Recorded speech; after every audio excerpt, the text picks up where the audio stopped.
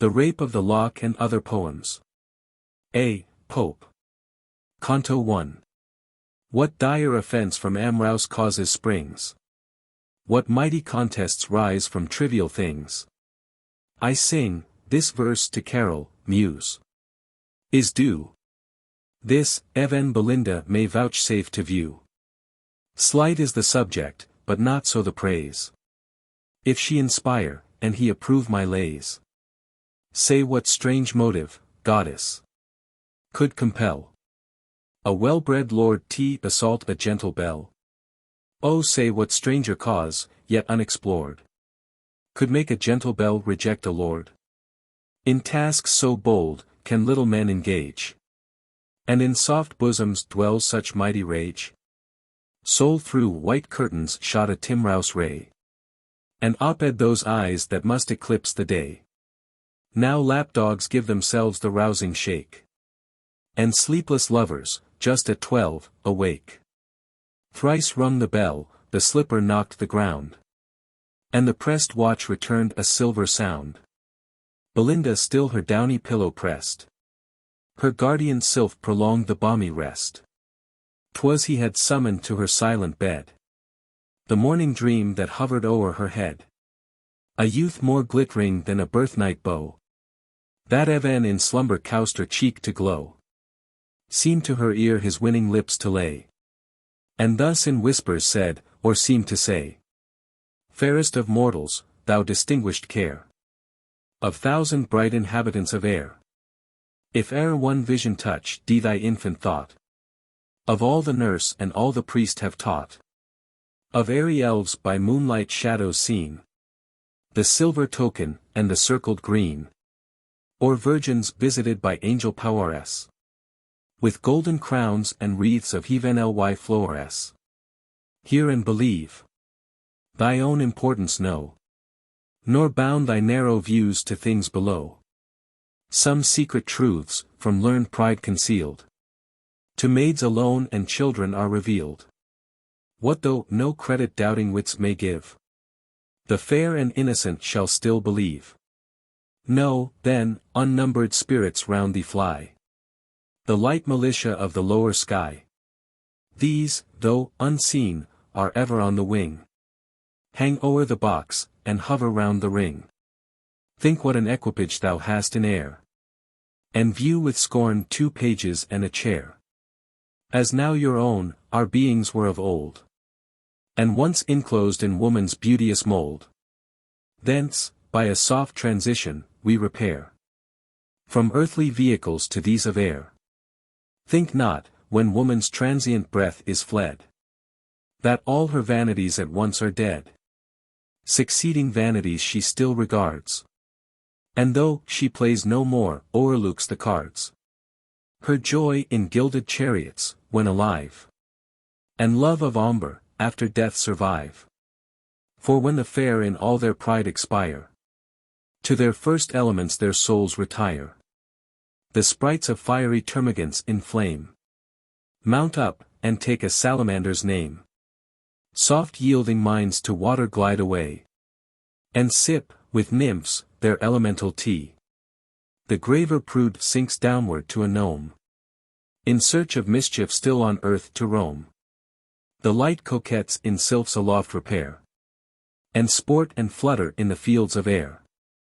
No further yet. Whoever fair and chaste rejects mankind, is by some sylph embracked.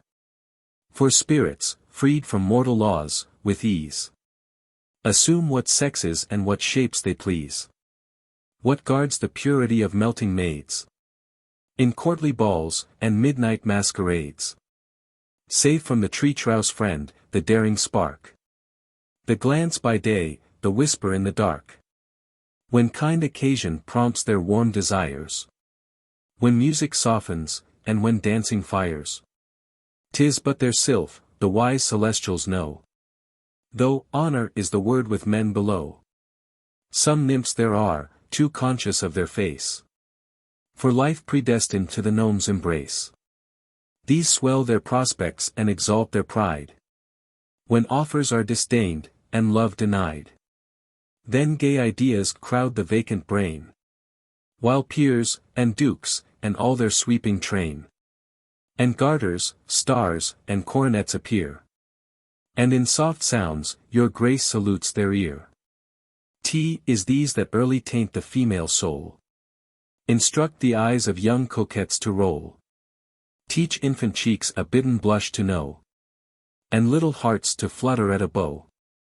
Oft, when the world imagine women stray, the sylphs through mystic mazes guide their way. Through all the giddy circle they pursue, and old impertinence expel by new. What tender maid but must a victim fall to one man's treat, but for another's ball? When Florio speaks, what virgin could withstand, if gentle Damon did not squeeze her hand? With varying vanities, from every part, they shift the moving toyshop of their heart. Where wigs, with sword knots strive. Bows banish bows, and coaches drive. This erring mortal's levity may call. O blind to truth! The sylphs contrive it all. Of these am I, who thy protection claim. A watchful sprite, and Ariel is my name. Late, as I rang the crystal wilds of air, in the clear mirror of thy ruling star, I saw, alas, some dread event impend. Ere to the main this morning sun descend. But he then reveals not what, or how, or where. Warned by the sylph, O pious maid, beware. This to disclose is all thy guardian can. Beware of all, but most beware of man. He said, when Shock, who thought she slept too long, leaped up, and whacked his mistress with his tongue. Was then, Belinda, if report say true, thy eyes first opened on a billet doux. Wounds, charms, and ardors were no sooner read, but all the vision vanished from thy head. And now, unveiled, the toilet stands displayed, each silver vase in mystic order laid. First, robed in white, the nymph intent adores. With head uncovered, the cosmetic poweress. A heavenly image in the glass appears. To that she bends, to that her eyes she rears. Inferior priestess, at her altar's side, trembling begins the sacred rites of pride. Unnumbered treasures ope at once, and here the various offerings of the world appear. From each she nicely culls with curious toil, and decks the goddess with the glittering spoil. This casket India's glowing gems unlocks, and all Arabia breathes from yonder box. The tortoise here and elephant unite, transformed to combs, the speckled, and the white. Here files of pins extend their shining rows. Puffs, powders, patches, Bibles, billet doux. Now awful beauty puts on all its arms. The fair each moment rises in her charms. Repairs her smiles, awakens every grace, and calls forth all the wonders of her face. Sees by degrees a purer blush arise, and keener lightnings quicken in her eyes. The busy sylphs surround their darling care. These set the head, and those divide the hair. Some fold the sleeve, whilst others plait the gown. And Betty's praised for labors not her own. Canto 2. Not with more glories. In ethereal plain, the sun first rises o'er the purpled main. Then, issuing forth, the rival of his beams, launched on the bosom of the silver Thames. Fair nymphs, and well-dressed youths around her shone. But every eye was fixed on her alone. On her white breast a sparkling cross she wore, which Jews might kiss, and infidels adore. Her lively looks a sprightly mind disclose, quick as her eyes, and as unfixed as those. Favors to none, to all she smiles extends. Oft she rejects, but never once offends. Bright as the sun, her eyes the gazers strike. And, like the sun, they shine on all alike. Yet graceful ease, and sweetness void of pride, might hide her faults, if bells had faults to hide. If to her share some female errors fall, Look on her face, and you'll forget 'em all. This nymph, to the destruction of mankind, nourished 2 locks, which graceful hung behind, in equal curls, and well conspurred to deck, with shining ringlets the smooth forey neck. Love in these labyrinths his slaves detains, and mighty hearts are held in slender chains. With hairy springes we the birds betray. Slight lines of hair surprise the finny prey. Fair tresses man's imperial race ensnare, and beauty draws us with a single hair. Advent Rouse Baron the bright locks admired. He saw, he wished, and to the prize aspurred. Resolved to win, he meditates the way, by force to ravish, or by fraud betray. For when success a lover's toil attends, few ask, if fraud or force attained his ends. For this, ere Phoebus rose, he had implored propitious heaven, and every power adaired. But chiefly love, to love an altar built of 12 vast French romances, neatly gilt. There lay 3 garters, half a pair of gloves, and all the trophies of his former loves. With tender billet dew he lights the pyre, and breathes 3 amorous sighs to raise the fire. Then prostrate falls, and begs with ardent eyes, soon to obtain, and long possess the prize. The Poweress gave ear, and granted half his prayer. The rest, the winds dispersed in empty air. But now secure the painted vessel glides, the sunbeams trembling on the floating tides, while melting music steals upon the sky, and softened sounds along the waters die. Smooth flow the waves, the zephyrs gently play. Belinda smiled, and all the world was gay. All but the sylph, with careful thoughts oppressed. Impending woe sat heavy on his breast. He summoned straight his denizens of air. The lucid squadrons round the sails repair. Soft o'er the shrouds aerial whispers breathe, that seemed but zephyrs to the train beneath. Some to the sun their insect wings unfold, waft on the breeze, or sink in clouds of gold. Transparent forms, too fine for mortal sight, their fluid bodies half dissolved in light. Loose to the wind their airy garments flew, thin glittering textures of the filmy dew, dipped in the richest tincture of the skies, where light disports in ever-mingling dyes, while every beam new transient colors flings, colors that change whene'er they wave their wings. Amid the circle, on the gilded mast, superior by the head, was Ariel placked, his purple pinions opening to the sun. He raised his azure wand, and thus begun. Ye sylphs and sylphids, to your chief give ear. Fays, fairies, genii, elves, and demons, hear. Ye know the spheres and various tasks assigned by laws eternal to Ariel kind. Some in the fields of purest ether play, and bask and whiten in the blaze of day. Some guide the course of wandering orbs on high, or roll the planets through the boundless sky. Some less refined, beneath the moon's pale light, pursue the stars that shoot athwart the night, or suck the mists in grosser air below, or dip their pinions in the painted bow, or brew fierce tempests on the wintry main, or o'er the glebe distill the kindly rain. Others on earth o'er human race preside, watch all their ways, and all their actions guide. Of these the chief the care of nations own, and guard with arms divine the British throne. Our humbler province is to tend the fair, not a less pleasing, though less glorious care, to save the powder from too rude a gale, nor let imprisoned essences exhale, to draw fresh colors from the vernal flowers, to steal from rainbows ere they drop in showers, a brighter wash, to curl their waving hairs, assist their blushes, and inspire their airs. Nay oft, in dreams, invention we bestow, to change a flounce, or add a furbelow. This day, black omens threat the brightest fair, that ere deserved a watchful spirit's care. some dire disaster, or by force, or sleight. But what, or where, the fates have wrapped in night.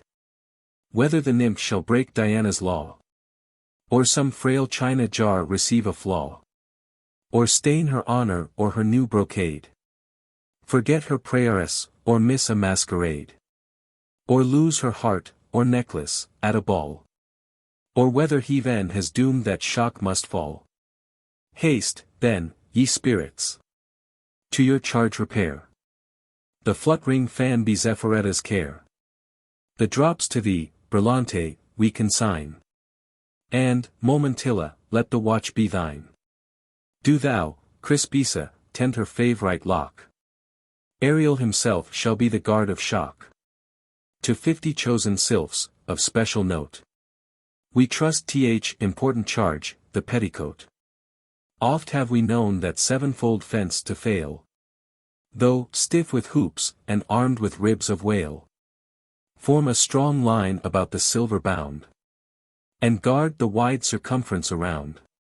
Whatever spirit, careless of his charge, his post neglects, or leaves the fair at large, shall feel sharp vengeance soon o'ertake his sins, be stopped in vials, or transfixed with pins, or plunged in lakes of bitter washes lie, or wedged whole ages in a bodkin's eye. Gums and pomatums shall his flight restrain, while clogged he beats his silken wings in vain, or alum styptics with contracting power shrink his thin essence like a rivelled floor, or, as Ixion fixed, the wretch shall feel the giddy motion of the whirling mill, in fumes of burning chocolate shall glow, and tremble at the sea that froths below. He spoke, the spirits from the sails descend. Some, orb in orb, around the nymph extend. Some thrid the mazy ringlets of her hair. Some hang upon the pendants of her ear. With beating hearts the dire event they wait, anxious, and trembling for the birth of fate. Canto 3. Close by those meads, forever crowned with flowers, where Thames with pride surveys his rising towers. There stands a structure of majestic frame, which from the neighbouring Hampton takes its name. Here Britain's statesmen oft the fall foredoom, of foreign tyrants and of nymphs at home. Here thou, great Anna, whom 3 realms obey, dost sometimes counsel take, and sometimes tea.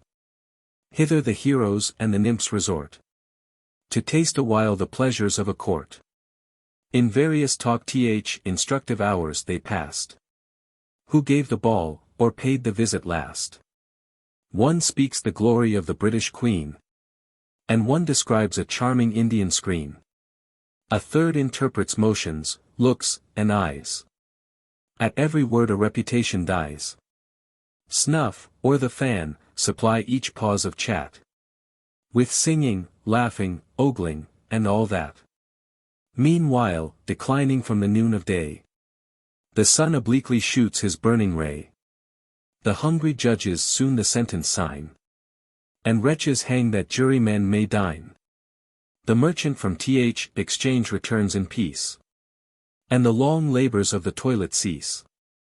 Belinda now, whom thirst of fame invites, burns to encounter 2 Advent-rouse knights, at Amber singly to decide their doom, and swells her breast with conquests yet to come. Straight the 3 bands prepare in arms to join, each band the number of the sacred 9. Soon as she spreads her hand, aerial guard descend, and sit on each important card. First Ariel perched upon a matador, then each, according to the rank they bore. For sylphs, yet mindful of their ancient race, are, as when women, wondrous fond of place. Behold, 4 kings in majesty revered, with hoary whiskers and a forky beard, and 4 fair queens whose hands sustain a flower, expressive emblem of their softer power. 4 knaves in garb succinct, a trusty band, caps on their heads, and halberts in their hand, and particular troops, a shining train, draw forth to combat on the velvet plain. The skilful nymph reviews her force with care. Let spades be trumps, she said, and trumps they were.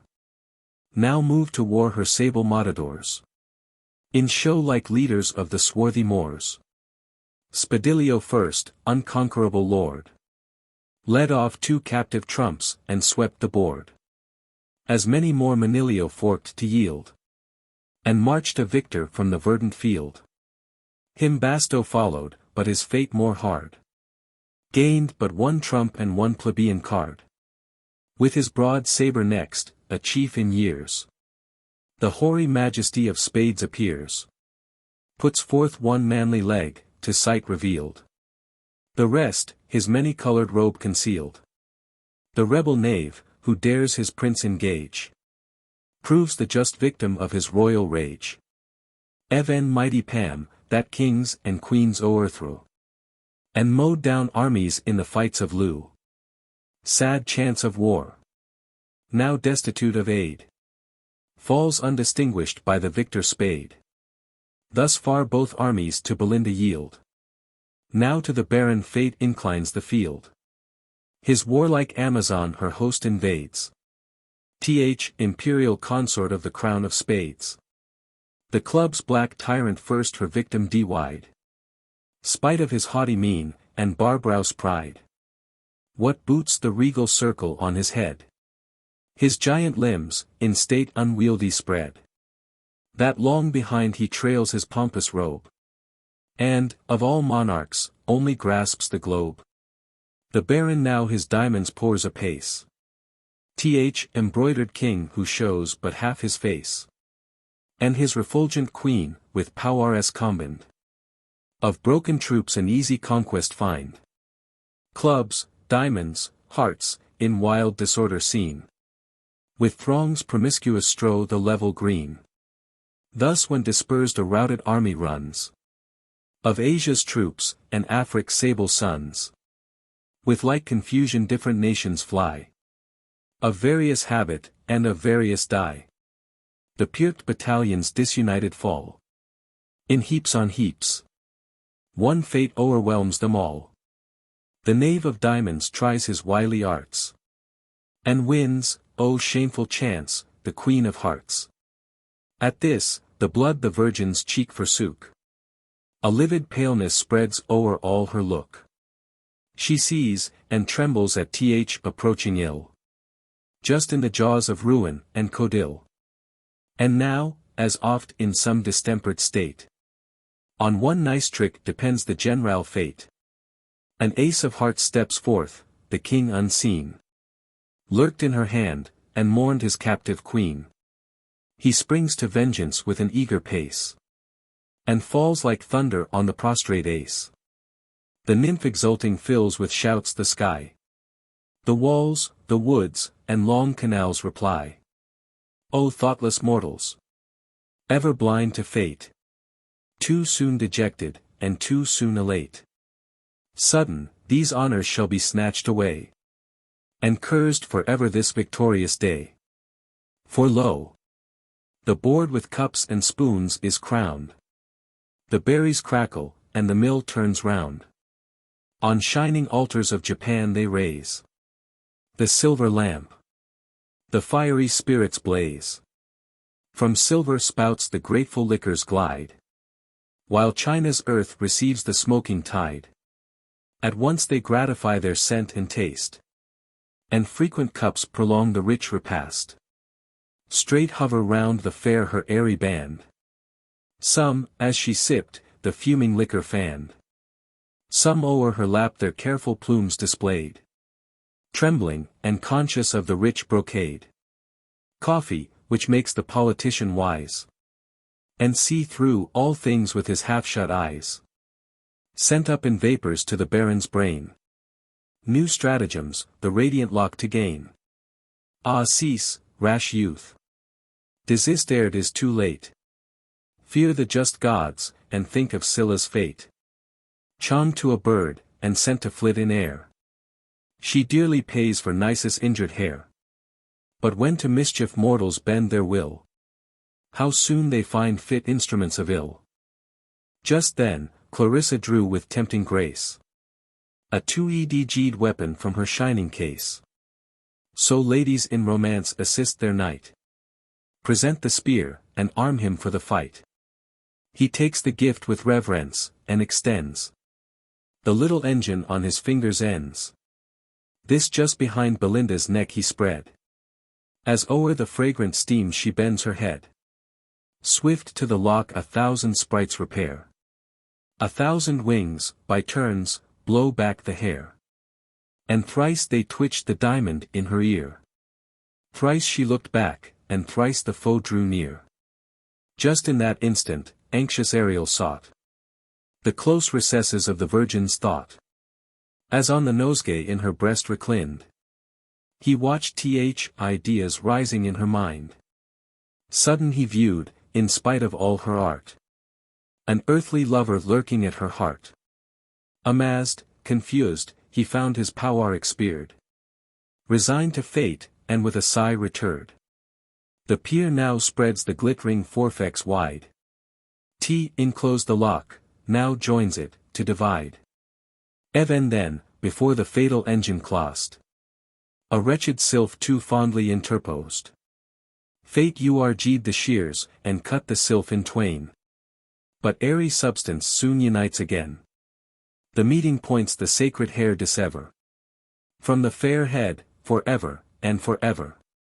Then flashed the living lightning from her eyes. And screams of horror rend affrighted skies. Not louder shrieks to pitying heaven are cast. When husbands, or when lapdogs breathe their last. Or when rich china vessels fall in from high. In glittering dust and painted fragments lie. Let wreaths of triumph now my temples twine. The victor cried, the glorious prize is mine. While fish in streams, or birds delight in air. Or in a coach and six the British fair. As long as Atalantis shall be read. Or the small pillow grace a lady's bed. While visits shall be paid on solemn days. When numberhouse waxlights in bright order blaze. While nymphs take treats, or assignations give. So long my honor, name, and praise shall live. What time would spare, from steel receives its date. And monuments, like men, submit to fate. Steel could the labor of the gods destroy. And strike to dust imperial Taurus of Troy. Steel could the works of mortal pride confound. And triumphal arches to the ground. What wonder then, fair nymph? Thy hairs should feel the conquering force of unresisted steel. Canto 4. But anxious cares the pensive nymph oppressed. And secret passions labored in her breast. Not youthful kings in battle seized alive. Not scornful virgins who their charms survive. Not ardent lovers robbed of all their bliss. Not ancient ladies when reefest a kiss. Not tyrants fierce that unrepenting die. Not Cynthia when her manto's pinned awry. E'er felt such rage, resentment, and despair. As thou, sad virgin. For thy ravished hair. For, that sad moment, when the sylphs withdrew. And Ariel weeping from Belinda flew. Umbriel, a dusky, melancholy sprite. As ever sullied the fair face of light. Down to the central earth, his proper scene. Repaired to search the gloomy cave of spleen.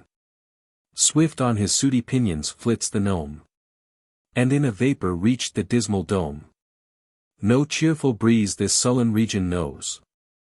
The dreaded east is all the wind that blows. Here in a grotto, sheltered close from air. And screened in shades from day's detested glare. She sighs for ever on her pensive bed. Pain at her side, and Megrim at her head. Two handmaids wait the throne, alike in place. But differing far in figure and in face. Here stood ill nature like an ancient maid. Her wrinkled form in black and white arrayed. With store of prayeris, for mornings, nights, and noons. Her hand is filled, her bosom with lampoons. Their affectation, with a sickly mien. Shows in her cheek the roses of 18. Practice to lisp, and hang the head aside. Faints into airs, and languishes with pride. On the rich quilt sinks with becoming woe. Wrapped in a gown, for sickness, and for show. The fair ones feel such maladies as these. When each new nightdress gives a new disease. A constant vapor o'er the palace flies. Strange phantoms rising as the mists arise. Dreadful, as hermits' dreams in haunted shades. Or bright, as visions of expiring maids. Now glaring fiends, and snakes on rolling spires. Pale spectres, gaping tombs, and purple fires. Now lakes of liquid gold, Elysian scenes. And crystal domes, and angels in machines. Unnumbered throngs on every side are seen. Of bodies chonged to various forms by spleen.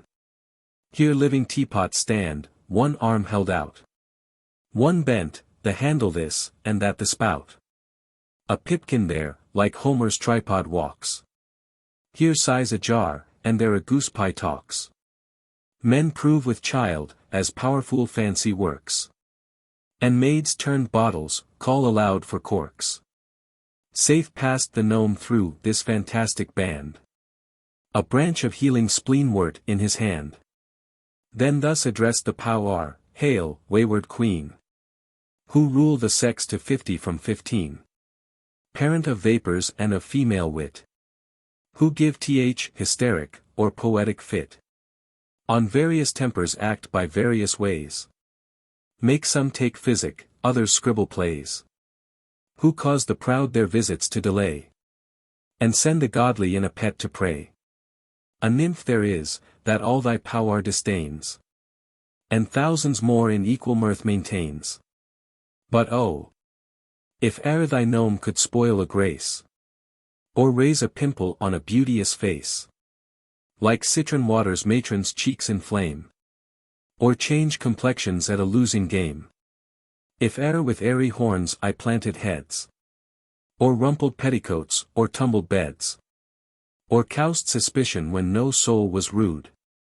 Or discomposed the headdress of a prude. Or ere to costive lapdog gave disease. Which not the tears of brightest eyes could ease. Hear me, and touch Belinda with chagrin. That single act gives half the world the spleen. The goddess with a discontented air. Seems to reject him, though she grants his prayer. A wandrouse bag with both her hands she binds. Like that where once Ulysses held the winds. There she collects the force of female lungs. Sighs, sobs, and passions, and the war of tongues. A vial next she fills with fainting fears.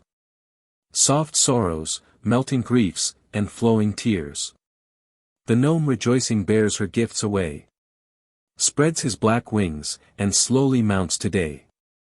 Sunk in Thalestris' arms the nymph he found. Her eyes dejected and her hair unbound. Full o'er their heads the swelling bag he rent. And all the furies issued at the vent. Belinda burns with more than mortal ire. And fierce Thalestris fans the rising fire. O wretched maid! She spread her hands, and cried. While Hampton's echoes, wretched maid, replied. Was it for this you took such constant care? The bodkin, comb, and essence to prepare? For this your locks in paper durance bound? For this with torturing irons wreathed around? For this with fillets strained your tender head? And bravely bore the double loads of lead? Gods! Shall the ravisher display your hair? While the fops envy, and the ladies stare? Honor forbid. At whose unrivalled shrine? Ease, pleasure, virtue, all our sex resign. Methinks already I your tears survey. Already hear the horrid things they say. Already see you a degraded toast. And all your honor in a whisper lost. How shall I, then, your helpless fame defend? Will then be infamy to seem your friend.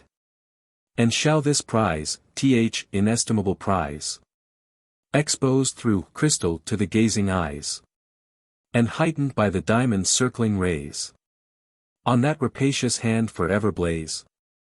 Sooner shall grass in Hyde Park Circus grow, and wits take lodgings in the sound of bow. Sooner let earth, air, sea, to chaos fall. Men, monkeys, lapdogs, parrots, perish all. She said. Then raging to Sir Plume repairs, and bids her beau demand the precious hairs. Sir Plume of amber snuff-box justly vain, and the nice conduct of a clouded cane. With earnest eyes, and round unthinking face, he first the snuff-box opened, then the case. And thus broke out, my lord, why, what the devil? Z.D.S. Damn the lock, for gad, you must be civil. Plague on't, tea is past a jest, nay prithee, pox. Give her the hair, he spoke, and rapped his box. It grieves me much, replied the peer again. Who speaks so well should ever speak in vain. But by this lock, this sacred lock I swear, which never more shall join its parted hair, which never more its honors shall renew, clipped from the lovely head where late it grew, that while my nostrils draw the vital air, this hand, which won it, shall for ever wear. He spoke, and speaking, in proud triumph spread the long contended honors of her head. But Umbriel, hateful gnome, forbears not so. He breaks the vial whence the sorrows flow. Then see, the nymph in beauteous grief appears, her eyes half languishing, half drowned in tears. On her heaved bosom hung her drooping head, which, with a sigh, she rised, and thus she said. For ever cursed be this detested day, which snatched my best, my favourite curl away. Happy! Ah, 10 times happy had I been, if Hampton Court these eyes had never seen. Yet am not I the first mistaken maid, by love of courts to numberhouse ills betrayed. Oh, had I rather unadmired remained, in some lone isle, or distant northern land, where the gilt chariot never marks the way, where none learn amber, none e'er taste bohea. There kept my charms concealed from mortal eye, like roses, that in deserts bloom and die. What moved my mind with youthful lords to roam? Oh, had I stayed, and said my prayers at home. Tea was this, the morning omens seemed to tell. Thrice from my trembling hand the patchbox fell. The tottering china shook without a wind. Nay, Pole sat mute, and shock was most unkind. A sylph too warned me of the threats of fate. In mystic visions, now believed too late. See the poor remnants of these slighted hairs. My hands shall rend what even thy rapine spares. These in 2 sable ringlets taught to break, once gave new beauties to the snowy neck. The sister lock now sits uncouth, alone, and in its fellow's fate foresees its own. Uncurled it hangs, the fatal shears demands, and tempts once more thy sacrilegious hands. Oh, hadst thou, cruel, been content to seize hairs less in sight, or any hairs but these. Canto V. She said, the pitying audience melt in tears. But fate and Jove had stopped the baron's ears. In vain Thalestris with reproach assails. For who can move when fair Belinda fails? Not half so fixed the Trojan could remain, while Anna begged and Dido ragged in vain. Then grave Clarissa graceful waved her fan. Silence ensued, and thus the nymph began. Say why are beauties praised and honored most? The wise man's passion, and the vain man's toast. Why decked with all that land and sea afford? Why angels called, and angel-like odd-aired? Why round our coaches crowd the white-gloved beaux? Why bows the side-box from its inmost rows? How vain are all these glories, all our pains, unless good sense preserve what beauty gains. That men may say, when we the front box grace, behold the first in virtue as in face. Oh! If to dance all night, and dress all day, charmed the smallpox, or chased old age away, who would not scorn what housewife's cares produce? Or who would learn one earthly thing of use? To patch, nay ogle, might become a saint. Nor could it sure be such a sin to paint. But since, alas, frail beauty must decay, curled or uncurled, since locks will turn to grey, since painted, or not painted, all shall fade, and she who scorns a man, must die a maid. What then remains but well our power to use, and keep good humour still whatever we lose? And trust me, dear, good humour can prevail, when airs, and flights, and screams, and scolding fail. Beauties in vain their pretty eyes may roll. Charms strike the sight, but merit wins the soul. So spoke the dame, but no applause ensued. Belinda frowned, Thalestris called her prude. To arms, the fierce virago cries, and swift as lightning to the combat flies. All side in parties, and begin th attack. Fans clap, silks rustle, and tough whalebones crack. Heroes and heroines' shouts confused daily rise, and bass, and treble voices strike the skies. No common weapons in their hands are found. Like gods they fight, nor dread a mortal wound. So when bold Homer makes the gods engage, and heave nly breasts with human passions rage, 'gainst Pallas, Mars, Latona, Hermes' arms, and all Olympus rings with loud alarms. Jove's thunder roars, heaven trembles all around. Blue Neptune storms, the bellowing deeps resound. Earth shakes her nodding toeres, the ground gives way, and the pale ghosts start at the flash of day. Triumphant Umbriel on a sconce's height clapped his glad wings, and sate to view the fight.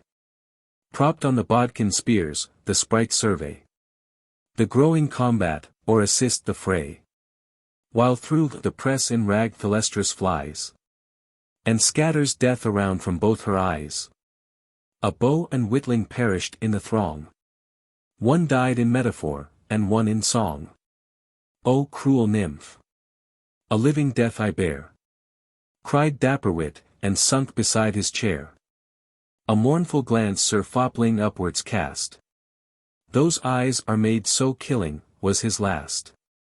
Thus on meander's flowery margin lies expiring swan, and as he sings he dies. When bold Sir Plume had drawn Clarissa down, Chloe stepped in, and killed him with a frown. She smiled to see the doughty hero slain, but, at her smile, the beau revived again.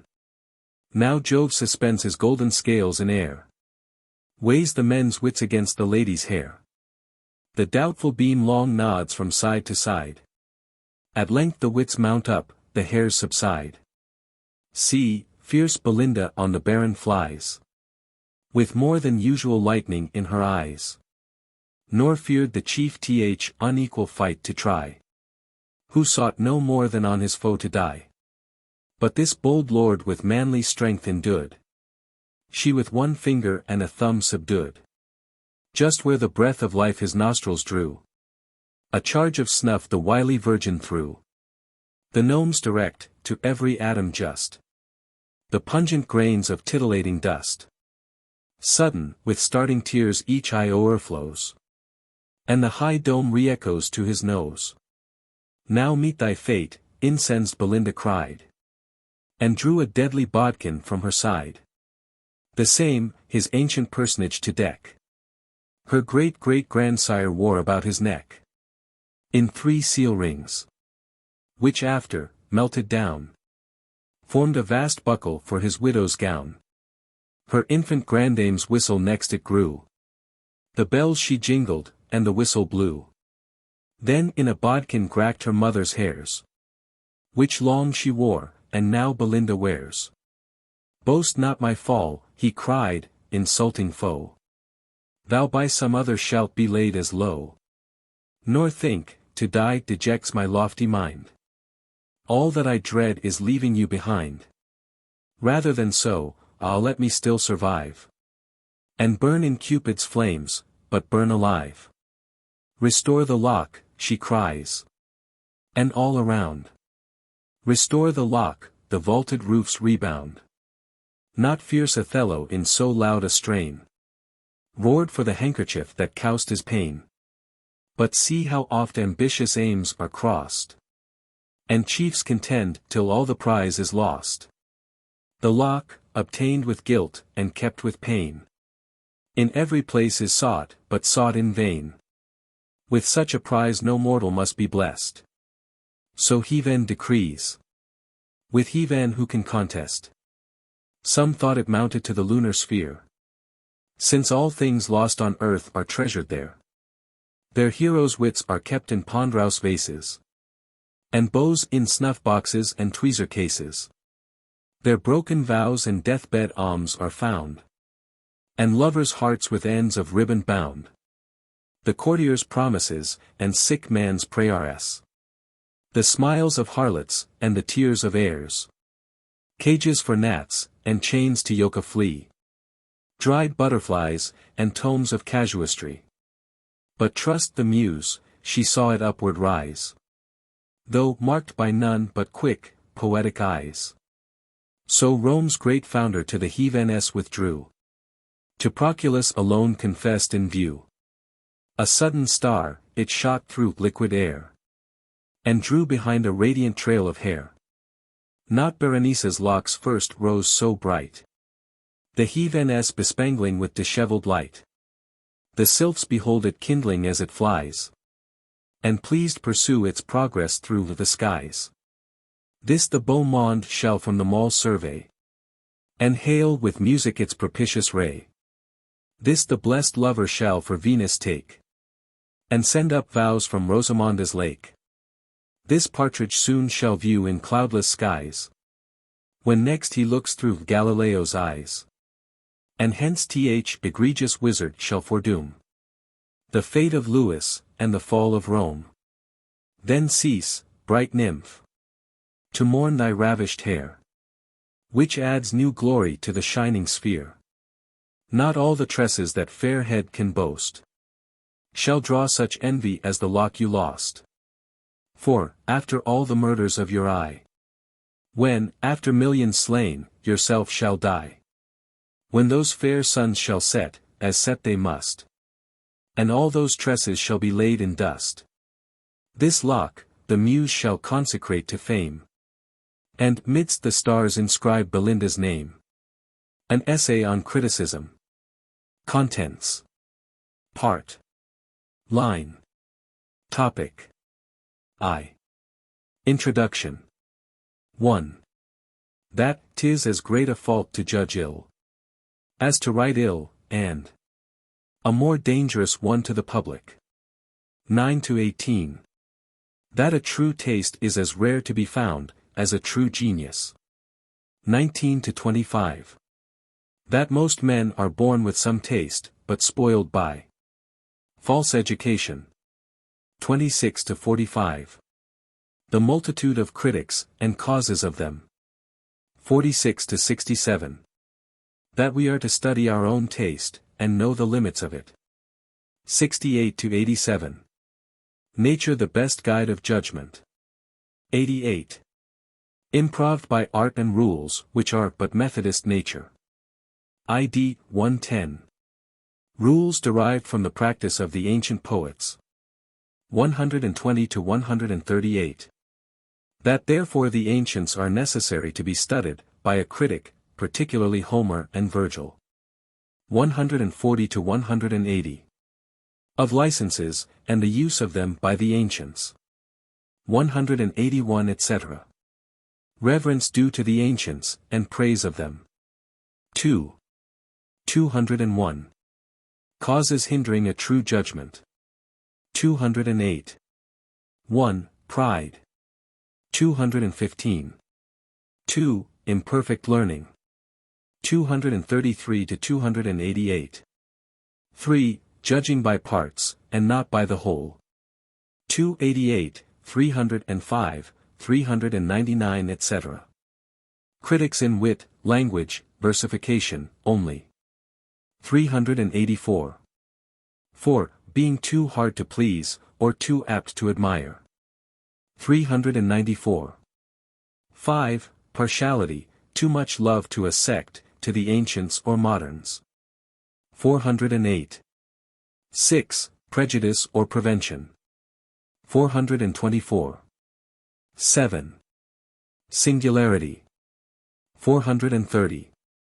8. Inconstancy. 452 etc. 9. Party spirit. 466. 10. Envy. 508 etc.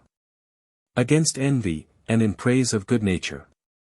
526 etc. When severity is chiefly to be used by critics. 3. V. 560. 563. Rules for the conduct of manners in a critic. 566. 1. Candor, modesty. 572. Good breeding. 578. Sincerity, and freedom of advice. 584. 2. When one's counsel is to be restrained. 600. Character of an incorrigible poet. 610. And of an impertinent critic, etc. 629. Character of a good critic. 645. The history of criticism, and characters of the best critics, Aristotle. 653. Horace. 665. Dionysius. 667. Petronius. 670. Quintilian. 675. Longinus. 693. Of the decay of criticism, and its revival. Erasmus. 705. Vita. 714. Boileau. 725. Lord Roscommon, etc. Conclusion. An essay on criticism. 'Tis hard to say, if greater want of skill appear in writing or in judging ill. But, of the two, less dangerous is th offense. To tire our patience, than mislead our sense. Some few in that, but numbers err in this. 10 censure wrong for one who writes amiss. A fool might once himself alone expose. Now one in verse makes many more in prose. 'Tis with our judgments as our watches, none go just alike, yet each believes his own. In poets as true genius is but rare. True taste as seldom is the critic's share. Both must alike from heaven derive their light. These born to judge, as well as those to write. Let such teach others who themselves excel. And censure freely who have written well. Authors are partial to their wit, 'tis true. But are not critics to their judgment too? Yet if we look more closely, we shall find. Most have the seeds of judgment in their mind. Nature affords at least a glimmering light. The lines, though touched but faintly, are drawn right. But as the slightest sketch, if justly tracked, is by ill coloring but the more distract. So by false learning is good sense defact. Some are bewildered in the maze of schools. And some made coxcombs nature meant but fools. In search of wit these lose their common sense. And then turn critics in their own defense. Each burns alike, who can, or cannot write. Or with a rival's, or an eunuch's spite. All fools have still an itching to deride. And fain would be upon the laughing side. If Mevius scribble in Apollo's spite. There are who judge still worse than he can write. Some have at first for wits, then poets passed. Turned critics next, and proved plain fools at last. Some neither can for wits nor critics pass. As heavy mules are neither horse nor ass. Those half-learned witlings, numberous in our isle. As half-formed insects on the banks of Nile. Unfinished things, one knows not what to call. Their generations so equivocal. To tell would 100 tongues require. Or one vain wit's, that might 100 tire. But you who seek to give and merit fame, and justly bear a critic's noble name, be sure yourself in your own reach to know how far your genius, taste, and learning go. Launch not beyond your depth, but be discreet, and mark that point where sense and dullness meet. Nature to all things fixed the limits fit, and wisely curbed proud man's pretending wit. As on the land while here the ocean gains, in other parts it leaves wide sandy plains. Thus in the soul while memory prevails, the solid power of understanding fails.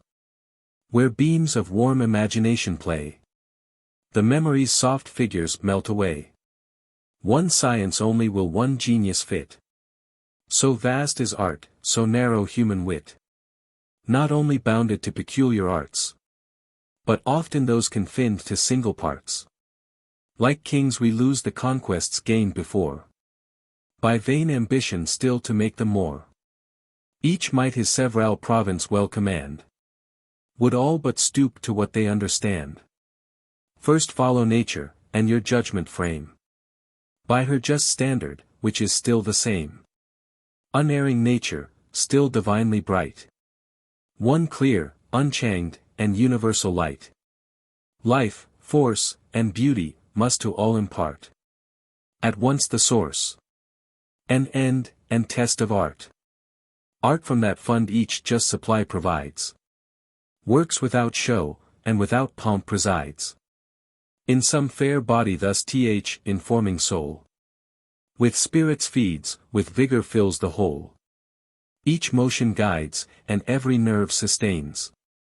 Itself unseen, but in effects, remains. Some, to whom heaven in wit has been profuse, want as much more, to turn it to its use.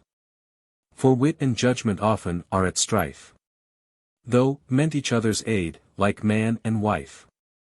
Is more to guide, than spur the muse's steed. Restrain his fury, than provoke his speed. The winged courser, like a genrouse horse, shows most true mettle when you check his course. Those rules of old discovered, not devised, are nature still, but nature methodized. Nature, like liberty, is but restrained by the same laws which first herself ordained. Hear how learned Greece her useful rules indites. When to repress, and when indulge our flights. High on Parnassus top her sons she showed, and pointed out those arduous paths they trod.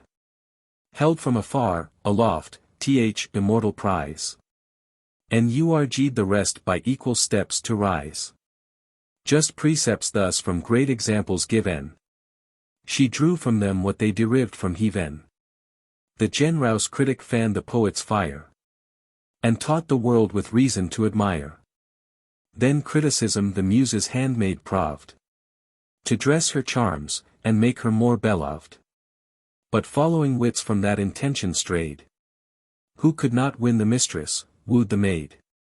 Against the poets their own arms they turned, sure to hate most the men from whom they learned. So modern apothecaries taught the art, by doctors' bills to play the doctor's part. Bold in the practice of mistaken rules, prescribe, apply, and call their masters fools. Some on the leaves of ancient authors prey, nor time nor moths e'er spoiled so much as they. Some drilly plain, without invention's aid, write dull receipts how poems may be made. These leave the sense, their learning to display, and those explain the meaning quite away. You then whose judgment the right course would steer, know well each ancient's proper character, his fable, subject, scope in every page, religion, country, genius of his age. Without all these at once before your eyes, cavil you may, but never criticize. Be Homer's works your study and delight. Read them by day, and meditate by night. Thence form your judgment, thence your maxims bring, and trace the muses upward to their spring. Still with itself compared, his text peruse, and let your comment be the Montoine muse. When first young Morrow in his boundless mind a work outlast immortal Rome designed. Perhaps he seemed above the critic's law, and but from nature's fountain scorned to draw. But when examine every part he came, nature and Homer were, he found, the same. Convinced, amazed, he checks the bold design, and rules as strict his labored work confine, as if the stagirite o'erlooked each line. Learn hence for ancient rules a just esteem. To copy nature is to copy them. Some beauties yet no precepts can declare, for there's a happiness as well as care. Music resembles poetry, in each are nameless graces which no methods teach, and which a master hand alone can reach. If, where the rules not far enough extend, since rules were made but to promote their end, some lucky license answer to the full intent proposed, that license is a rule. Thus Pegasus, a nearer way to take, may boldly deviate from the common track, from vulgar bounds with brave disorder part, and snatch a grace beyond the reach of art, which without passing through the judgment, gains the heart, and all its end at once attains. In prospects thus, some objects please our eyes, which out of nature's common order rise. The shapeless rock, or hanging precipice. Great wit sometimes may gloriously offend, and rise to faults true critics dare not mend. But though the ancients thus their rules invade, as kings dispense with laws themselves have made, moderns, beware. Or if you must offend against the precept, ne'er transgress its end. Let it be seldom, and compelled by need, and have, at least, their precedent to plead. The critic else proceeds without remorse, seizes your fame, and puts his laws in force. I know there are, to whose presumptuous thoughts those freer beauties, even in them, seem false. Some figures monstrous and misshapped appear, considered singly, or beheld too near, which, but proportioned to their light, or place, due distance reconciles to form and grace. A prudent chief not always must display his prowess in equal ranks, and fair array, but with occasion and the place comply. Conceal his force, nay seem sometimes to fly. Those oft are stratagems which error seem. Nor is it Homer nods, but we that dream. Still green with bays each ancient altar stands, above the reach of sacrilegious hands. Secure from flames, from envy's fiercer rage, destructive war, and all-involving age. See, from each clime the learned their incense bring. Here, in all tongues consenting paeans ring. In praise so just let every voice be joined, and fill the general chorus of mankind. Hail, bards triumphant, born in happier days, immortal heirs of universal praise, whose honors with increase of ages grow, as streams roll down, enlarging as they flow. Nations unborn your mighty names shall sound, and worlds applaud that must not yet be found.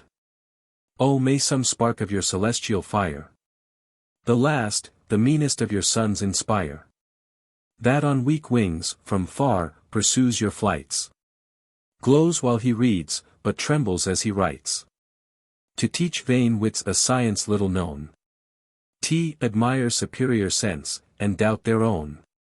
Of all the causes which conspire to blind man's erring judgment, and misguide the mind, what the weak head with strongest bias rules is pride, the never-failing voice of fools.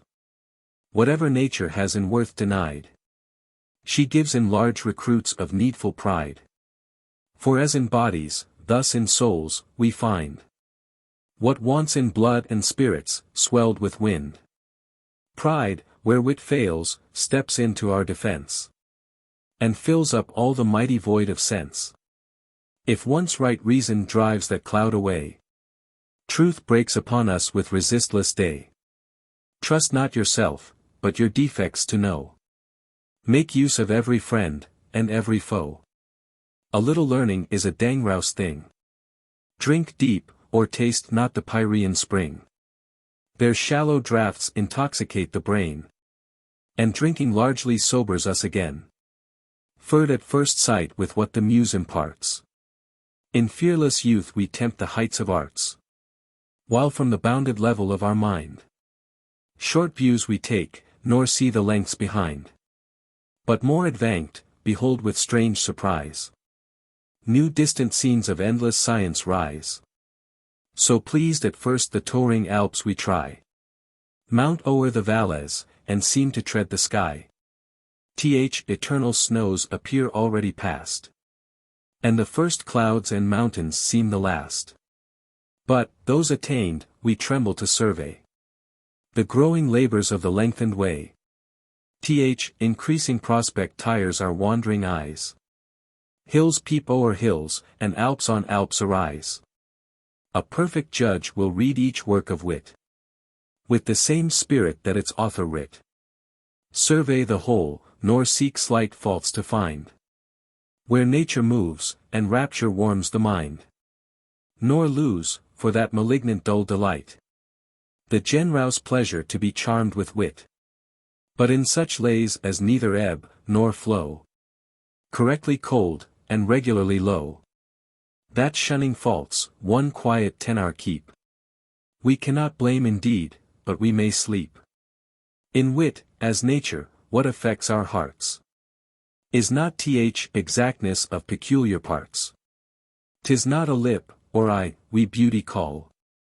But the joint force and full result of all. Thus when we view some well-proportioned dome, the world's just wonder, and even thine, O Rome.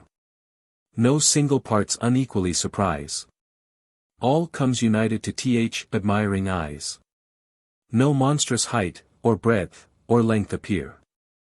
The whole at once is bold, and regular. Whoever thinks a faultless piece to see, thinks what ne'er was, nor is, nor e'er shall be. In every work regard the writer's end, since none can compass more than they intend. And if the means be just, the conduct true, applause, in spite of trivial faults, is due. As men of breeding, sometimes men of wit, avoid great errors, must the less commit.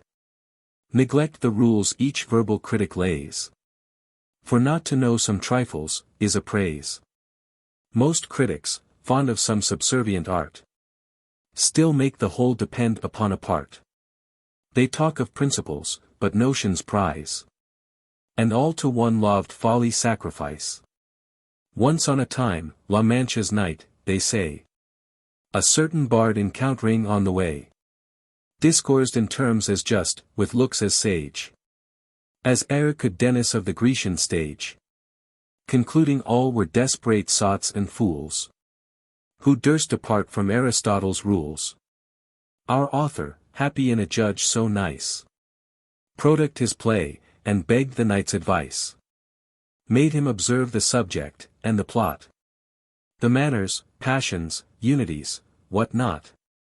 All which, exact to rule, were brought about.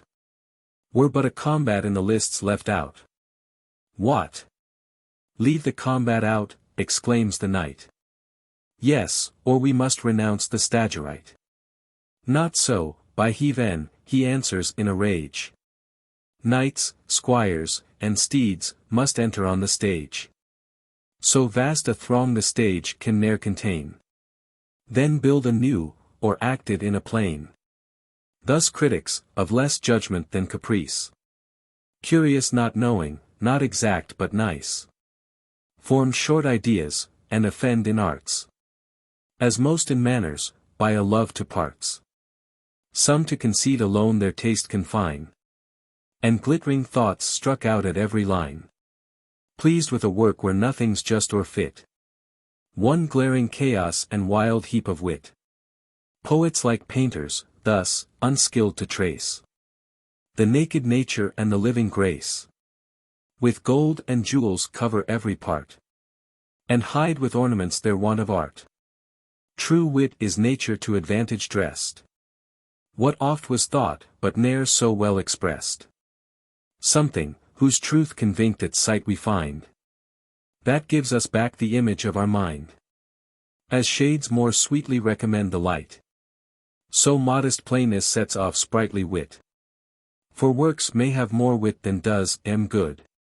As bodies perish through excess of blood, others for language all their care express, and value books, as women men, for dress. Their praise is still, the style is excellent. The sense, they humbly take upon content. Words are like leaves, and where they most abound, much fruit of sense beneath is rarely found. False eloquence, like the prismatic glass, its gaudy colors spreads on every place. The face of nature we no more survey. All glares alike, without distinction gay. But true expression, like unchanging sun, clears and improves whatever it shines upon. It gilds all objects, but it alters none. Expression is the dress of thought, and still appears more decent, as more suitable. A vile conceit in pompous words expressed is like a clown in regal purple dressed. For different styles with different subjects sort, as several garbs with country, town, and court. Some by old words to fame have made pretense. Ancients in phrase, mere moderns in their sense. Such labored nothings, in so strange a style, amaze unlearned, and make the learned smile. Unlucky, as Fungoso in the play, these sparks with awkward vanity display what the fine gentleman wore yesterday, and but so mimic ancient wits at best, as apes are grandsires, in their doublets drayest. In words, as fashions, the same rule will hold. Alike fantastic, if too new, or old. Be not the first by whom the new are tried, nor yet the last to lay the old aside. But most by numbers judge a poet's song. And smooth or rough, with them is right or wrong. In the bright muse though thousand charms conspire, her voice is all these tuneful fools admire, who haunt Parnassus but to please their ear, not mend their minds, as some to church repair, not for the doctrine, but the music there. These equal syllables alone require, though oft the ear the open vows tire, while expletives their feeble aid do join, and 10 low words oft creep in one dull line, while they ring round the same unvaried chimes, with sure returns of still expected rhymes. Where'er you find the cooling western breeze, in the next line, it whispers through the trees. If crystal streams, with pleasing murmurs creep, the reader's threatened, not in vain, with sleep. Then, at the last and only couplet fraught with some unmeaning thing they call a thought, a needless Alexandrine ends the song, that, like a wounded snake, drags its slow length along. Leave such to tune their own dull rhymes, and know what's roundly smooth or languishingly slow, and praise the easy vigor of a line, where Denham's strength, and Waller's sweetness join. True ease in writing comes from art, not chance, as those move easiest who have learned to dance.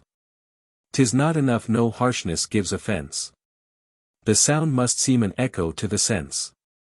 Soft is the strain when zephyr gently blows, and the smooth stream in smoother numbers flows. But when loud surges lash the sounding shore, the hoarse, rough verse should like the torrent roar. When Ajax strives some rock's vast weight to throw, the line too labors, and the words move slow. Not so, when swift Camilla scours the plain, flies o'er unbending corn, and schemes along the main. Hear how Timotheus varied lays surprise, and bid alternate passions fall and rise, while, at each change, the son of Libyan Jove now burns with glory, and then melts with love. Now his fierce eyes with sparkling fury glow. Now sighs steal out, and tears begin to flow. Persians and Greeks like turns of nature found, And the world's victor stood subdued by sound. The power of music all our hearts allow. And what Timotheus was, is Dryden now. Avoid extremes, and shun the fault of such, who still are pleased too little or too much. At every trifle scorn to take offense. That always shows great pride, or little sense. Those heads, as stomachs, are not sure the best. Which nauseate all, and nothing can digest. Yet let not each gay turn thy rapture move. For fools admire, but men of sense approve. As things seem large which we through mists descry. Dullness is ever apt to magnify. Some foreign writers, some our own despise. The ancients only, or the moderns prize. Thus wit, like faith, by each man is applied. To one small sect, and all are damned beside. Meanly they seek the blessing to confine. And force that sun but on a part to shine. Which not alone the southern wit sublimes. But ripens spirits in cold northern climes. Which from the first has shone on ages past. Enlights the present, and shall warm the last. Though each may feel increases and decays. And see now clearer and now darker days. Regard not then if wit be old or new. But blame the false, and value still the true. Some ne'er advance a judgment of their own. But catch the spreading notion of the town. They reason and conclude by precedent. And own stale nonsense which they ne'er invent. Some judge of authors' names, not works, and then. Nor praise nor blame the writings, but the men. Of all this servile herd the worst is he. That in proud dullness joins with quality. A constant critic at the great man's board. To fetch and carry nonsense for my lord. What woeful stuff this madrigal would be. In some starved hackney sonneteer, or me. But let a lord once own the happy lines. How the wit brightens. How the style refines. Before his sacred name flies every fault. And each exalted stanza teems with thought. The vulgar thus through imitation err. As oft the learned by being singular. So much they scorn the crowd, that if the throng by chance go right, they purposely go wrong. So schismatics the plain believers quit. And are but damned for having too much wit. Some praise at morning what they blame at night. But always think the last opinion right. A muse by these is like a mistress used. This hour she's idolized, the next abused. While their weak heads like towns unfortified. Twixt sense and nonsense daily change their side. Ask them the cause. They're wiser still, they say. And still tomorrow's wiser than today. We think our fathers fools, so wise we grow. Our wiser sons, no doubt, will think us so. Once school divines this zealous I'll o'erspread. Who knew most sentences, was deepest read. Faith, gospel, all, seemed made to be disputed. And none had sense enough to be confuted. Scotists and Thomists, now, in peace remain. Amidst their kindred cobwebs in Duck Lane. If faith itself has different dresses worn. What wonder modes in wit should take their turn? Oft, leaving what is natural and fit.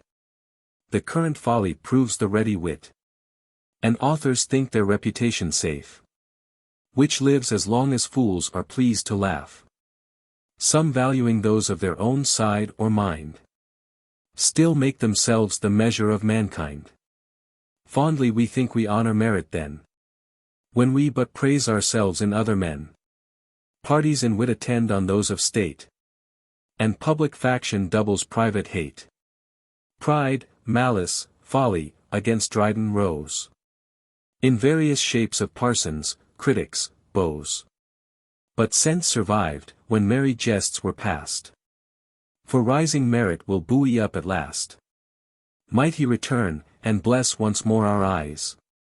New Blackmores and new Milbournes must arise. Nay, should great Homer lift his awful head. Zoilus again would start up from the dead.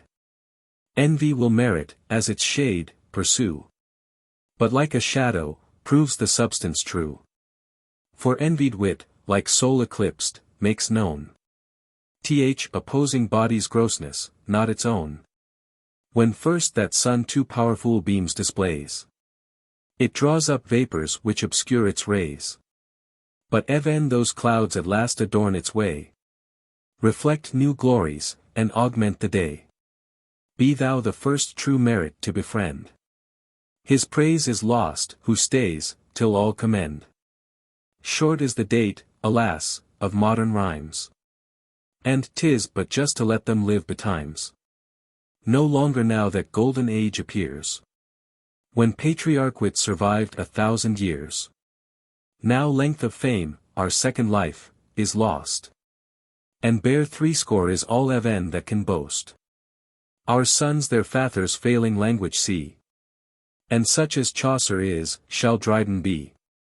So when the faithful pencil has designed some bright idea of the master's mind, where a new world leaps out at his command, and ready nature waits upon his hand, when the ripe colors soften and unite, and sweetly melt into just shade and light, when mellowing years their full perfection give, and each bold figure just begins to live, the tree-trous colors the fair art betray, and all the bright creation fades away. Unhappy wit, like most mistaken things, atones not for that envy which it brings. In youth alone its empty praise we boast, but soon the short-lived vanity is lost. Like some fair flower the early spring supplies, that gaily blooms, but even in blooming dies. What is this wit, which must our cares employ? The owner's wife, that other men enjoy. Then most our trouble still when most admired. And still the more we give, the more required. Whose fame with pains we guard, but lose with ease. Sure some to vex, but never all to please. 'Tis what the vicious fear, the virtuous shun. By fools 'tis hated, and by knaves undone.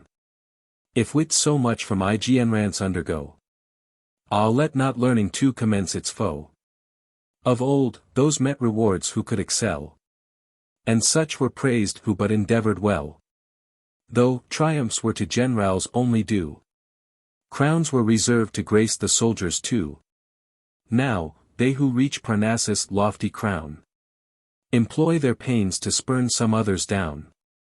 And while self-love each jealous writer rules, contending wits become the sport of fools. But still the worst with most regret commend, for each ill author is as bad a friend. To what base ends, and by what abject ways, are mortals urged through sacred lust of praise? Ne'er so dire a thirst of glory boast, nor in the critic let the man be lost. Good nature and good sense must ever join. To err is human, to forgive, divine. But if in noble minds some dregs remain, not yet purged off, of spleen and sour disdain, discharge that rage on more provoking crimes, nor fear a dearth in these flagitious times, no pardon vile obscenity should find. Though wit and art conspire to move your mind, but dullness with obscenity must prove as shameful sure as impotence in love. In the fat age of pleasure wealth and ease, sprung the rank weed, and thrived with large increase. When love was all an easy monarch's care, seldom at council, never in a war. Jilts ruled the state, and statesmen farces writ. Nay wits had pensions, and young lords had wit. The fair sate panting at a courtier's play, and not a mask went unimproved away. The modest fan was lifted up no more, and virgins smiled at what they blushed before. The following license of a foreign reign did all the dregs of bold Socinus drain. Then unbelieving priests reformed the nation, and taught more pleasant methods of salvation, where heathen's free subjects might their rights dispute, lest God himself should seem too absolute. Pulpits their sacred satire learned to spare, and vice admired to find a flat rare there. Encouraged thus, wit's titans braved the skies. And the press groaned with licensed blasphemies. These monsters, critics, with your darts engage. Here point your thunder, and exhaust your rage. Yet shun their fault, who, scandalously nice, will needs mistake an author into vice. All seems infected that infected spy. As all looks yellow to the jaundic eye. Learn then what morals critics ought to show. For it is but half a judge's task, to know. 'Tis not enough, taste, judgment, learning, join. In all you speak, let truth and candor shine. That not alone what to your sense is due. All may allow, but seek your friendship too. Be silent always when you doubt your sense. And speak, though, sure, with seeming diffidence. Some positive, persisting fops we know. Who, if once wrong, will needs be always so. But you, with pleasure own your errors past. And make each day a critic on the last. Is not enough, your counsel still be true. Blunt truths more mischief than nice falsehoods do. Men must be taught as if you taught them not. And things unknown propoed as things forgot. Without good breeding, truth is disapproved. That only makes superior sense beloved. Be niggards of advice on no pretense. For the worst avarice is that of sense. With mean complacence ne'er betray your trust. Nor be so civil as to prove unjust. Fear not the anger of the wise to raise. Those best can bear reproof, who merit praise. Were well might critics still this freedom take. But Appius reddens at each word you speak. And stares, tremendous, with a threatening eye. Like some fierce tyrant in old tapestry. Fear most to tax an honorable fool. Whose right it is, uncensored, to be dull. Such, without wit, are poets when they please. As without learning they can take degrees. Leave dangerous truths to unsuccessful satires. And flattery to fulsome dedicators. Whom, when they praise, the world believes no more. Than when they promise to give scribbling o'er. Is best sometimes your censure to restrain. And charitably let the dull be vain. Your silence there is better than your spite. For who can rail so long as they can write? Still humming on, their drowsy course they keep. And lashed so long, like tops, are lashed asleep. False steps but help them to renew the race. As, after stumbling, jades will mend their pace. What crowds of these, impenitently bold. In sounds and jingling syllables grown old. Still run on poets, in a raging vein. Even to the dregs and squeezings of the brain. Strain out the last dull droppings of their sense. And rhyme with all the rage of impotence. Such shameless bards we have, and yet is true. There are as mad abandoned critics too. The bookful blockhead, ignorantly read. With loads of learned lumber in his head. With his own tongue still edifies his ears. And always listening to himself appears. All books he reads, and all he reads assails. From Dryden's fables down to Durfey's tales. With him, most authors steal their works, or buy. Garth did not write his own dispensary. Name a new play, and he's the poet's friend. Nay showed his faults, but when would poets mend? No place so sacred from such fops is barred. Nor is Paul's church more safe than Paul's churchyard. Nay, fly to altars, there they'll talk you dead. For fools rush in where angels fear to tread. Distrustful sense with modest caution speaks. It still looks home, and short excursions makes. But rattling nonsense in full volleys breaks. And never shocked, and never turned aside. Bursts out, resistless, with a thundering tide. But where's the man, who counsel can bestow? Still pleased to teach, and yet not proud to know. Unbiased, or by favor, or by spite. Not dully prepossessed, nor blindly right. Though learned, well-bred. And though well-bred, sincere. modestly bold, and humanly severe.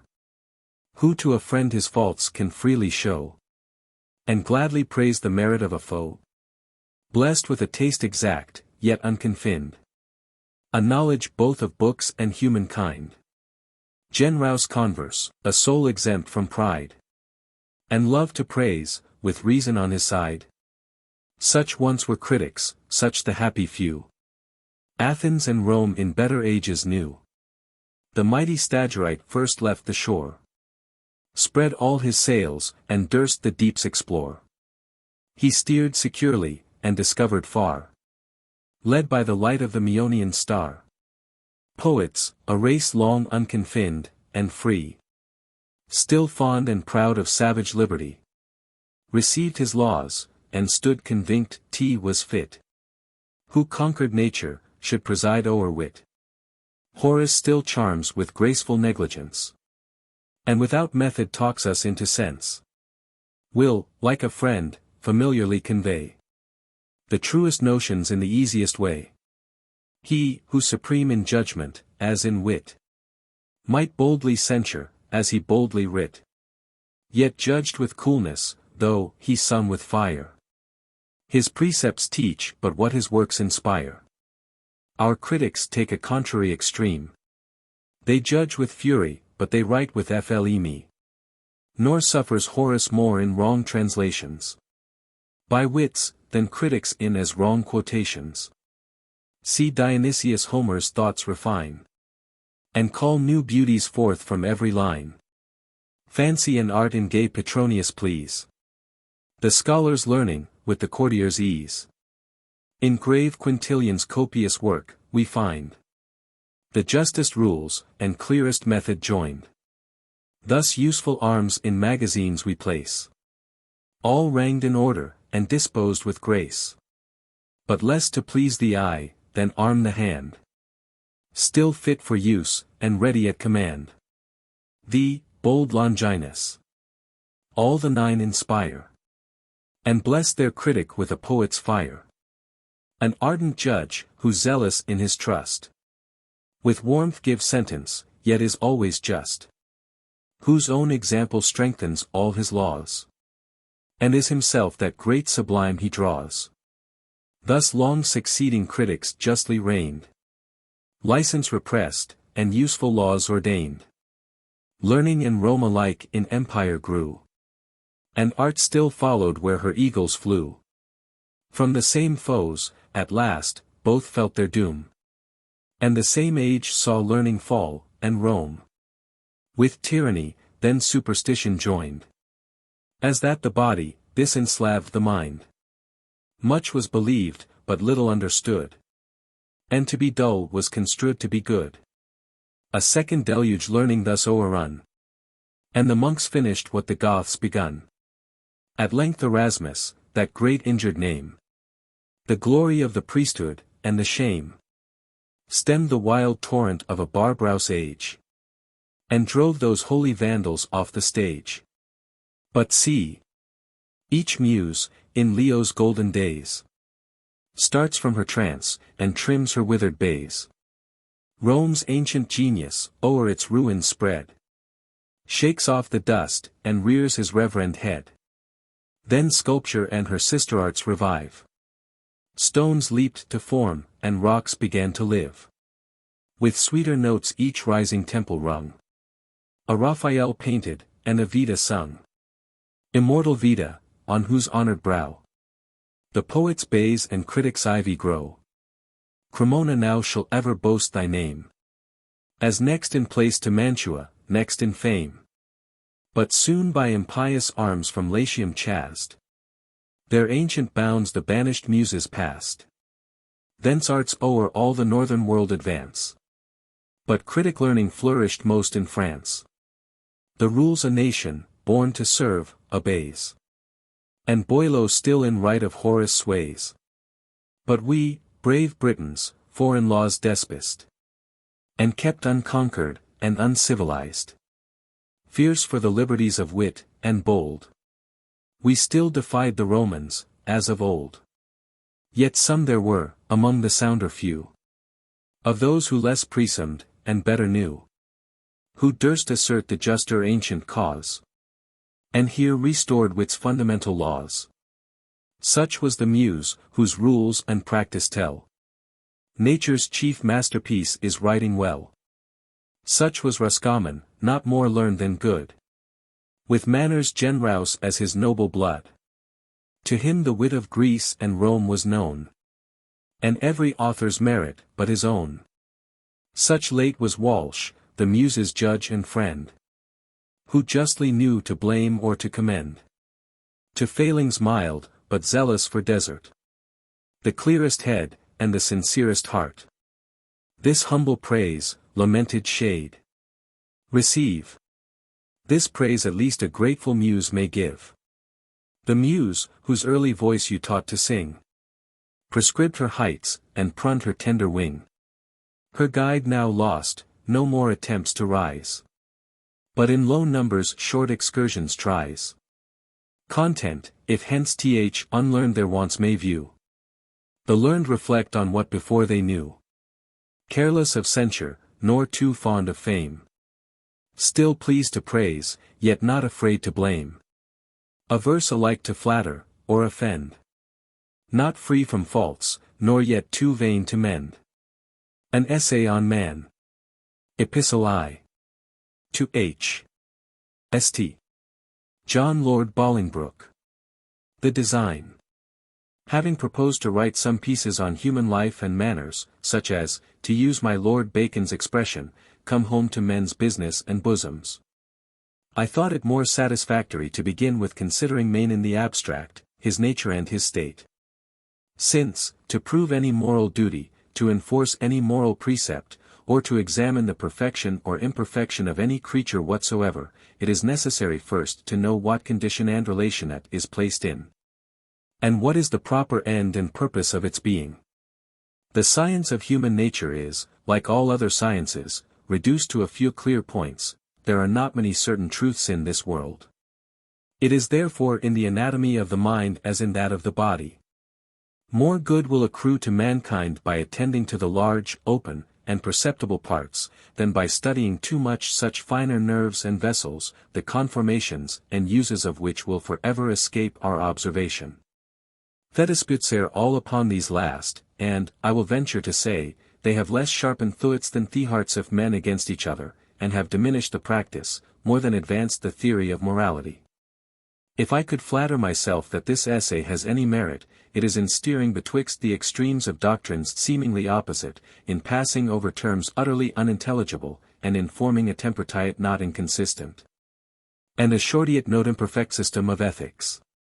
This I might have done in prose, but I chose verse, and even rhyme, for two reasons. The one will appear obvious. That principles, maxims, or precepts so written, both strike the reader more strongly at first, and are more easily retained by him afterwards. The other may seem odd, but is true. I found I could express them more shortly this way than in prose itself. And nothing is more certain, than that much of the force as well as grace of arguments or instructions, depends on their conciseness.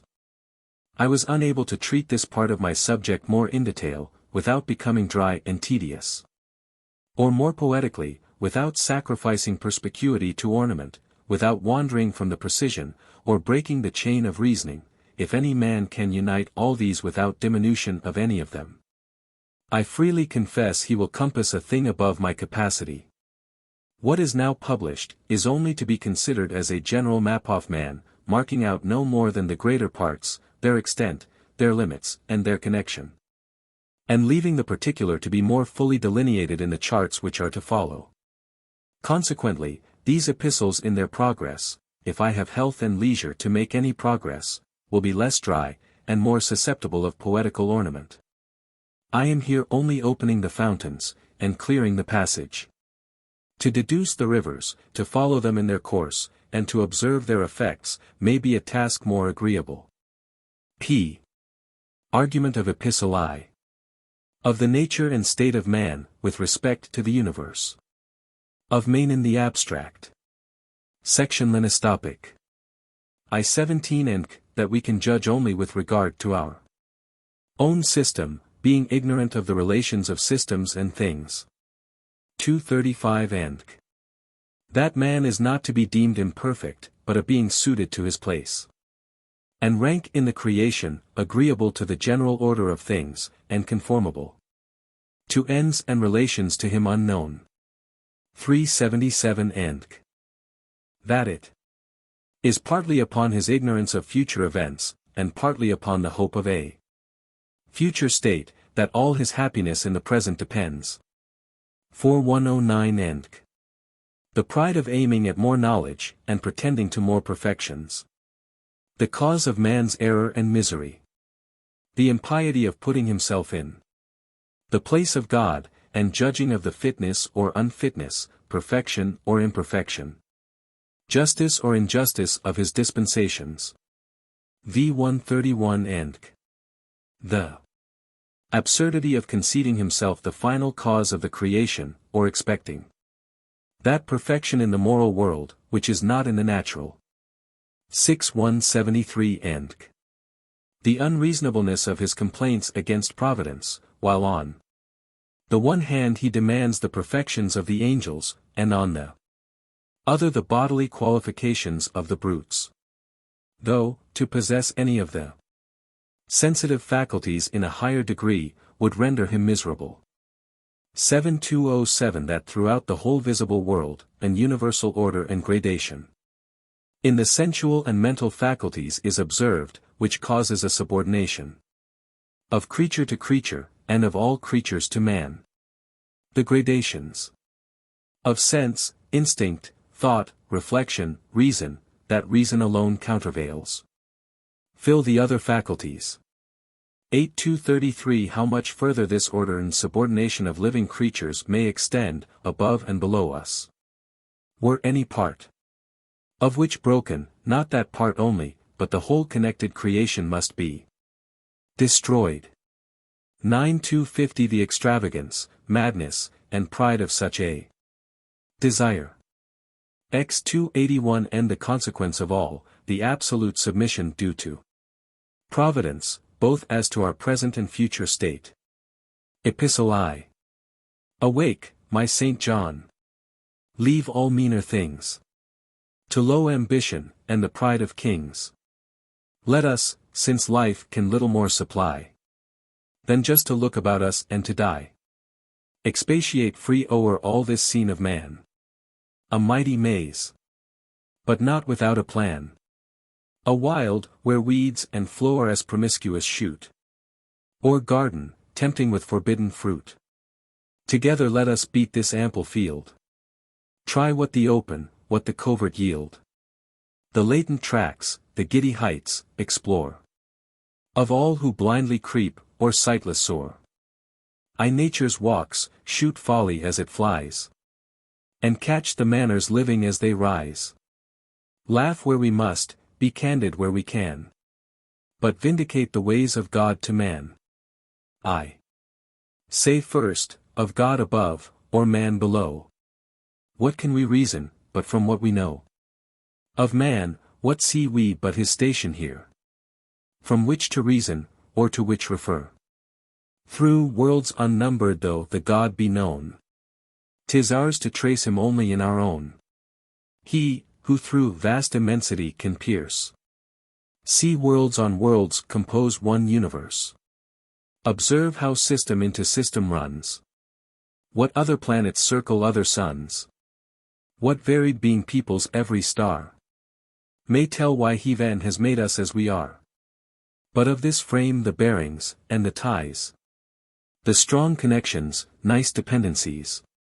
Gradations just, has thy pervading soul looked through? Or can a part contain the whole? Is the great chain, that draws all to agree, and drawn supports, upheld by God, or thee? 2. Presumptuous man. The reason wouldst thou find? Why formed so weak, so little, and so blind? First, if thou canst, the harder reason guess. Why formed no weaker, blinder, and no less? Ask of thy mother earth, why oaks are made taller or stronger than the weeds they shade? Or ask of yonder argent fields above, why Jove's satellites are less than Jove? Of systems possible, if 'tis confiest, that wisdom infinite must form the best, where all must full or not coherent be, and all that rises, rise in due degree.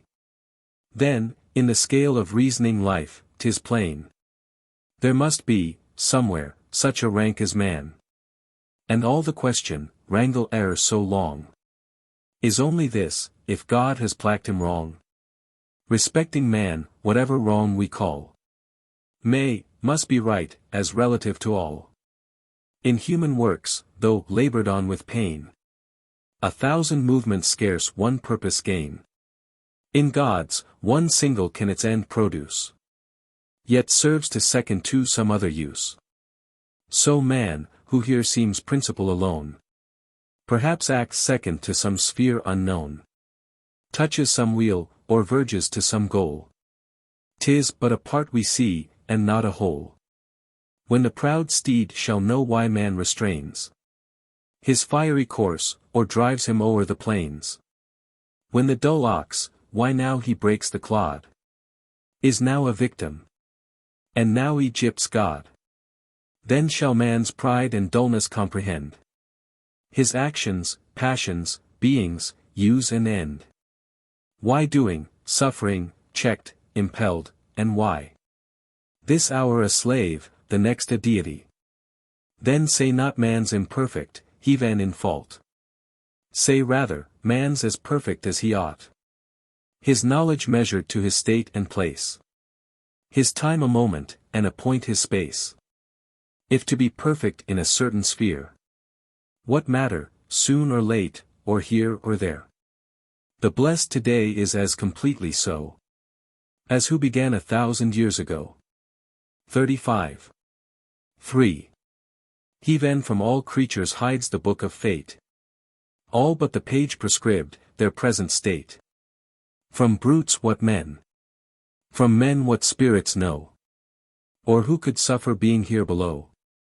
The land thy riot dooms to bleed today, had he thy reason, would he skip and play? Pleased to the last, he crops the flowery food, and licks the hand just rice to shed his blood. O blindness to the future!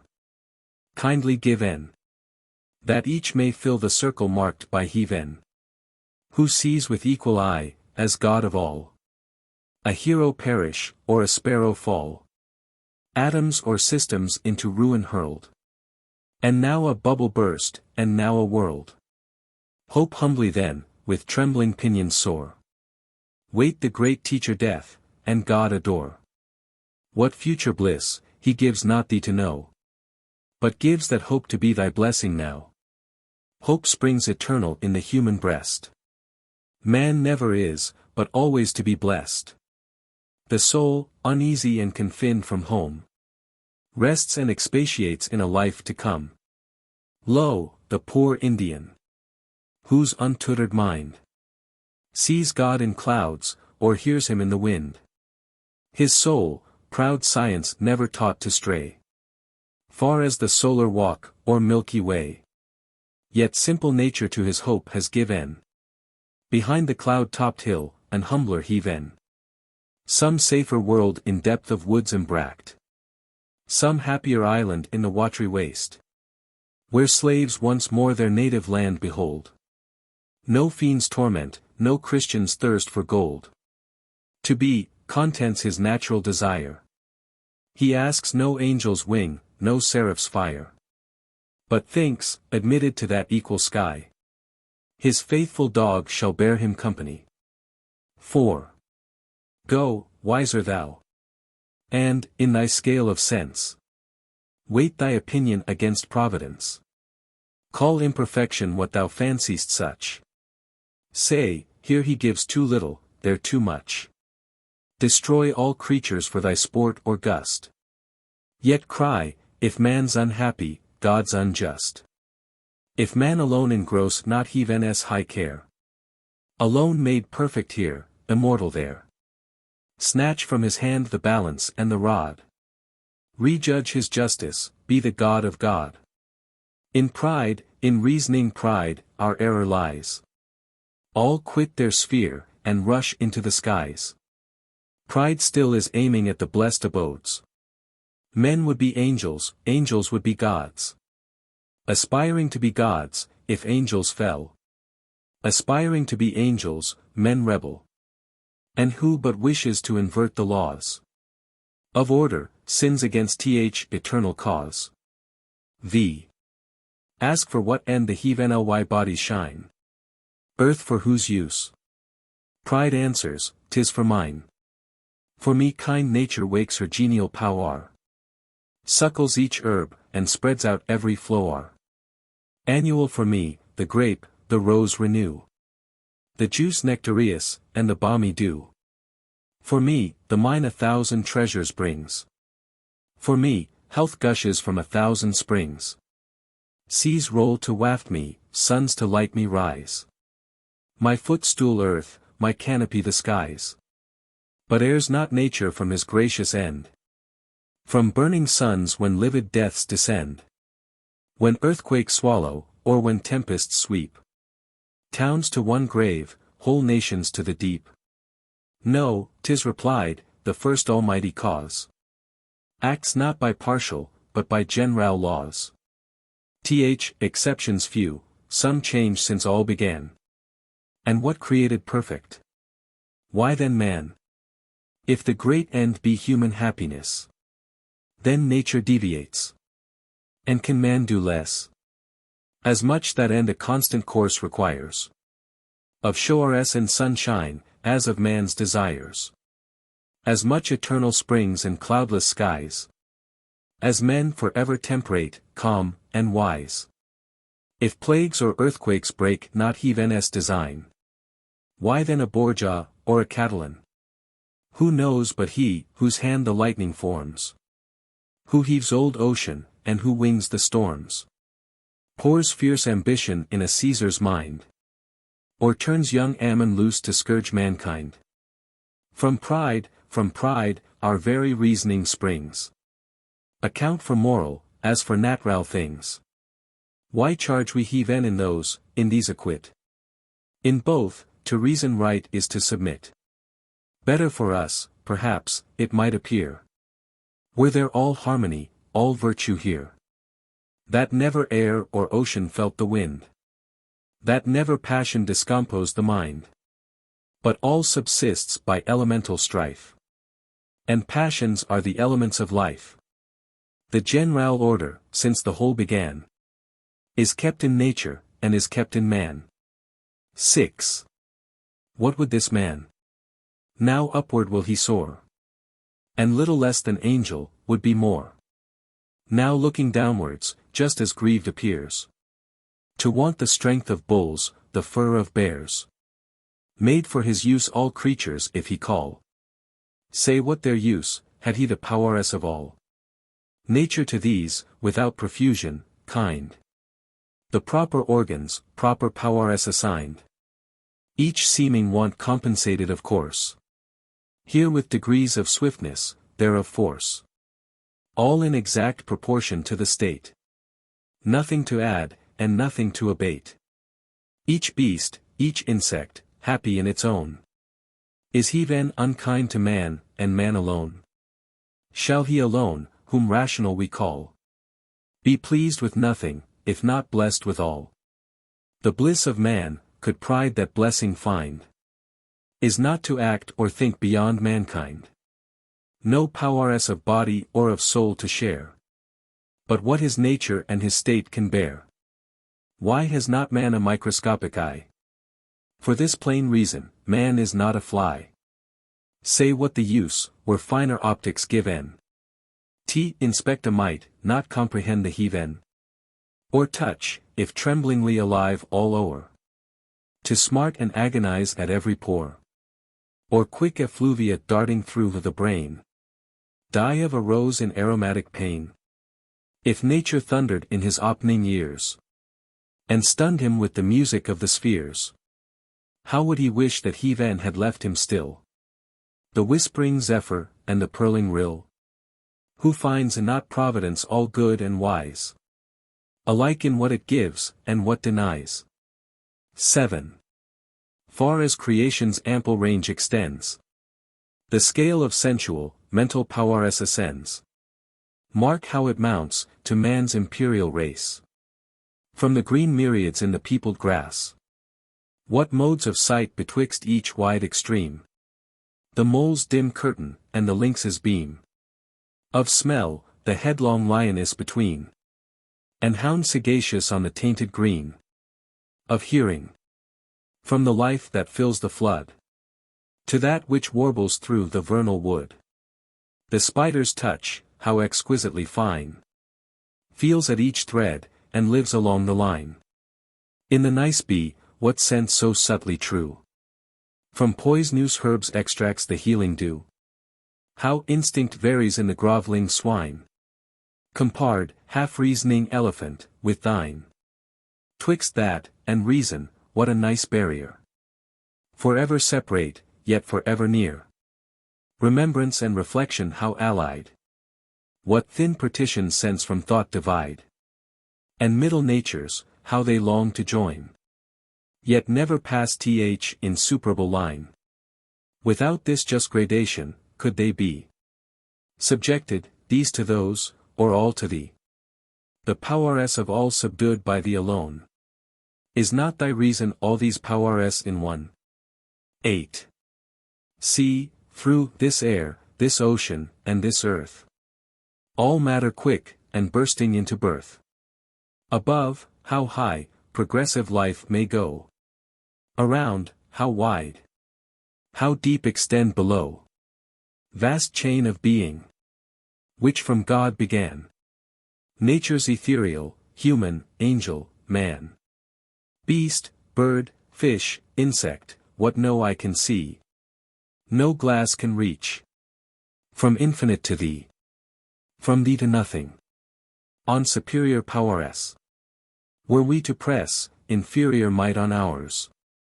Or in the full creation leave a void. Where, one step broken, the great scales destroyed. From nature's chain whatever link you strike. 10th or 10,000th. Breaks the chain alike. And, if each system in gradation roll. Alike essential to th amazing whole. The least confusion but in one, not all. That system only, but the whole must fall. Let earth unbalanced from her orbit fly. Planets and suns run lawless through the sky. Let ruling angels from their spheres be hurled. Being on being wrecked, and world on world. Heaven's whole foundations to their center nod. And nature tremble to the throne of God. All this dread order break, for whom? For thee. Vile worm. O madness! Pride! Impiety! 9. What if the foot, ordained the dust to tread? Or hand, to toil, a spur to be the head? What if the head, the eye, or ear repinned? To serve mere engines to the ruling mind? Just as absurd for any part to claim. To be another, in this general frame. Just as absurd, to mourn the tasks or pains. The great directing mind of all ordains. All are but parts of one stupendous whole. Whose body nature is, and God the soul. That, chong through all, and yet in all the same. Great in the earth, as in th ethereal frame. Warms in the sun, refreshes in the breeze. Glows in the stars, and blossoms in the trees. Lives through all life, extends through all extent. Spreads undivided, operates unspent. Breathes in our soul, informs our mortal part. As full, as perfect, in a hair as heart. As full, as perfect, in vile man that mourns. As the rapt seraph that adores and burns. To him no high, no low, no great, no small. He fills, he bounds, connects, and equals all. X. Cease then, nor order imperfection name. Our proper bliss depends on what we blame. Know thy own point, this kind, this due degree. Of blindness, weakness, he then bestows on thee. Submit. In this, or any other sphere. Secure to be as blessed as thou canst bear. Safe in the hand of one disposing power. Or in the natal, or the mortal hour. All nature is but art, unknown to thee. All chance, direction, which thou canst not see. All discord, harmony not understood. All partial evil, universal good. And, spite of pride, in erring reason spite. One truth is clear, whatever is right. Epistle to Dr. Arbuthnot. Advertisement to the first publication of this epistle. This paper is a sort of bill of complaint, begun many years since, and drawn up by snatches, as the several occasions offered. I had no thoughts of publishing it, till it pleased some persons of rank and fortune, the authors of verses to the imitator of Horace, and of an epistle to a doctor of divinity from a nobleman at Hampton Court, to attack, in a very extraordinary manner, not only my writings, of which, being public, the public is judge, but my person, morals, and family, whereof, to those who know me not, a truer information may be requisite. Being divided between the necessity to say something of myself, and my own laziness to undertake so awkward a task, I thought it the shortest way to put the last hand to this epistle.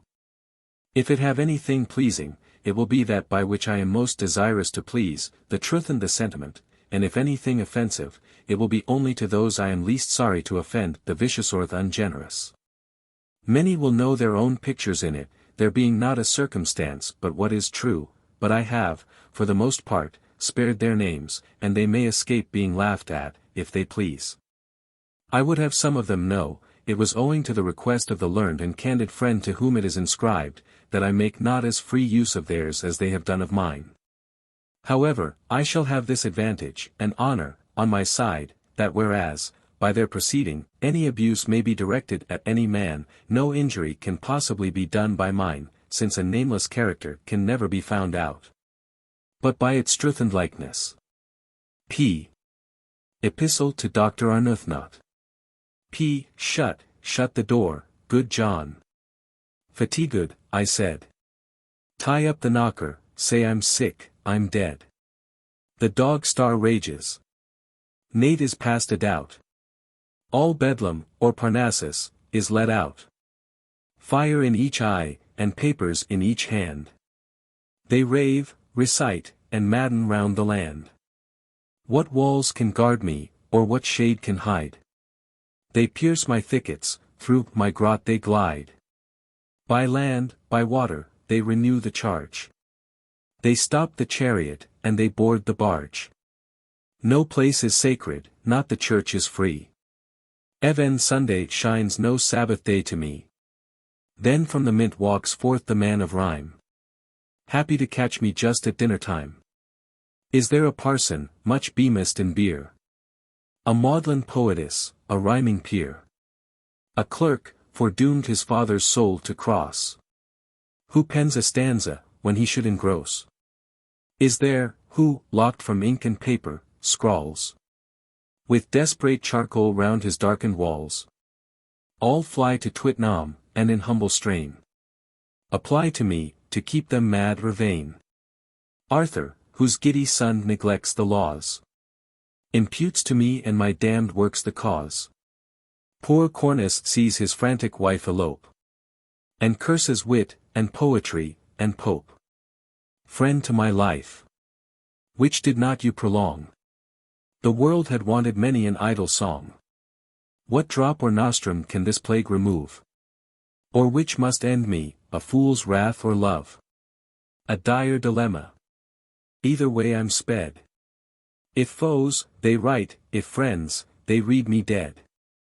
Seized and tied down to judge, how wretched I! Who can't be silent, and who will not lie? To laugh, were want of goodness and of grace. And to be grave, exceeds all power of face.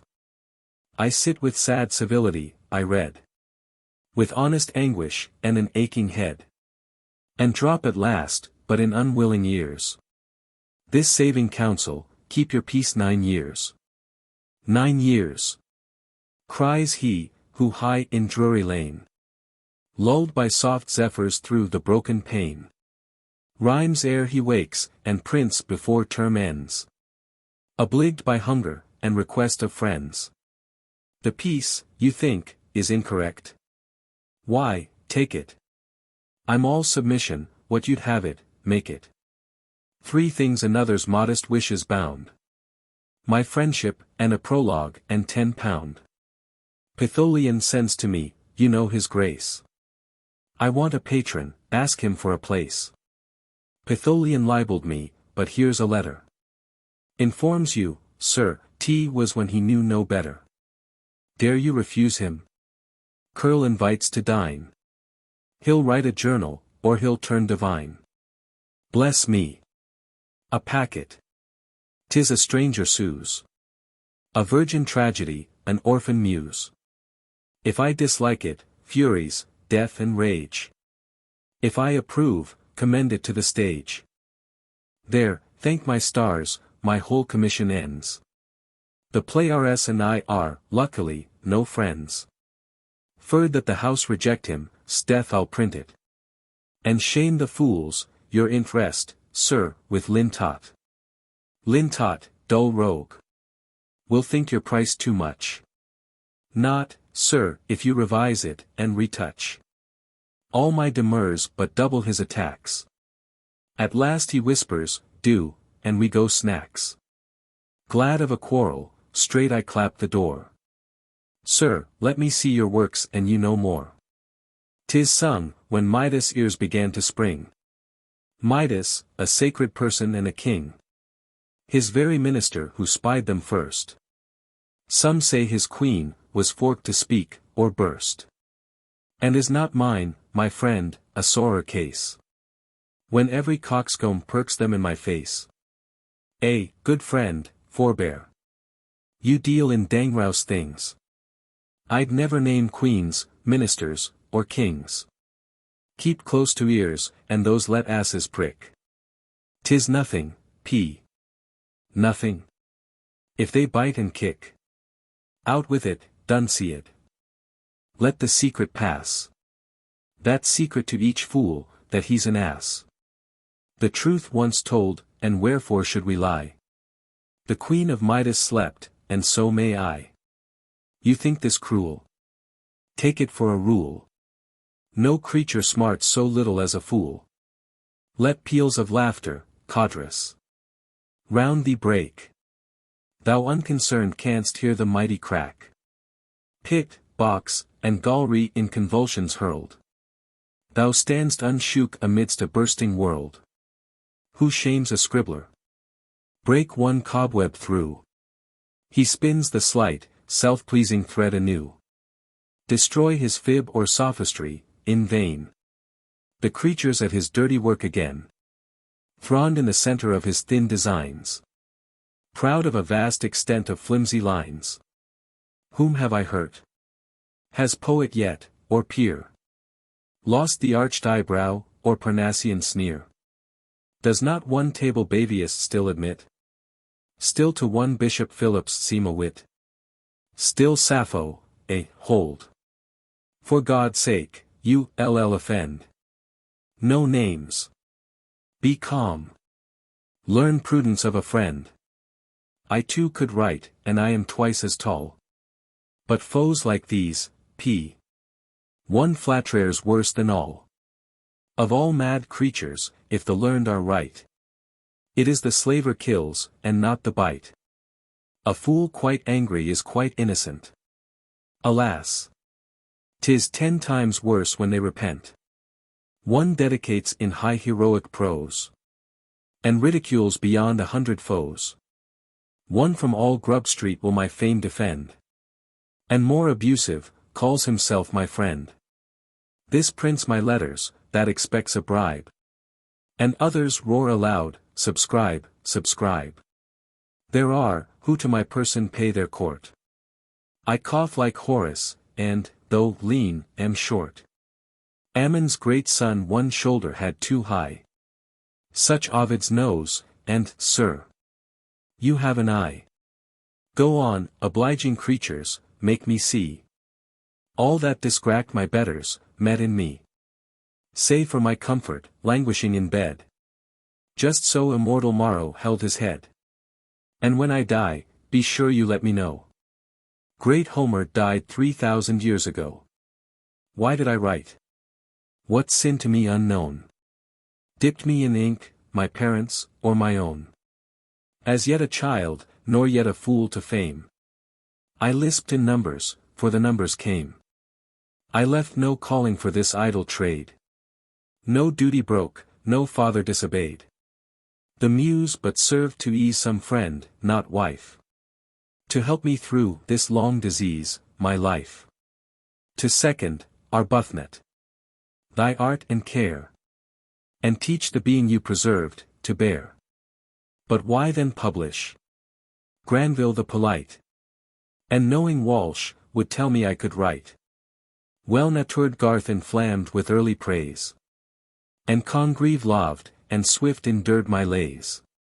The courtly Talbot, Somers, Sheffield, read. Evan mitred Rochester would nod the head. And St. John's self, great Dryden's friends before. With open arms received one poet more. Happy my studies, when by these approved.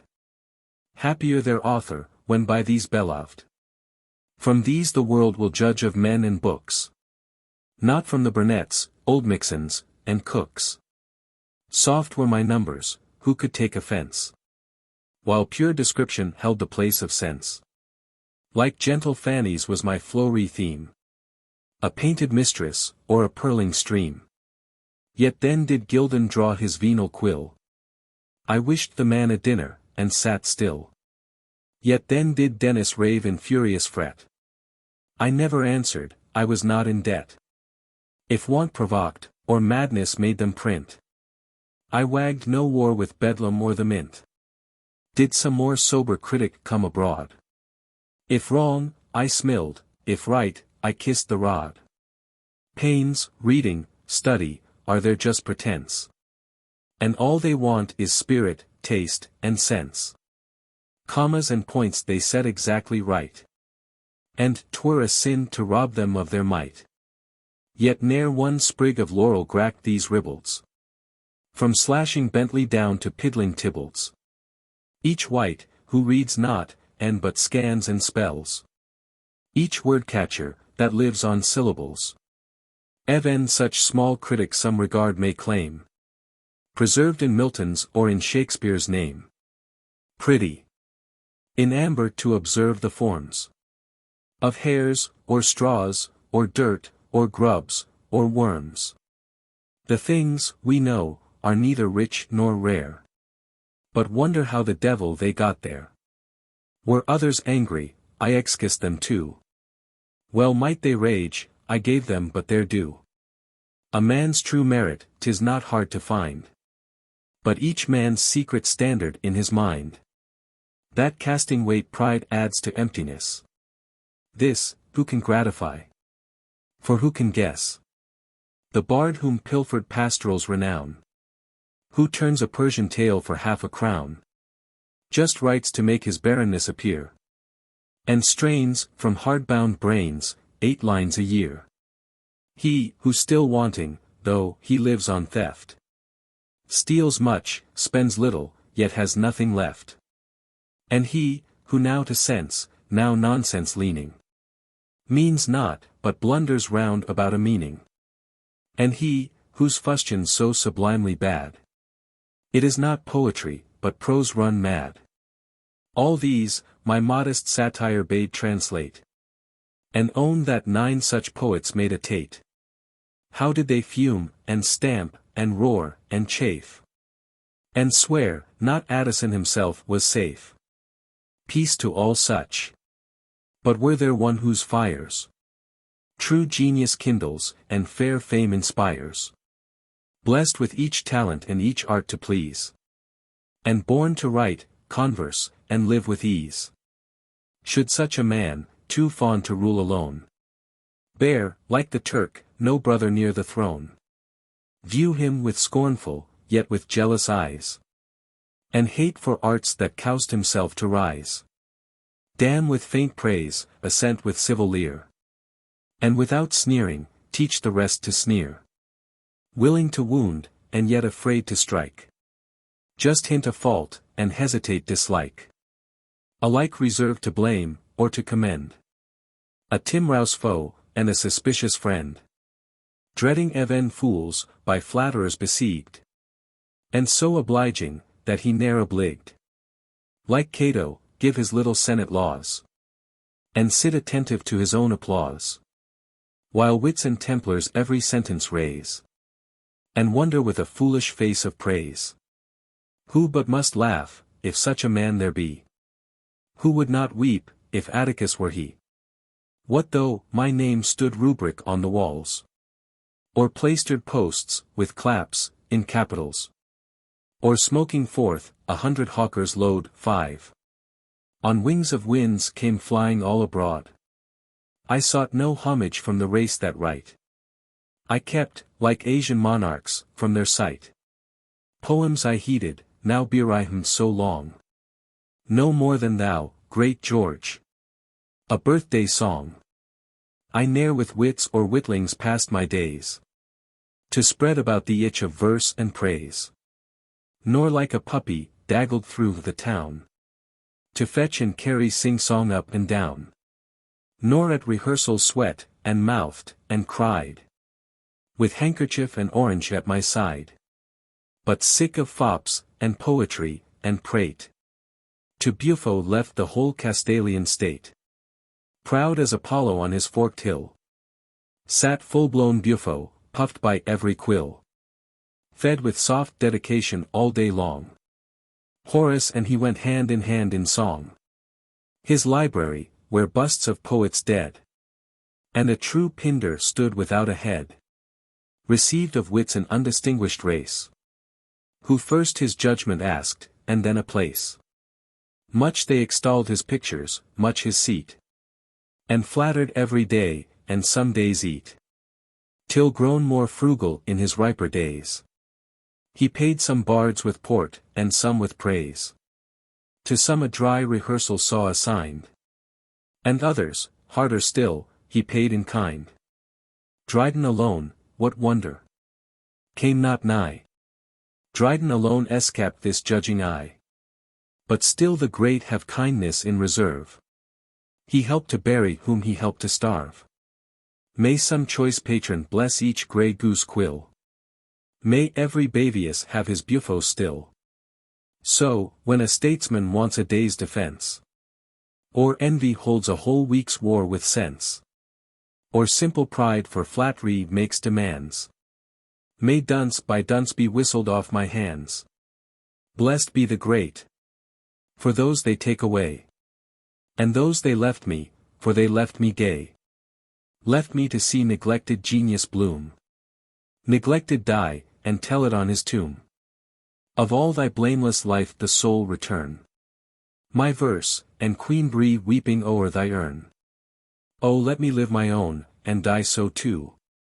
To live and die is all I have to do. Maintain a poet's dignity and ease. And see what friends, and read what books I please. Above a patron, though I condescend. Sometimes to call a minister my friend. I was not born for courts or great affairs. I pay my debts, believe, and say my prayers. Can sleep without a poem in my head. Nor know, if Dennis be alive or dead. Why am I asked what next shall see the light? Heave N.S. Was I born for nothing but to write? Has life no joys for me? Or, to be grave? Have I no friend to serve, no soul to save? I found him close with Swift, indeed. No doubt. Cries prating Balbus, something will come out. 'Tis all in vain, deny it as I will. No, such a genius never can lie still. And then for mine obligingly mistakes. The first lampoon Sir Will, or Bubo makes. Poor guiltless I. And can I choose but smile? When every coxcomb knows me by my style. Cursed be the verse, how well soe'er it flow. That tends to make one worthy man my foe. Give virtue scandal, innocence a fear. Or from the soft-eyed virgin steal a tear. But he who hurts a harmless neighbor's peace, insults fall and worth, or beauty in distress.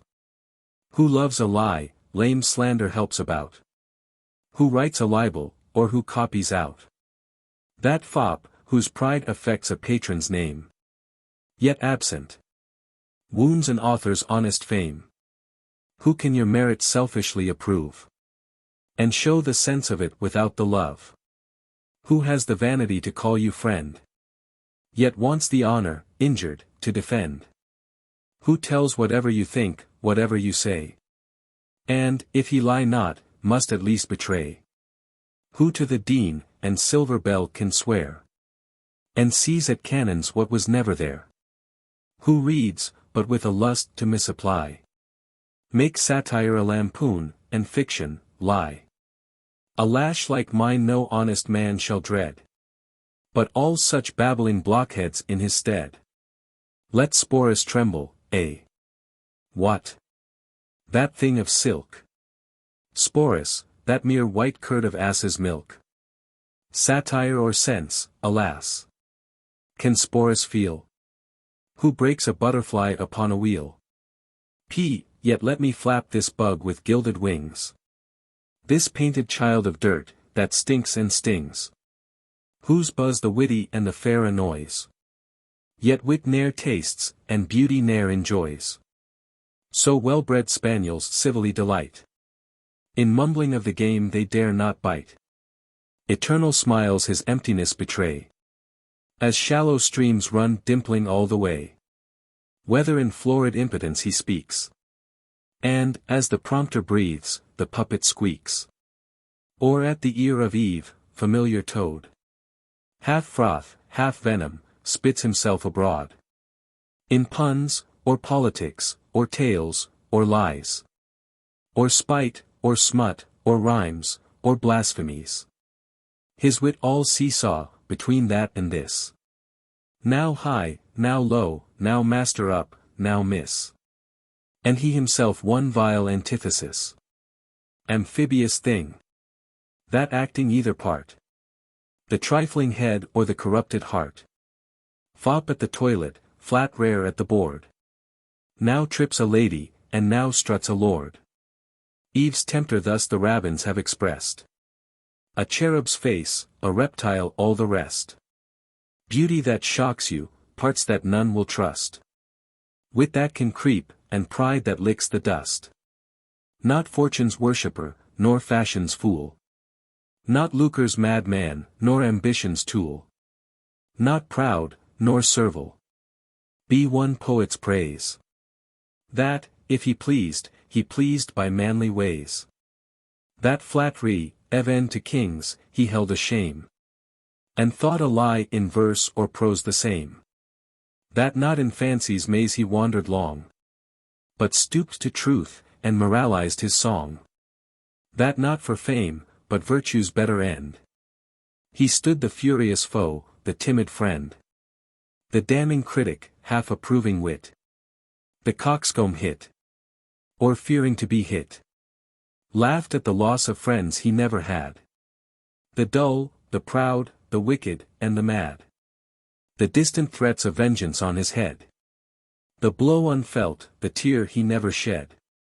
The tale revived, the lie so oft o'erthrown. Imputed trash, and dullness not his own.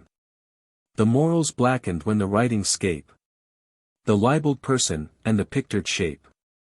Abuse, on all he loved, or loved him, spread. A friend in exile, or a father, dead. The whisper, that to greatness still too near, perhaps, yet vibrates on his esovereign's ear. Welcome for thee, fair virtue. All the past. For thee, fair virtue. Welcome even the last. But why insult the poor, affront the great? A knave's a knave, to me, in every state. Alike my scorn, if he succeed or fail. Sporus at court, or Japhet in a jail. A hireling scribbler, or a hireling peer. Knight of the post corrupt, or of the shire. If on a pillory, or near a throne, he gain his prince's ear, or lose his own. Yet soft by nature, more a dupe than wit. Sappho can tell you how this man was bit. This dreaded satirist Denis will confess. Foe to his pride, but friend to his distress. So humble, he has knocked at Tybalt's door. Has drunk with Cibber, nay has rhymed for more. Full 10 years slandered, did he once reply. 3,000 sons went down on Welsted's lie. To please a mistress one aspersed his life. He lashed him not, but let her be his wife. Let Budgell charge Low Grub Street on his quill. And write whatever he pleased, except his will. Let the 2 curls of town and court, abuse his father, mother, body, soul, and muse. Yet why? That father held it for a rule. It was a sin to call our neighbor fool. That harmless mother thought no wife a whore. Hear this, and spare his family, James Moore. Unspotted names, and memorable long. If there be force in virtue, or in song. Of gentle blood, part shed in honor's cause. While yet in Britain honor had applause. Each parent sprung, A. What fortune, pray? P. Their own. And better got, than bestias from the throne. Born to no pride, inheriting no strife. Nor marrying discord in a noble wife. Stranger to civil and religious rage. The good man walked innoxious through his age. Nor courts he saw, no suits would ever try. Nor dared an oath, nor hazarded a lie. Unlearned, he knew no schoolman's subtle art. No language, but the language of the heart. By nature honest, by experience wise. Healthy by temperance, and by exercise. His life, though long, to sickness passed unknown. His death was instant, and without a groan. O grant me, thus to live, and thus to die. Who sprung from kings shall know less joy than I. O friend! May each domestic bliss be thine. Be no unpleasing melancholy mine. Me, let the tender office long engage. To rock the cradle of reposing age. With lenient arts extend a mother's breath. Make languor smile, and smooth the bed of death. Explore the thought. Explain the asking eye. And keep a while one parent from the sky. On cares like these if length of days attend. May he then, to bless those days, preserve my friend. Preserve him social, cheerful, and serene. And just as rich as when he served a queen. A. Whether that blessing be denied or given. Thus far was right, the rest belongs to heaven. Ode on Solitude. Happy the man whose wish and care. A few paternal acres bound. Content to breathe his native air. In his own ground. Whose herds with milk, whose fields with bread. Whose flocks supply him with attire. Whose trees in summer yield him shade. In winter fire. Blessed, who can unconcerned daily find. Hours, days, and years slide soft away. In health of body, peace of mind. Quiet by day. Sound sleep by night, study and ease. Together mixed, sweet recreation. And innocence, which most does please. With meditation. Thus let me live, unseen, unknown. Thus unlamented let me die. Steal from the world, and not a stone. Tell where I lie. The Descent of Dullness. From the Dunciad, Book 4. In vain, the all-composing hour. Resistless falls, the muse obeys the power. She comes. She comes. The sable throne behold. Of night primeval and of chaos old. Before her, fancy's gilded clouds decay.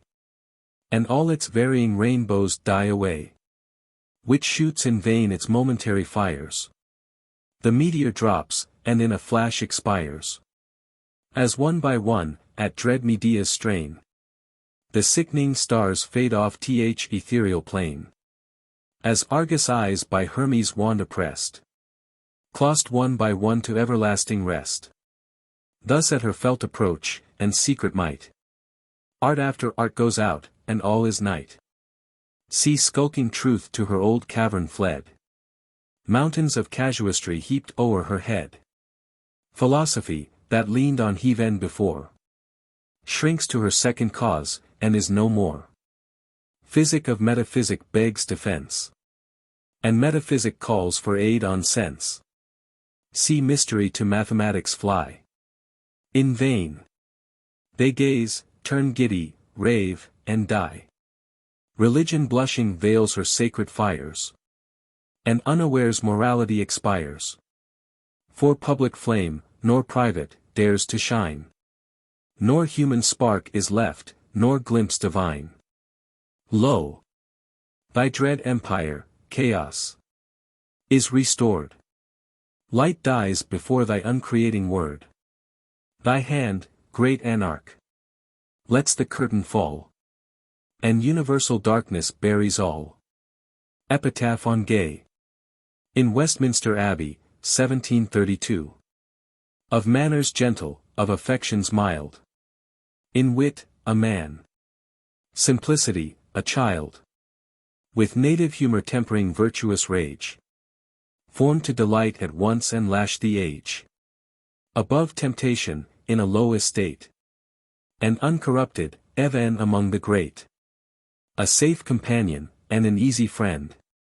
Unblamed through life. Lamented in thy end. These are thy honors.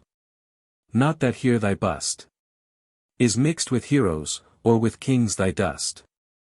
But that the worthy and the good shall say, striking their pensive bosoms, here lies Gay. Notes on the Rape of the Lock. Introduction. In 1711 Pope, who had just published his essay on criticism, was looking about for new worlds to conquer. A fortunate chance threw in his way a subject exactly suited to his tastes and powers. He seized upon it, dashed off his first sketch in less than a fortnight, and published it anonymously in a miscellany issued by Lintot in 1712. But the theme had taken firm root in his mind.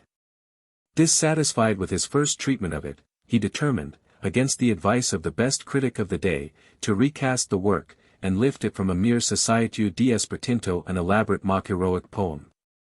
He did so and won a complete success. Even yet, however, he was not completely satisfied, and from time to time he added a touch to his work until he finally produced the finished picture which we know as The Rape of the Lock. As it stands, it is an almost flawless masterpiece, a brilliant picture and light-hearted mockery of the gay society of Queen Anne's day, on the whole the most satisfactory creation of Pope's genius, and, perhaps, the best example of the mock-heroic in any literature. The occasion which gave rise to the Rape of the Lock has been so often related that it requires only a brief restatement. Among the Catholic families of Queen Anne's day, who formed a little society of their own, Miss Arabella Fermor was a reigning belle. In a youthful frolic which overstepped the bounds of propriety, Lord Petre, a young nobleman of her acquaintance, cut off a lock of her hair. The lady was offended, the two families took up the quarrel, a lasting estrangement, possibly even a duel, was threatened. At this juncture a common friend of the two families, a Mr.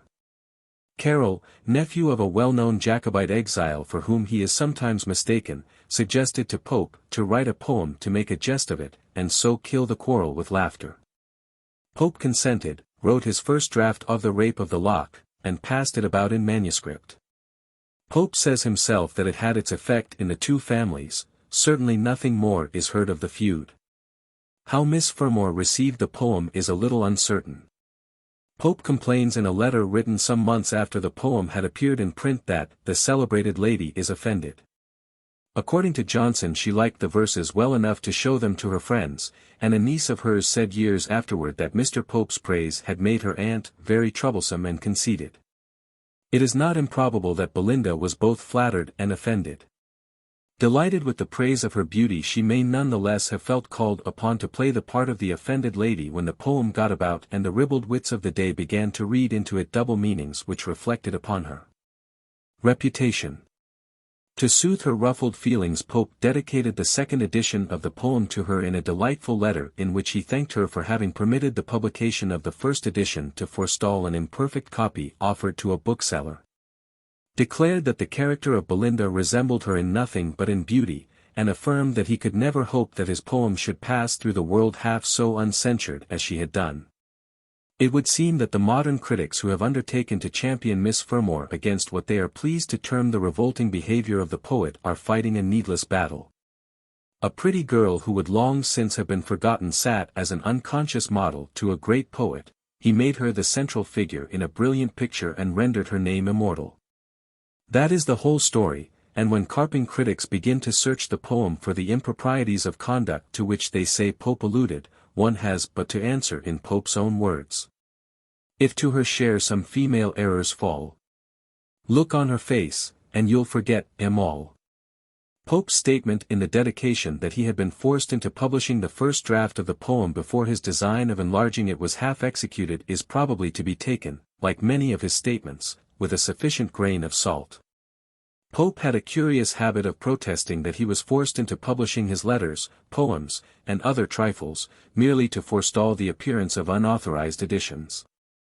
It is more likely that it was the undoubted success of The Rape of the Lock in its first form which gave him the idea of working up the sketch into a complete mock-heroic poem. Examples of such a poem were familiar enough to Pope. Not to go back to the pseudo-Homeric mock-epic which relates the battle of the frogs and mice, Vita in Italy and Boileau in France, with both of whom Pope, as the essay on criticism shows, was well acquainted, had done work of this kind. Vita's description of the game of chess in his Scacchia Luduscertainly gave him the model for the game of ombre in the third canto of The Rape of the Lock. Boileau's Latrin probably suggested to him the idea of using the mock-heroic for the purposes of satire. Now it was a dogma of the critical creed of the day, which Pope devoutly accepted, that every epic must have a well-recognized machinery. Machinery, as he kindly explained to Miss Fermor, was a term invented by the critics to signify that part which the deities, angels, or demons are made to act in a poem, in short for the whole supernatural element. Such machinery was quite wanting in the first draft of The Rape. It must be supplied if the poem was to be a true epic, even of the comic kind. And the machinery must be of a nature which would lend itself to the light satiric tone of the poem. What was it to be? The employment of what we may call Christian machinery, the angels and devils of Tasso and Milton, was, of course, out of the question. The employment of the classic machinery was almost as impossible. It would have been hard for such an admirer of the classics as Pope to have taken the deities of Olympus otherwise than seriously. And even if he had been able to treat them humorously, the humor would have been a form of burlesque quite at variance with what he had set out to accomplish. For Pope's purpose, springing naturally from the occasion which set him to writing The Rape, was not to burlesque what was naturally lofty by exhibiting it in a degraded light, but to show the true littleness of the trivial by treating it in a grandiose and mock-heroic fashion, to make the quarrel over the stolen lock ridiculous by raising it to the plane of the epic contest before the walls of Troy. In his perplexity a happy thought, little less in fact than an inspiration of genius, came to Pope. He had been reading a book by a clever French abbé treating in a satiric fashion of the doctrines of the so-called Rosicrucians, in particular of their ideas of elemental spirits and the influence of these spirits upon human affairs. Here was the machinery he was looking for made to his hand.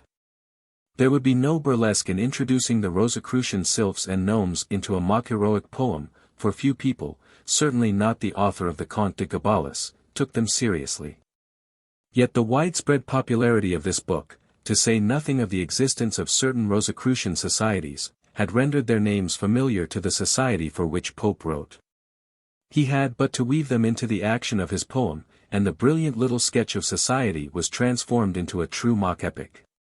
The manner in which this interweaving was accomplished is one of the most satisfactory evidences of Pope's artistic genius. He was proud of it himself.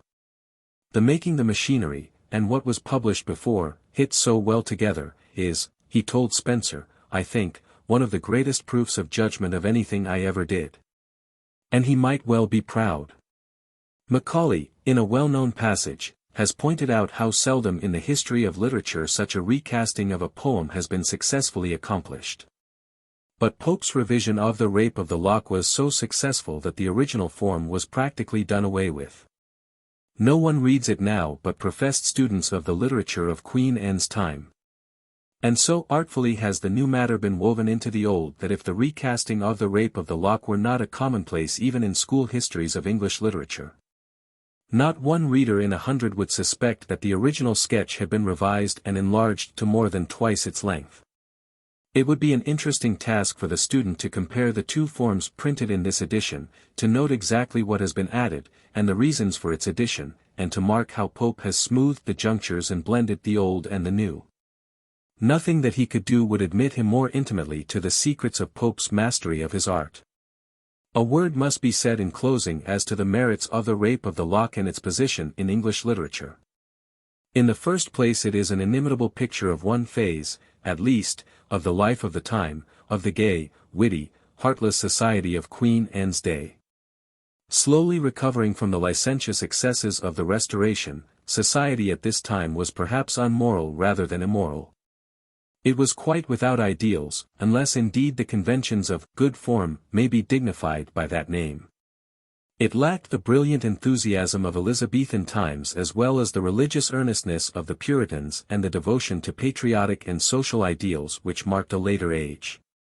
Nothing, perhaps, is more characteristic of the age than its attitude toward women. It affected indeed a tone of high-flown adoration which thinly veiled a cynical contempt. It styled woman a goddess and really regarded her as little better than a doll. The passion of love had fallen from the high estate it once possessed and become the mere relaxation of the idle moments of a man of fashion. In the comedies of Congreve, for example, a lover even if honestly in love thinks it as incumbent upon him to make light of his passion before his friends as to exaggerate it in all the forms of affected compliment before his mistress. In The Rape of the Lock Pope has caught and fixed forever the atmosphere of this age. It is not the mere outward form and circumstance, the manners and customs, the patching, powdering, ogling, gambling, of the day that he has reproduced.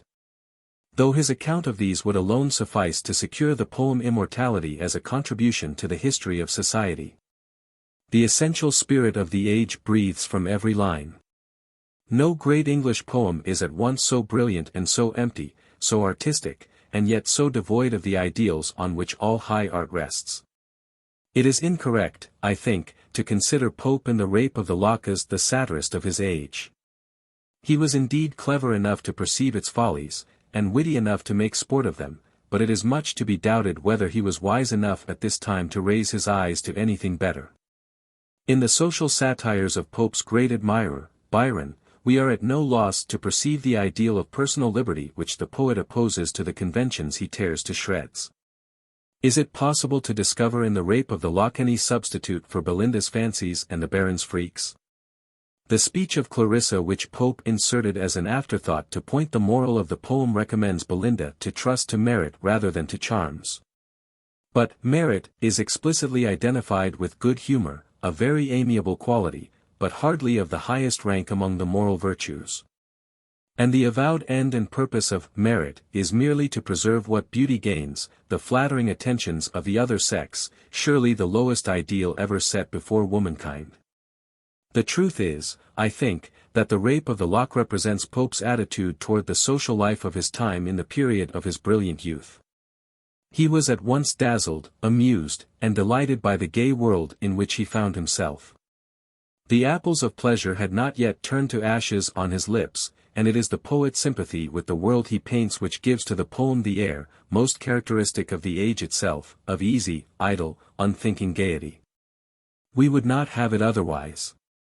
There are sermons and satires in abundance in English literature, but there is only one Rape of the Lock. The form of the poem is in perfect correspondence with its spirit. There is an immense advance over the essay on criticism in ease, polish, and balance of matter and manner. And it is not merely in matters of detail that the supremacy of the latter poem is apparent.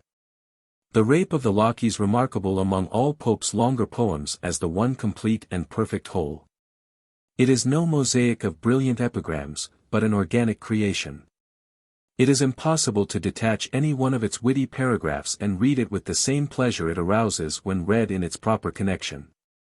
Thylestra's call to arms and Clarissa's moral reproof are integral parts of the poem. And as a result, perhaps, of its essential unity, the Rape of the Lock bears witness to the presence of a power in Pope that we should hardly have suspected from his other works, the power of dramatic characterization. Elsewhere he has shown himself a master of brilliant portraiture, but Belinda, the Baron, and Thalestris are something more than portraits. They are living people, acting and speaking with admirable consistency. Even the little sketch of Sir Plume is instinct with life.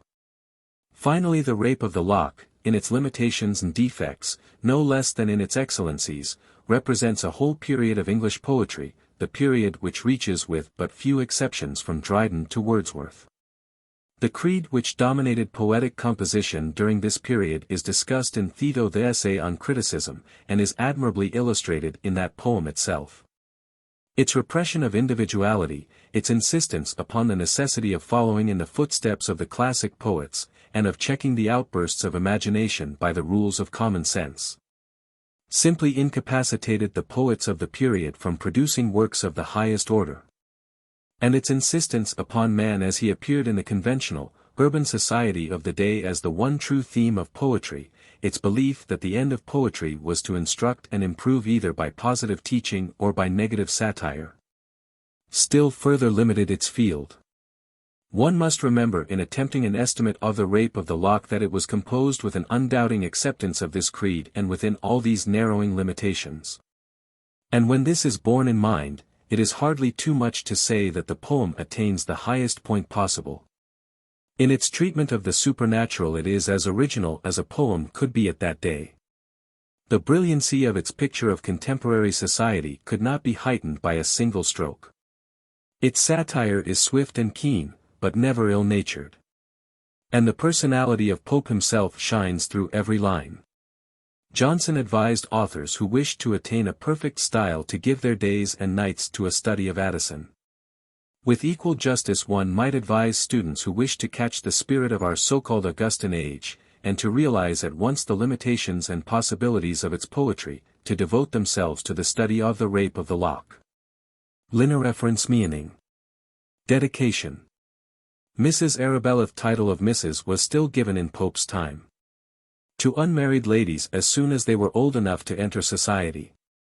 The Rosicrucian doctrine. The first mention of the Rosicrucians is in a book published in Germany in 1614, inviting all scholars to join the ranks of a secret society said to have been founded 2 centuries before by a certain Christian Rosenkreutz who had mastered the hidden wisdom of the East. It seems probable that this book was an elaborate hoax, but it was taken seriously at the time, and the 17th century saw the formation of numerous groups of Brothers of the Rosy Cross. They dabbled in alchemy, spiritualism, and magic, and mingled modern science with superstitions handed down from ancient times. Pope probably knew nothing more of them than what he had read in Leconte de Gabalis. This was the work of a French abbé, de Montfaucon-Villers, 1635–1673. Who was well known in his day both as a preacher and a man of letters. It is really a satire upon the fashionable mystical studies, but treats in a tone of pretended seriousness of secret sciences, of elemental spirits, and of their intercourse with men. It was translated into English in 1680 and again in 1714. Canto I. 1-2 Pope opens his mock epic with the usual epic formula. The statement of the subject. Compare the first lines of the Iliad, the Aeneid, and Paradise Lost. In L7 he goes on to call upon the goddess, i.e. the muse, to relate the cause of the rape. This, too, is an epic formula. Compare Aeneid, I, 8. And Paradise Lost, I, 27-33. 3 Carol C. In accordance with his wish his name was not printed in the editions of the poem that came out in Pope's lifetime, appearing there only as C, or C, L. For Belinda, name used by Pope to denote Miss Fermor, the heroine of The Rape of the Lock. 12 This line is almost a translation of a line in the Aeneid, I, 11. Where Virgil asks if it be possible that such fierce passions, as Juno's, should exist in the minds of gods. 13 Sol, a good instance of the fondness which Pope shared with most poets of his time for giving classical names to objects of nature. This trick was supposed to adorn and elevate poetic diction. Try to find other instances of this in The Rape of the Lock. Why is the sun's ray called Timraus? 16 It was an old convention that lovers were so troubled by their passion that they could not sleep. In the prologue to the Canterbury Tales, LL. 97-98, Chaucer says of the young squire: So ote he loved, that by nightertale he sleep nae more than doth a nightingale. Pope, of course, is laughing at the easygoing lovers of his day who in spite of their troubles sleep very comfortably till noon. 17 The lady on awaking rang a little hand-bell that stood on a table by her bed to call her maid. Then as the maid did not appear at once, she tapped impatiently on the floor with the heel of her slipper. The watch in the next line was a repeater.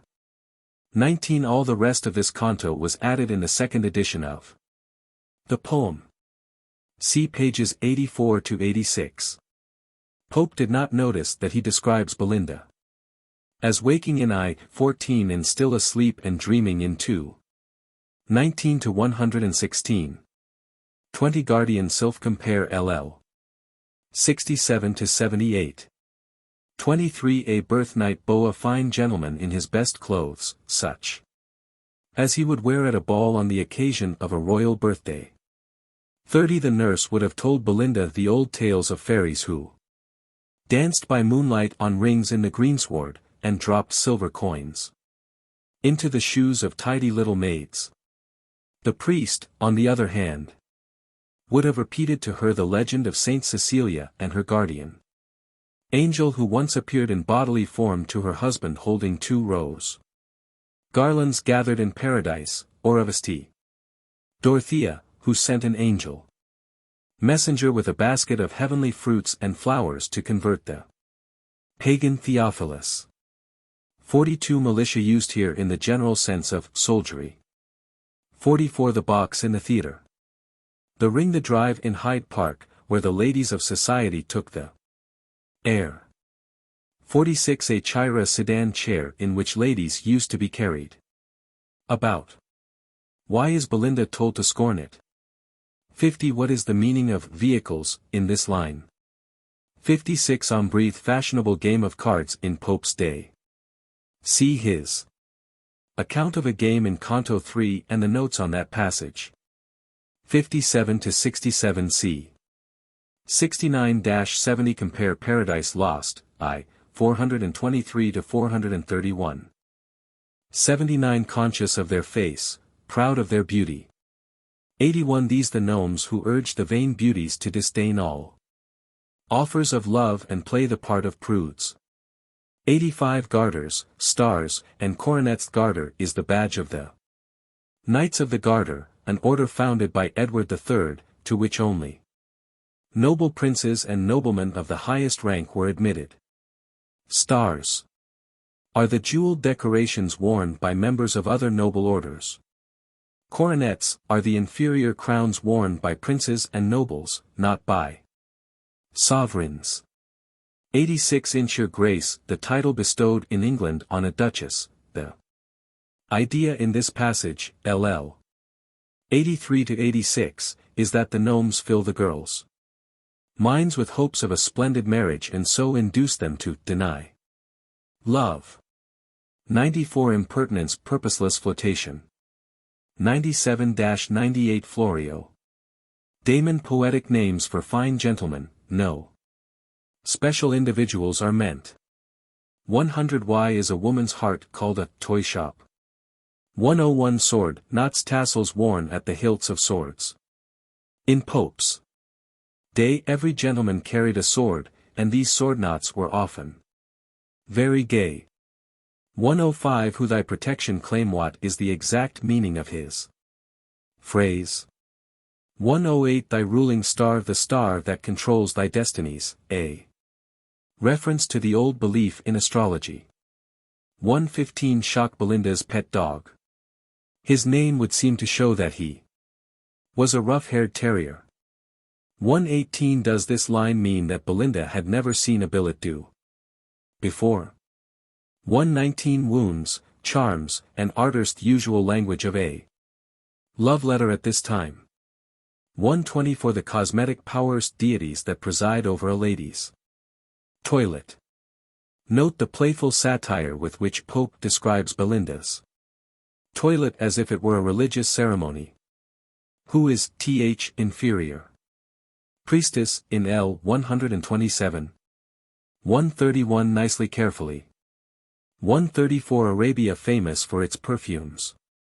145 Set the head, arranged the headdress. 147 Betty, Belinda's maid. Canto 2.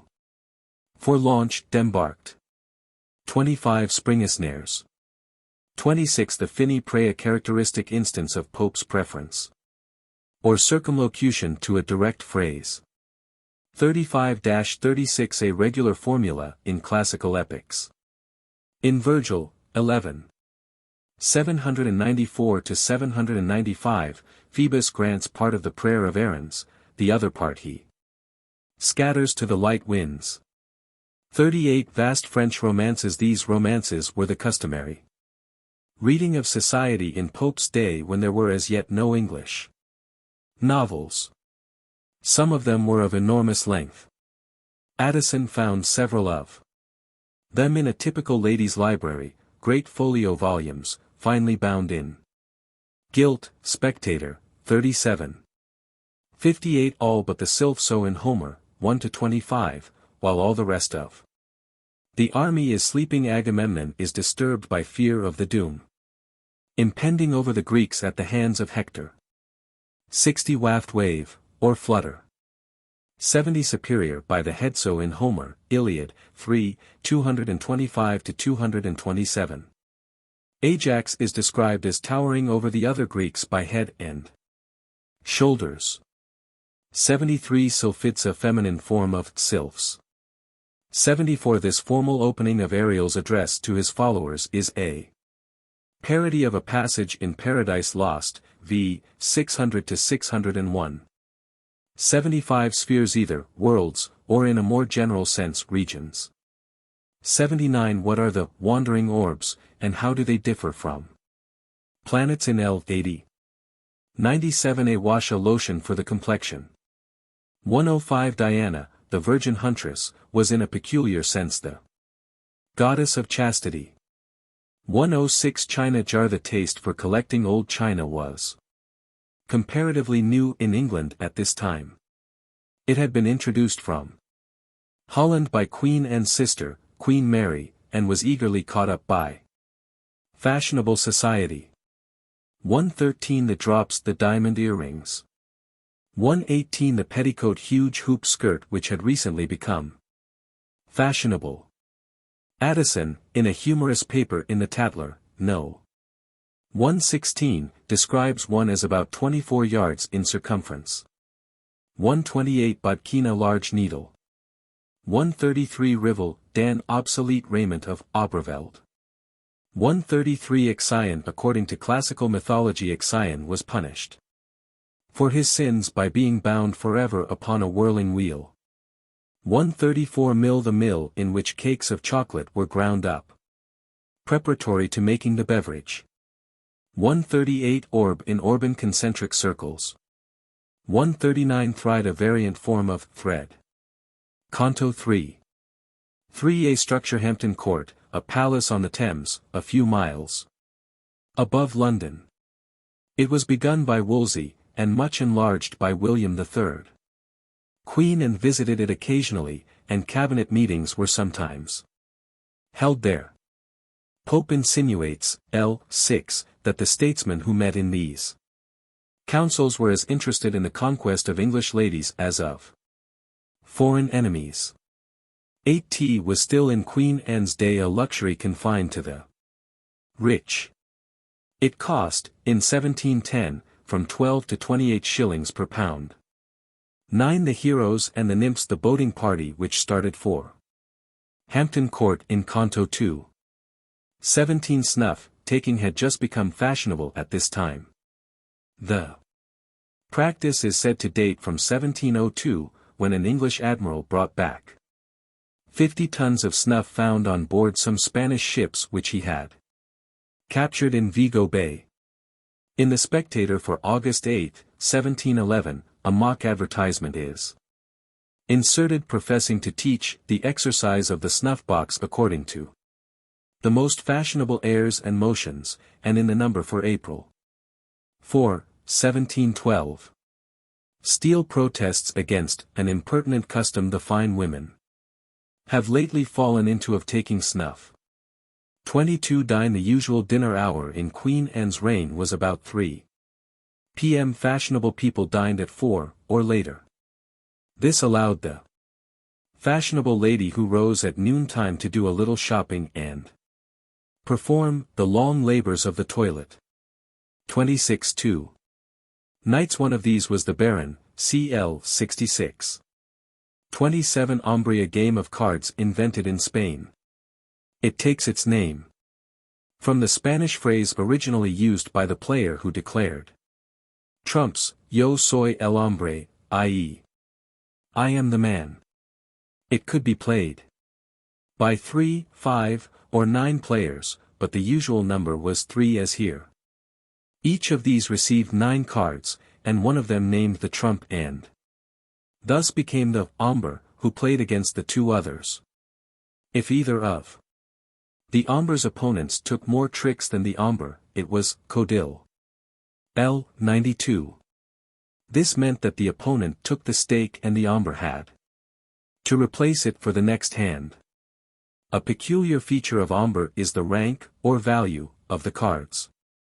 The 3 best cards were called matadors, a Spanish word meaning killers. The first of these matadors was spadillo, the ace of spades. The third was basto, the ace of clubs. The second, manilio, varied according to the suit. If a black suit were declared, manilio was the 2 of trumps. If a red suit, manilio was the 7 of trumps.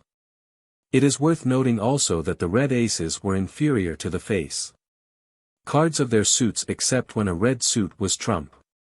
A brief analysis of the game played on this occasion will clear up the passage and leave the reader free to admire the ingenuity with which Pope has described the contest in terms of epic poetry. Belinda declares spades trumps and so becomes the hombre.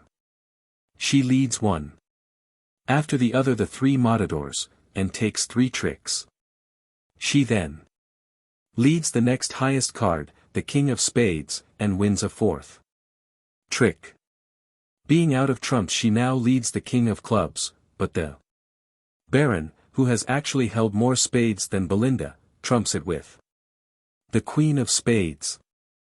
All the trumps are now exhausted and the baron's long suit of diamonds is established.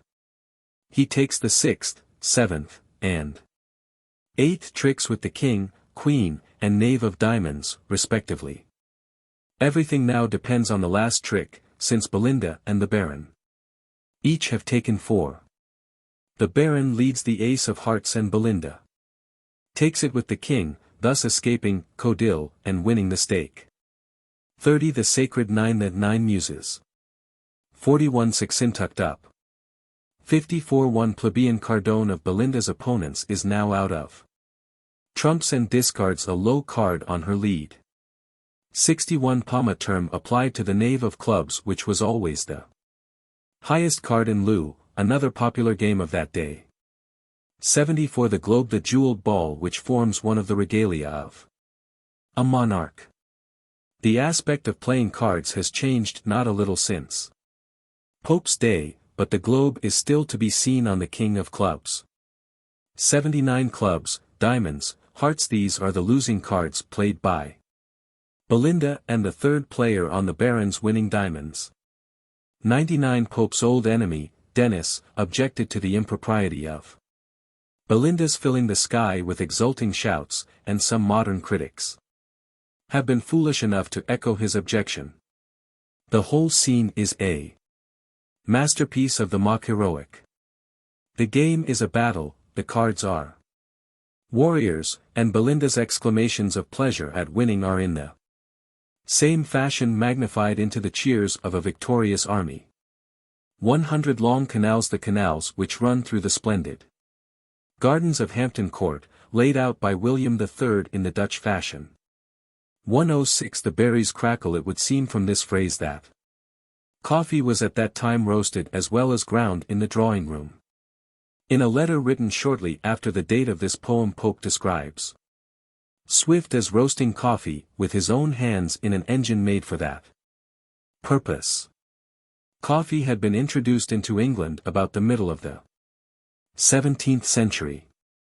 In 1657 a barber who had opened one of the first coffeehouses in London was indicted for making and selling a sort of liquor called coffee, as a great nuisance and prejudice of the neighborhood. In Pope's time there were nearly 3,000 coffee houses in London. The mill. The coffee mill. 107 Altars of Japan. Japan stands for the lamps. 117-118 The parenthesis in these lines contains a hit at the would-be omniscient politicians who haunted the coffee houses of Queen Anne's day, and who professed their ability to see through all problems of state with their eyes half shut. Pope jestingly attributes their wisdom to the inspiring power of coffee. 122 Scylla, the daughter of King Nisus in Grecian legends. Nisus had a purple hair, and so long as it was untouched he was unconquerable.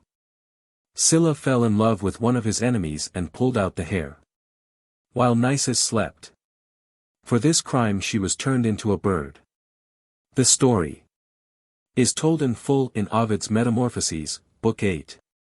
127 Clarissa. It does not appear that Pope had any individual lady in mind.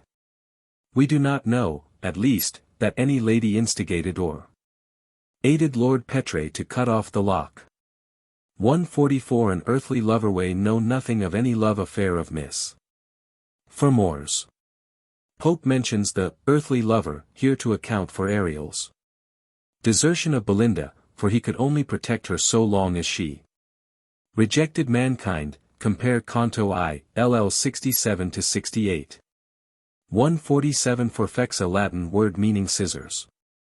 152 Pope borrowed this idea from Milton, who represents the wound inflicted on Satan by the archangel Michael as healing immediately. Ethereal substance closed, not long divisible. Paradise Lost, 6, 330-331.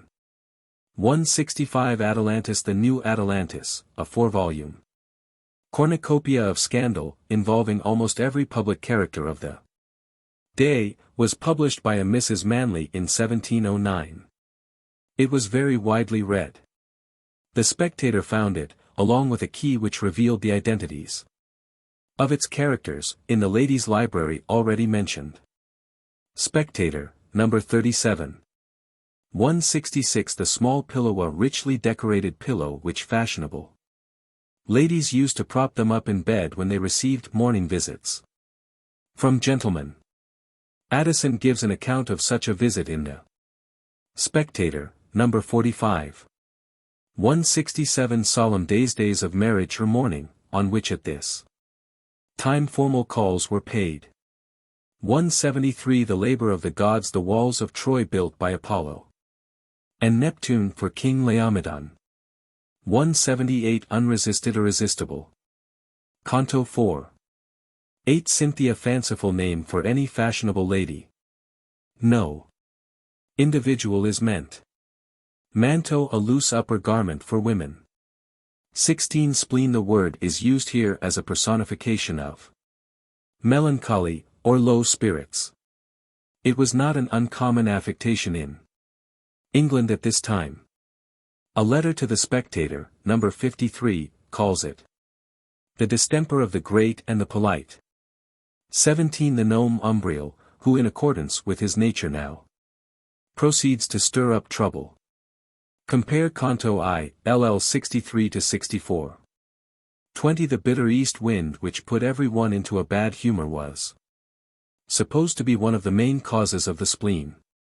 23. She, the goddess of the spleen. Compare L. 79. 84. Megrim headache. 29. Story, a large supply. 38. Night dress, the modern dressing gown.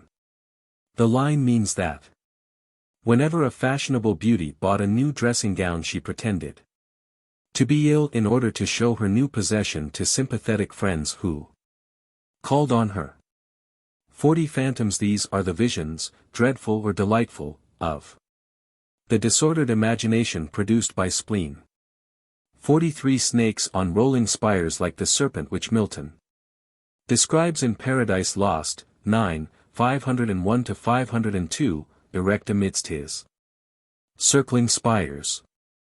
46. Angels in machines. Angels coming to help their votaries. The word machine here has an old-fashioned technical sense. It was first used to describe the apparatus by which a god was let down upon the stage of the Greek theatre. Since a god was only introduced at a critical moment to help the distressed hero, the phrase, Deus ex machina, came to mean a god who rendered aid. Pope transfers it here to angels. 47. Throngs. Pope now describes the mad fancies of people so affected by spleen as to imagine themselves transformed to inanimate objects. 51. Pipkina, little jar. Homer, Iliad, 18, 373-377. Tells how Vulcan had made 20 wonderful tripods on living wheels that moved from place to place of their own accord. 52. Pope in a note to this poem says that a lady of his time actually imagined herself to be a goose pie. 56. A branch. So Aeneas bore a magic branch to protect him when he descended to the infernal regions. Aeneid, 6. 136-143. Spleen. A sort of fern which was once supposed to be a remedy against the spleen. 58. The sex. Women. 59. Vapursa, form of spleen to which women were supposed to be peculiarly liable, something like our modern hysteria. It seems to have taken its name from the fogs of England which were thought to cause it. 65. A nymph. Belinda, who had always been so light-hearted that she had never been a victim of the spleen. 89. Citron, water. So liqueur made by distilling brandy with the rind of citrons. It was a fashionable drink for ladies at this time. 71. Made men suspicious of their wives. 82. Ulysses. Homer, Odyssey, X, 1-25, tells how Aeolus, the god of the winds, gave Ulysses a wallet of oxhide in which all the winds that might oppose his journey homeward were closely bound up. 89. Thalestris, the name of a warlike queen of the Amazons. Pope uses it here for a friend of Belinda's, who excites her to revenge herself for the rape of her lock. It is said that this friend was a certain Mrs. Morley. 102. Loads of lead curl papers used to be fastened with strips of lead. 105. Honor, female reputation. 109. Toast, a slang term in Pope's day for a reigning beauty whose health was regularly drunk by her admirers. Steele, Tatler, No. 24, says that the term had its rise from an accident that happened at Bath in the reign of Charles II. A famous beauty was bathing therein public, and one of her admirers filled a glass with the water in which she stood and drank her health. There was in the place, says Steele, a gay fellow, half-fuddled, who offered to jump in, and swore though he liked not the liquor, he would have the toast. He was opposed in his resolution. Yet this whim gave foundation to the present honor which is done to the lady we mention in our liquors, who has ever since been called a toast. To understand the point of the story one must know that it was an old custom to put a bit of toast in hot drinks. In this line in the poem Thalestris insinuates that if Belinda submits tamely to the rape of the lock, her position as a toast will be forfeited. 113 to 116 Thalestris supposes that the Baron will have the lock set in a ring under a bit of crystal. Old-fashioned hair rings of this kind are still to be seen. 117 Hyde Park Circus. The ring of Canto I, L. 44. Grass was not likely to grow there so long as it remained the fashionable place to drive. 118 inches. The sound of bow within hearing of the bells of the Church of St. Mary le Bow in Cheapside. So far back as Ben Jonson's time.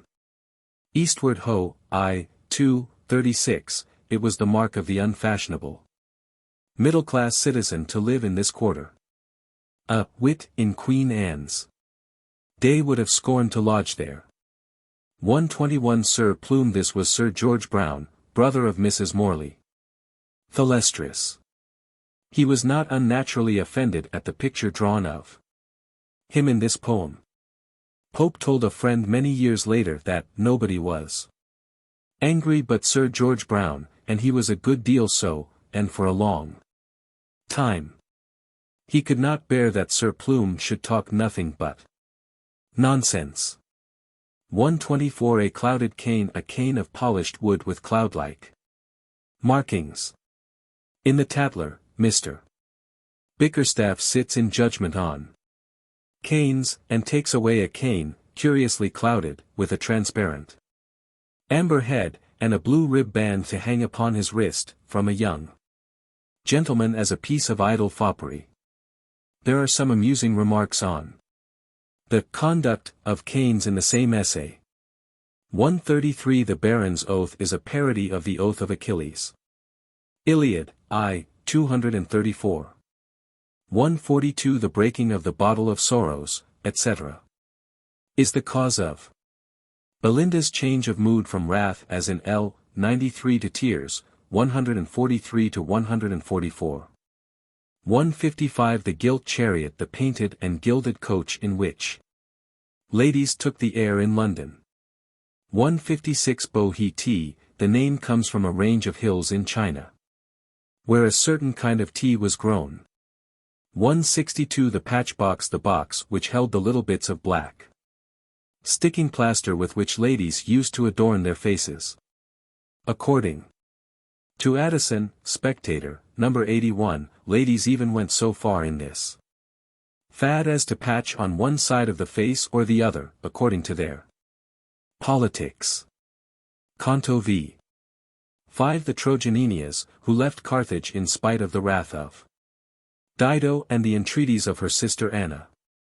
7-36 Pope inserted these lines in a late revision in 1717, in order, as he said, to open more clearly the moral of the poem. The speech of Clarissa is a parody of a famous speech by Sarpedon in the Iliad, 12, 310-328. 14 At this time the gentlemen always sat in the side boxes of the theatre, the ladies in the front boxes. 20 As vaccination had not yet been introduced, smallpox was at this time a terribly dreaded scourge. 23 In the Spectator, no.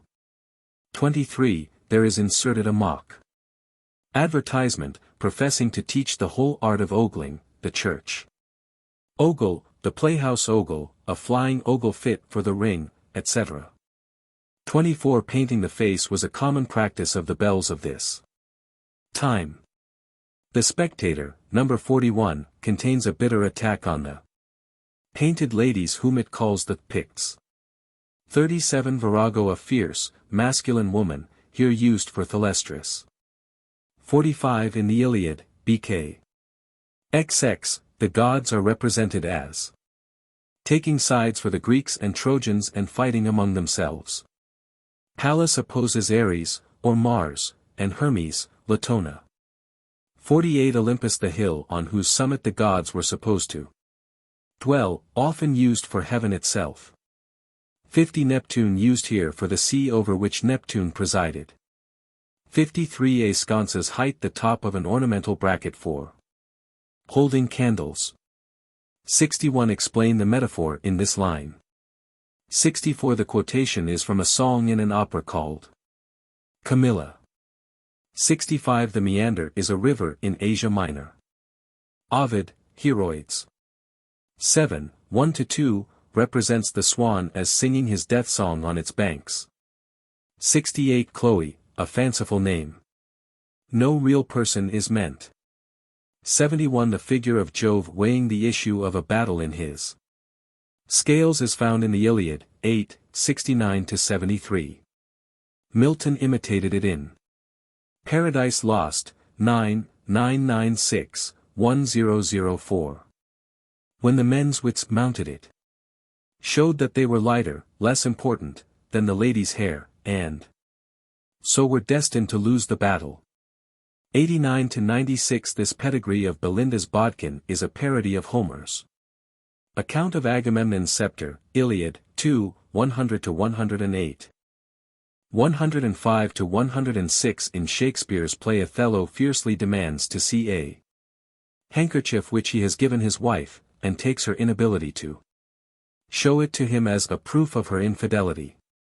113 The lunar sphere, it was an old superstition that everything lost on earth went to the moon. An Italian poet, Ariosto, uses this notion in a poem with which Pope was familiar, Orlando Furioso. Canto XXXIV, and from which he borrowed some of his ideas for the cave of spleen.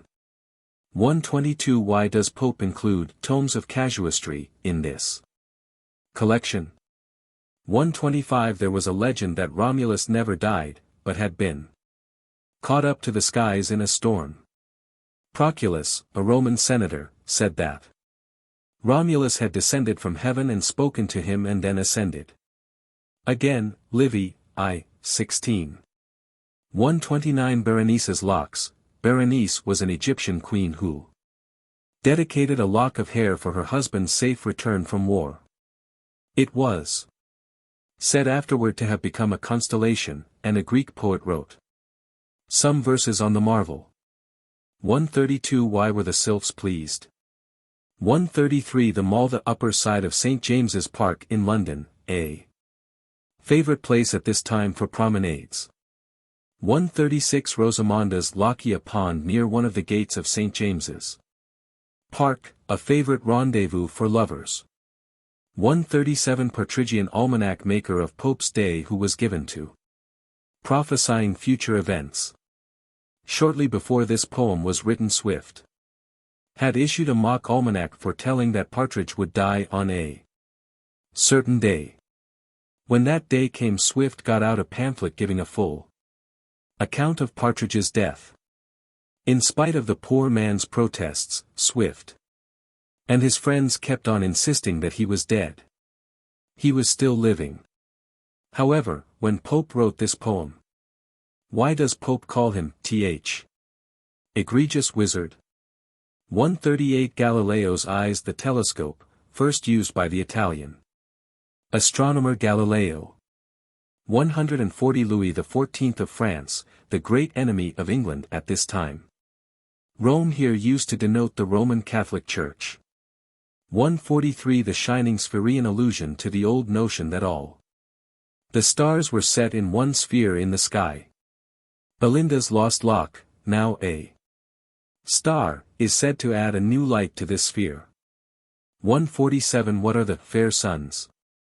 Notes on an essay on criticism. Introduction. The essay on criticism was the first really important work that Pope gave to the world.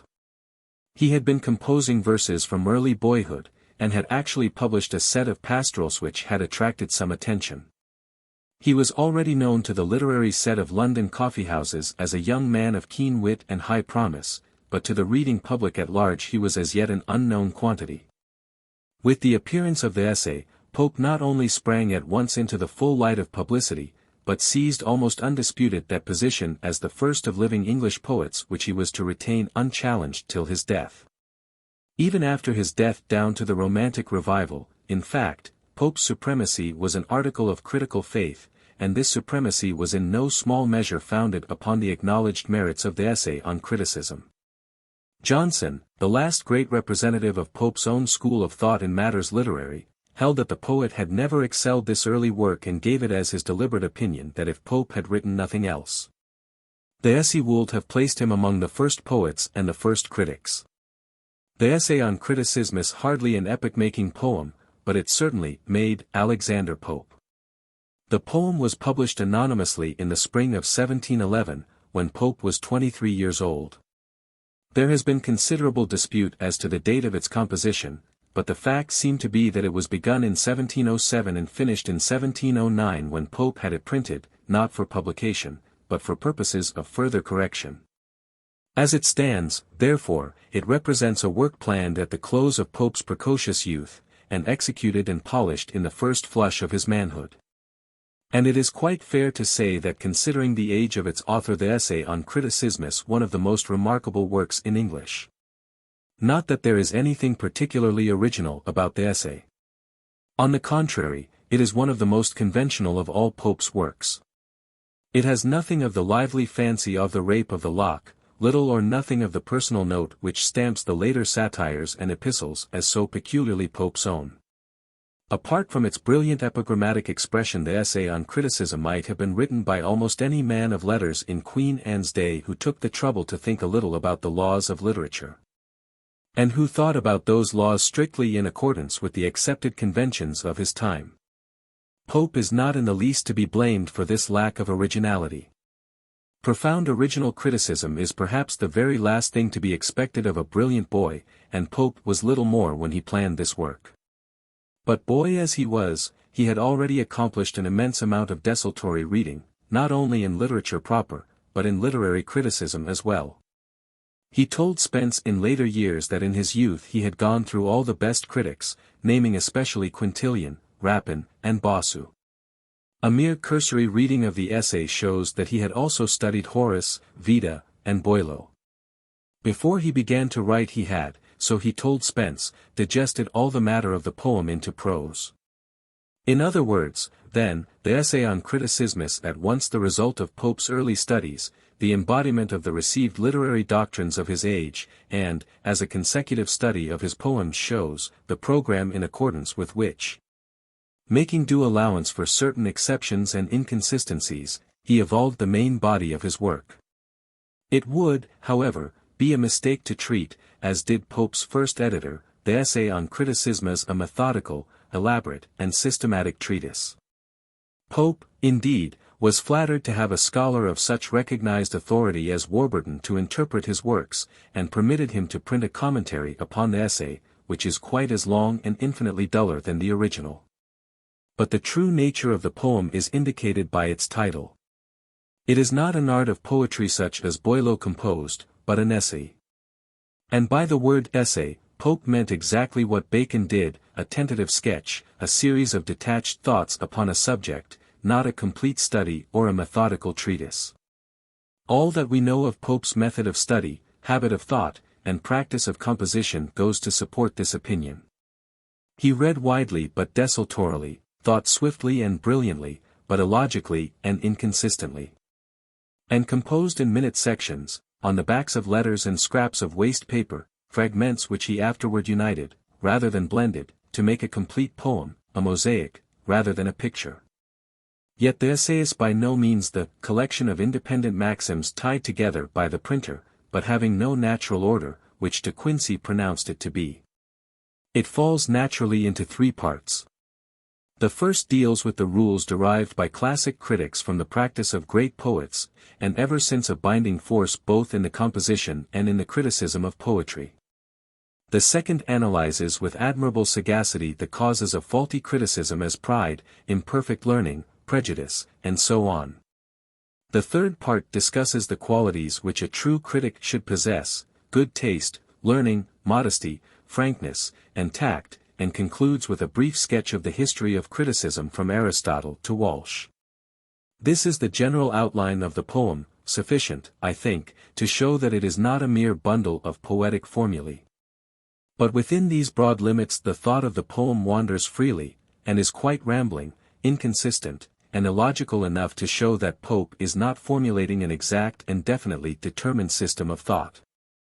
Such indeed was, I fancy, hardly his purpose.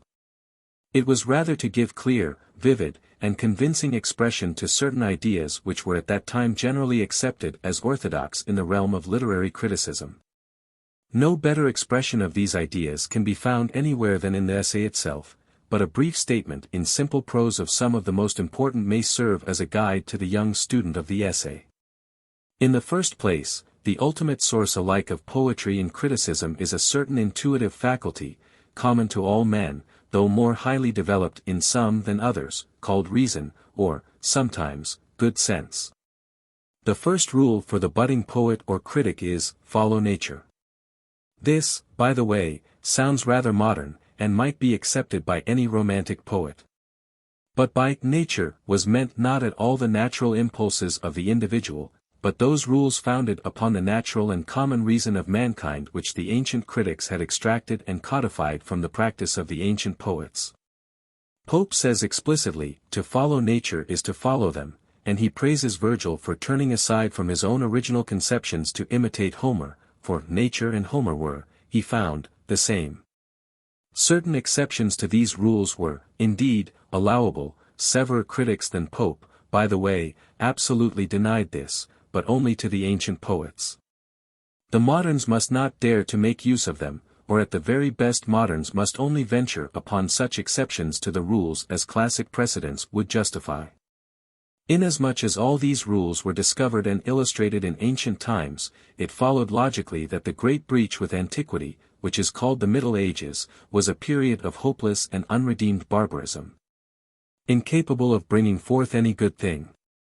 The light of literature began to dawn again with the revival of learning at the Renaissance, but the great poets of the Renaissance, Spenser and Shakespeare, for example, were irregular, that is, they trusted too much to their individual powers and did not accept with sufficient humility the orthodox rules of poetry. This dogma, by the way, is hardly touched upon in the essay, but is elaborated with great emphasis in Pope's later utterance on the principles of literature, the well-known epistle to Augustus. Finally, with the establishment of the reign of reason in France under Louis XIV, and in England a little later, the full day had come. And literary sins of omission and commission that might be winked at in such an untutored genius as Shakespeare were now unpardonable. This last dogma explains the fact that in the brief sketch of the history of criticism which concludes the essay, Pope does not condescend to name an English poet or critic prior to the reign of Charles II. It would be beside the purpose to discuss these ideas today or to attempt an elaborate refutation of their claims to acceptance. Time has done its work upon them, and the literary creed of the wits of Queen Anne's day is as antiquated as their periwigs and knee-breeches. Except for purposes of historical investigation, it is quite absurd to take the essay on criticism seriously. And yet it has even for us of today a real value. Our age absolutely lacks a standard of literary criticism, and of all standards the one least likely to be accepted is that of Pope and his fellow believers. Individual taste reigns supreme in this democratic age, and one man's judgment is as good as, perhaps a little better than, another's. But even this democratic and individual age may profit by turning back for a time to consider some of the general truths, as valid today as ever, to which Pope gave such inimitable expression. Or to study the outlines of that noble picture of the true critic which St. Beuve declared every professed critic should frame and hang up in his study. An age which seems at times upon the point of throwing classical studies overboard as useless lumber might do far worse than listen to the eloquent tribute which the poet pays to the great writers of antiquity. And finally, nothing could be more salutary for an age in which literature itself has caught something of the taint of the prevailing commercialism than to bathe itself again in that spirit of sincere and disinterested love of letters which breathes throughout the essay and which, in spite of all his errors, and jealousies, and petty vices, was the master passion of Alexander Pope. Reference meaning. 6. Censure. The word has here its original meaning of judge, not its modern, judge severely, or blame. 8. Because each foolish poem provokes a host of foolish commentators and critics. 15-16. This assertion that only a good writer can be a fair critic is not to be accepted without reservation. 17. The word wit has a number of different meanings in this poem, and the student should be careful to discriminate between them. It means mind, intellect, L. 61. Learning, culture, L. 727. Imagination, genius, L. 82. The power to discover amusing analogies, or the apt expression of such an analogy, LL 449, 297. A man possessed of wit in its various significations, L. 45. This last form usually occurs in the plural, LL 104, 539. 26. The maze of schools, the labyrinth of conflicting systems of thought, especially of criticism. 21. Coxcombs, fools. What is the difference in meaning between these words in this passage? 30 to 31 inches. This couplet Pope hits off the spiteful envy of conceited critics toward successful writers. If the critic can write himself, he hates the author as a rival. If he cannot, he entertains against him the deep grudge an incapable man so often cherishes toward an effective worker. 34. Mevius, a poetaster whose name has been handed down by Virgil and Horace. His name, like that of his associate, Bavius, has become a byword for a wretched scribbler. Apollo here thought of as the god of poetry. The true poet was inspired by Apollo. But a poetaster like Mevius wrote without inspiration, as it were, in spite of the god. 40-43. Pope here compares half-learned critics to the animals which old writers reported were bred from the Nile mud. In Antony and Cleopatra. For example, Lepidus says, "Your serpent of Egypt is bred now of your mud by the operation of your son, so is your crocodile." Pope thinks of these animals as in the unformed stage, part kindled into life, part a lump of mud. So these critics are unfinished things for which no proper name can be found. Equivocal generation is the old term used to denote spontaneous generation of this sort. Pope applies it here to critics without proper training who spring spontaneously from the mire of ignorance. 44. Tell count. 45. The idea is that a vain wit's tongue could out-talk 100 ordinary men's. 53. Pretending wit, presuming, or ambitious mind. 56-58. Memory, understanding, imagination. This is the old threefold division of the human mind. Pope means that where one of these faculties is above the average in any individual, another of them is sure to fall below. Is this always the case? 63. Peculiar art, special branches of knowledge. 73 inches. What sense can nature be called the source, the end, and the test of art? 76. Informing sole explanation. 80-81. What two meanings are attached to wit in this couplet? 84. 'Tis Moriat is more important. The Muses' steed Pegasus, the winged horse of Greek mythology, was supposed to be the horse of the Muses and came to be considered a symbol of poetic genius. 86. Rauschai, bread. 88. What is the difference between discovered and devised? 94. Parnassus, top. The Muses were supposed to dwell on the top of Parnassus, a mountain in Greece. Great poets are here thought of as having climbed the mountain to dwell with the Muses. 96 What is, cf text, the immortal prize? 99 Shea, E. Learned Greece, especially Greek criticism, which obtained the rules of poetry from the practice of great poets, and, as it were, systematized their inspiration. 104 Following Wit's later scholars. 105 What is meant by the mistress and the maid in this line? 109 Doctor's bills prescriptions. 112 These are the prosy commentators on great poets, whose dreary notes often disgust readers with the original. 120 Fably a plot. 123 What is the difference between cavil and criticize? 129 The Montaigne mused the poetry of Virgil, which Pope thinks the best commentary on Homer. In what sense is this to be understood? 130 Maro Virgil, whose full name was Publius Virgilius Maro, Pope here praises Virgil's well-known imitation of Homer.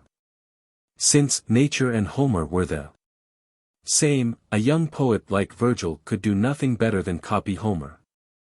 138 The Stagirite Aristotle, a native of Stagira, was the first and one of the greatest of literary critics. His rules were drawn from the practice of great poets, and so, according to Pope, to imitate Homer was to obey the ancient rules. 141 There are some beauties in poetry which cannot be explained by criticism.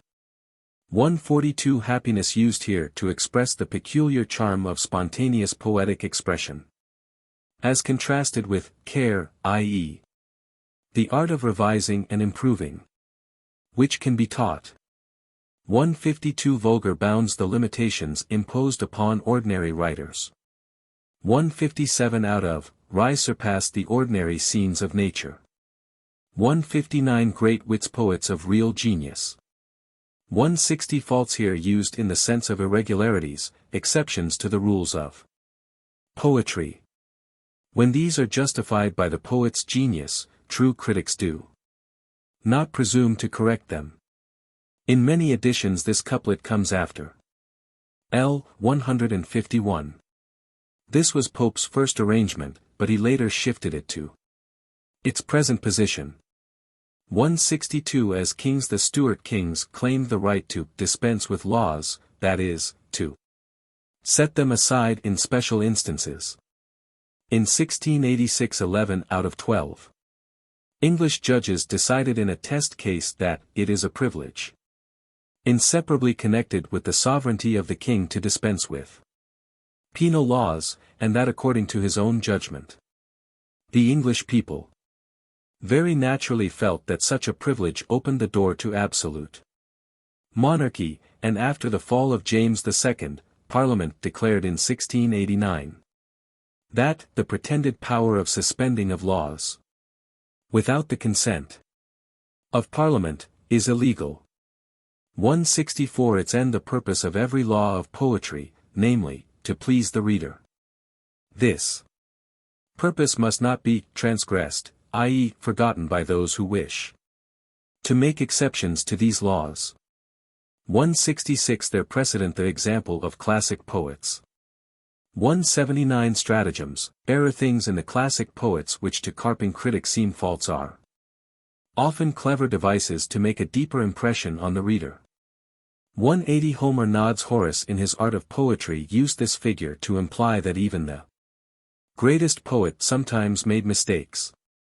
Pope very neatly suggests that it may be the critic rather than the poet who is asleep. 181 Each ancient altar used here to denote the works of the great classic writers. The whole passage down to L. 200 is a noble outburst of enthusiasm for the poets whom Pope had read so eagerly in early youth. 186 Consenting paeans unanimous hymns of praise. 194 Must, found are not destined to be discovered till some future time. 196 Who is, the last, the meanest of your sons? 203 Bias mental bent, or inclination. 208 This line is based upon physiological theories which are now obsolete. According to these wind or air supplied the lack of blood or of animal spirits in imperfectly constituted bodies. To such bodies Pope compares those ill-regulated minds where a deficiency of learning and natural ability is supplied by self-conceit. 216 The Pyrrhian spring, the spring of the Muses, who were called Pyrrhides in Greek mythology. It is used here as a symbol for learning, particularly for the study of literature. 222 The lengths behind the great spaces of learning that lie behind the first objects of our study. 225-232 This fine simile is one of the best expressions in English verse of the modesty of the true scholar, due to his realization of the boundless extent of knowledge. It was such a feeling that led Sir Isaac Newton to say after all his wonderful discoveries, "I do not know what I may appear to the world, but to myself I seem to have been only like a boy playing on the seashore and diverting myself in now and then finding a smoother pebble or a prettier shell than ordinary, whilst the great ocean of truth lay all the time undiscovered before me." 224 Peculiar parts, individual parts. 248 Ev. N9 O Rome, there are so many splendid churches in Rome that an inhabitant of this city would be less inclined than a stranger to wonder at the perfect proportions of any of them. But there are two, at least, the Pantheon and St. Peter's, which might justly evoke the admiration even of a Roman. It was probably of one of these that Pope was thinking. 265 What is the difference between principles and notions in this line? 265 La Mancha's Knight Don Quixote. The anecdote that follows is not taken from Cervantes' novel, but from a continuation of it by an author calling himself Avellaneda. The story is that Don Quixote once fell in with a scholar who had written a play about a persecuted queen of Bohemia. Her innocence in the original story was established by a combat in the lists, but this the poet proposed to omit as contrary to the rules of Aristotle. The Don, although professing great respect for Aristotle, insisted that the combat was the best part of the story and must be acted, even if a special theatre had to be built for the purpose, or the play given in the open fields.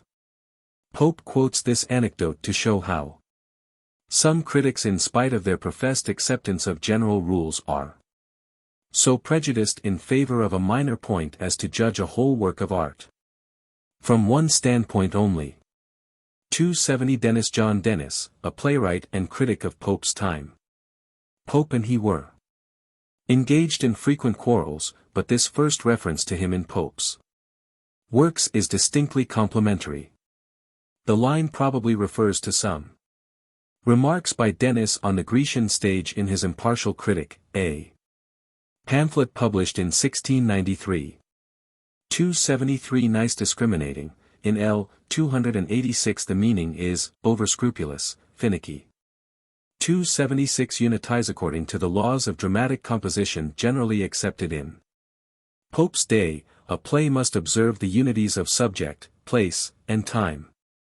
That is, it must have one main theme, not a number of diverse stories for its plot. All the scenes must be laid in one place, or as nearly so as possible, and the action must be begun and finished within the space of 24 hours. 286 Curious fastidious, over-particular. 288 By a love to parts, by too diligent attention to particular parts of a work of art, which hinders them from forming a true judgment of the work as a whole. 289 Conceit, an uncommon or fantastic expression of thought. Conceits had been much sought after by the poets who wrote in the first half of the 17th century. 297 True wit, here opposed to the conceit of which Pope has been speaking. It is defined as a natural idea expressed in fit words. 299 Whose truth, find off whose truth we find ourselves at once convinced. 308 Take upon content, take for granted. 311-317 show how Pope uses the simile of the prismatic glass to distinguish between false eloquence and true expression. 319 decent becoming. 328 fungoso a character in Ben Jonson's Every Man Out of His Humor. He is the son of a miserly farmer, and tries hard, though all in vain, to imitate the dress and manners of a fine gentleman. 329 These sparks these would-be dandies. 337 Numbers rhythm, meter. 341 Haunt Parnassus read poetry. Ear, note that in Pope's day this word rhymed with repair and there. 344 These critics who care for the meter only in poetry insist on the proper number of syllables in a line, no matter what sort of sound or sense results. For instance, they do not object to a series of open vowels, i.e. hiatuses caused by the juxtaposition of such words as though and oft, the, and gear. Line 345 is composed especially to show how feeble a rhythm results from such a succession of open vowels. They do not object to bolstering up a line with expletives, such as do, in L. 346, nor to using 10 low words, i.e. short, monosyllabic words to make up a line. 347 With this line Pope passes unconsciously from speaking of bad critics to denouncing some of the errors of bad poets, who keep on using hackneyed phrases and worn-out metrical devices. 356 Alexandrinia line of 6 iambic feet, such as L. 357, written especially to illustrate this form. Why does Pope use the adjective needless here? 361 Denham's strength. Waller's sweetness. Waller and Denham were poets of the century before Pope. They are almost forgotten today, but were extravagantly admired in his time. Waller began and Denham continued the fashion of writing in closed, heroic couplets, i.e. in verses where the sense is for the most part contained within one couplet and does not run over into the next as had been the fashion in earlier verse. Dryden said that the excellence and dignity of rhyme were never fully known till Mr. Waller taught it, and the same critic spoke of Denham's poetry as majestic and correct. 370 Ajax, one of the heroes of the Iliad. He is represented more than once as hurling huge stones at his enemies. Note that Pope has endeavored in this and the following line to convey the sense of effort and struggle. What means does he employ? Do you think he succeeds? 372 Camilla, heroine who appears in the latter part of the Aeneid fighting against the Trojan invaders of Italy. Virgil says that she was so swift of foot that she might have run over a field of wheat without breaking the stalks, or across the sea without wetting her feet. Pope attempts in L. 373 to reproduce in the sound and movement of his verse the sense of swift flight. 374 Timotheus, a Greek poet and singer who was said to have played and sung before Alexander the Great. The reference in this passage is to Dryden's famous poem, Alexander's Feast. 376 The son of Libyan Jove, Alexander the Great, who boasted that he was the son of Jupiter. The famous oracle of Jupiter Ammon, situated in the Libyan desert, was visited by Alexander, who was said to have learned there the secret of his parentage. 383 Dryden. This fine compliment is paid to a poet whom Pope was proud to acknowledge as his master. I learned versification wholly from Dryden's works, he once said. Pope's admiration for Dryden dated from early youth, and while still a boy he induced a friend to take him to see the old poet in his favorite coffee house. 391 Admire, not used in our modern sense, but in its original meaning, to wonder at. According to Pope, it is only fools who are lost in wonder at the beauties of a poem, wise men approve, i.e. test and pronounce them good. 396-7 Pope acknowledged that in these lines he was alluding to the uncharitable belief of his fellow Catholics that all outside the fold of the Catholic Church were sure to be damned. 400 Sublime Spurifies. 404 Each age. 415 joins with quality takes sides with the quality, i.e. people of rank. 429 are so clever that they refuse to accept the common and true belief, and so forfeit their salvation. 441 sentences. The reference is to a medieval treatise on theology, by Petre Lombard, called the Book of Sentences. It was long used as a university textbook. 444 Scotists and Thomists. Medieval scholars, followers respectively of Duns Scotus and Thomas Aquinas. A long dispute raged between their disciples. In this couplet, Pope points out that the dispute is now forgotten, and the books of the old disputants lie covered with cobwebs in Duck Lane, a street in London, where second-hand books were sold in Pope's day. He calls the cobwebs kindred, because the arguments of Thomists and Scotists were as fine spun as a spider's web. 449 The latest fashionable folly is the test, or the proof, of a quick, up-to-date wit. In other words, to be generally accepted an author must accept the current fashion, foolish though it may be. 457 This was especially true in Pope's day when literature was so closely connected with politics that an author's work was praised or blamed not upon its merits, but according to his, and the critics, politics. 459 Parsons, critics, Bose Dryden, the head of English letters in the generation before Pope, had been bitterly assailed on various charges by Parsons, like Jeremy Collier, critics like Milbourne, and fine gentlemen like the Duke of Buckingham. But his works remained when the jests that were made against them were forgotten. 463 Sir Richard Blackmore, a famous doctor in Dryden's day, was also a very dull and voluminous writer. He attacked Dryden in a poem called a satire against wit. Luke Milbourne was a clergyman of the same period, who abused Dryden's translation of Virgil. 465 Zoilus, a Greek critic who attacked Homer. 481 The English language and the public taste had changed very rapidly during the century preceding Pope.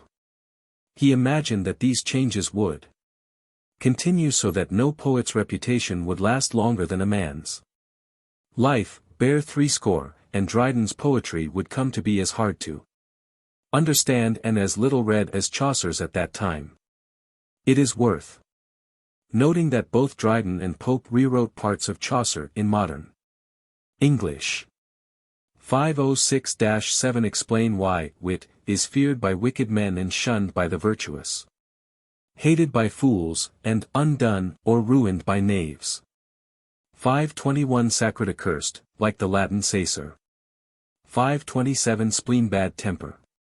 534 The fat age. The reign of Charles II, as LL 536-537 show, when literature became notoriously licentious.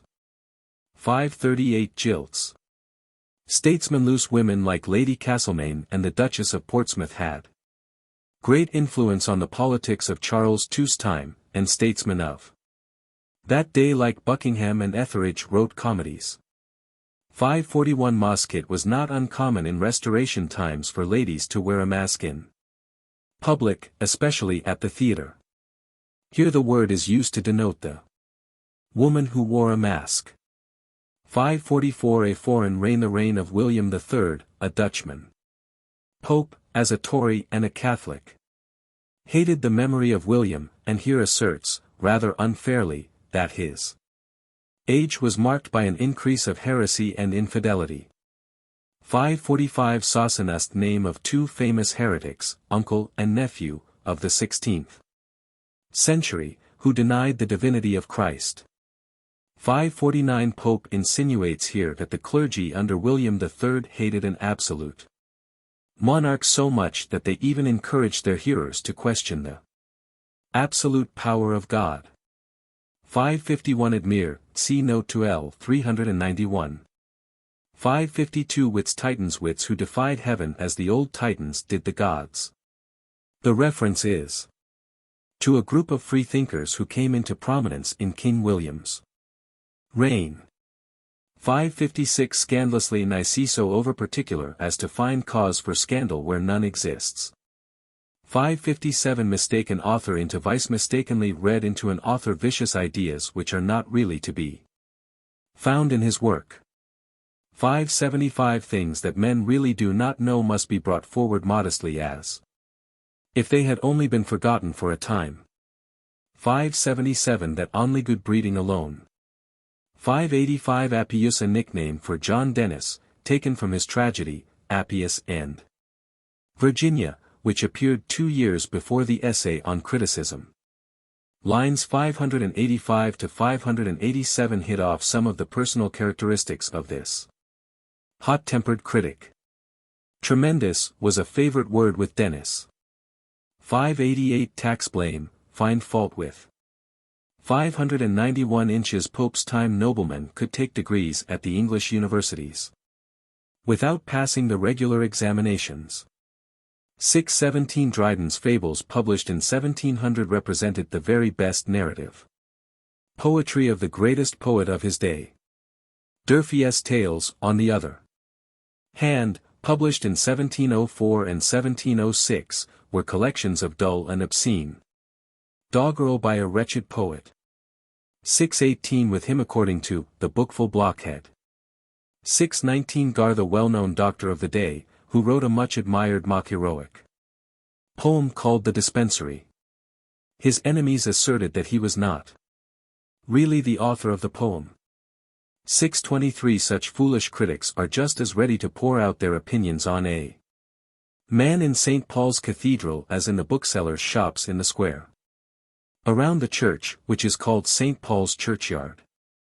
632 Proud to know proud of his knowledge.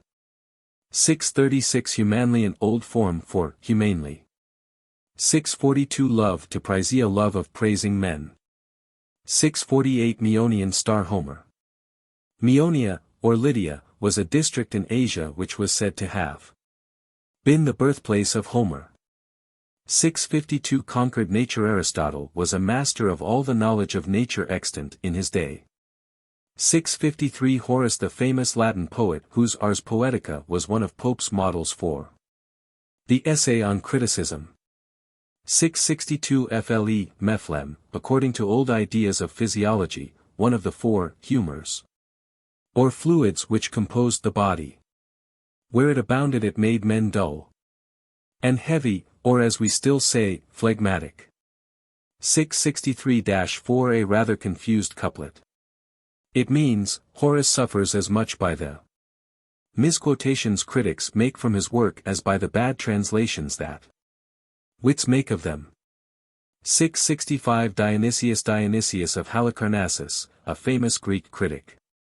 Pope's manner of reference to him seems to show that he had never read his works.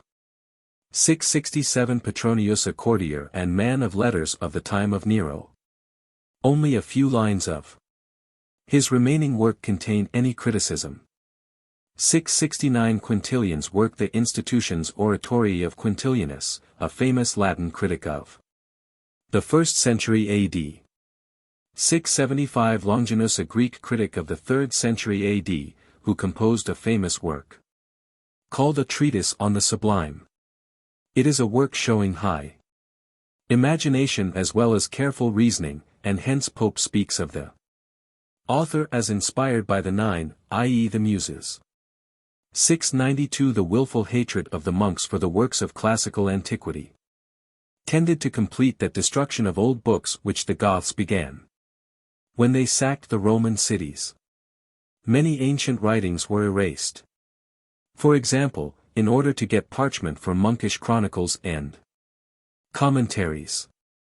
693 Erasmus, perhaps the greatest scholar of the Renaissance. Pope calls him the glory of the priesthood on account of his being a monk of such extraordinary learning, and the shame of his order, because he was so abused by monks in his lifetime. Is this a good antithesis? 697 Leo's golden days. The pontificate of Leo X, 1513–1521. Leo himself was a generous patron of art and learning. He paid particular attention to sacred music, l. 703, and engaged Raphael to decorate the Vatican with frescoes. Vida. L. 704, was an Italian poet of his time, who became famous by the excellence of his Latin verse. One of his poems was on the art of poetry, and it is to this that Pope refers in L. 706. 707-8 Cremona was the birthplace of Vida, Mantua, of Virgil. 709 The allusion is to the sack of Rome by the Constable Bourbon's army in 1527, this marked the end of the golden age of arts in Italy. 714 Boileau, a French poet and critic, 1636–1711. His L'Art Poétique is founded on Horace's Ars Poetica. 723 The Musée. The Genius, of John Sheffield, 1649–1720, Duke of Buckingham. Not to be confounded with Dryden's enemy. Line 724 is quoted from his Essay on Poetry. 725 Roscommon Wentworth Dillon, 1633–1684, Earl of Roscommon, author of a translation of the Ars Poetica and of an essay on translated verse. 729 Walshaw, commonplace poet, 1663–1708, but apparently a good critic. Dryden, in fact, called him the best critic in the nation. He was an early friend and judicious adviser of Pope himself, who showed him much of his early work, including the first draft of this very poem. Pope was sincerely attached to him, and this tribute to his dead friend is marked by deep and genuine feeling. 738 Short excursions such as this essay on criticism instead of longer and more ambitious poems which Pope planned and in part executed in his boyhood. There is no reason to believe with Mr. Elwin that this passage proves that Pope formed the design of the poem after the death of Walsh. Notes on an Essay on Man, Epistle I. Introduction. The Essay on Man is the longest and in some ways the most important work of the third period of Pope's career.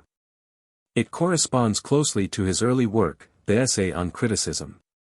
Like the earlier work, the Essay on Man is a didactic poem, written primarily to diffuse and popularize certain ideas of the poet.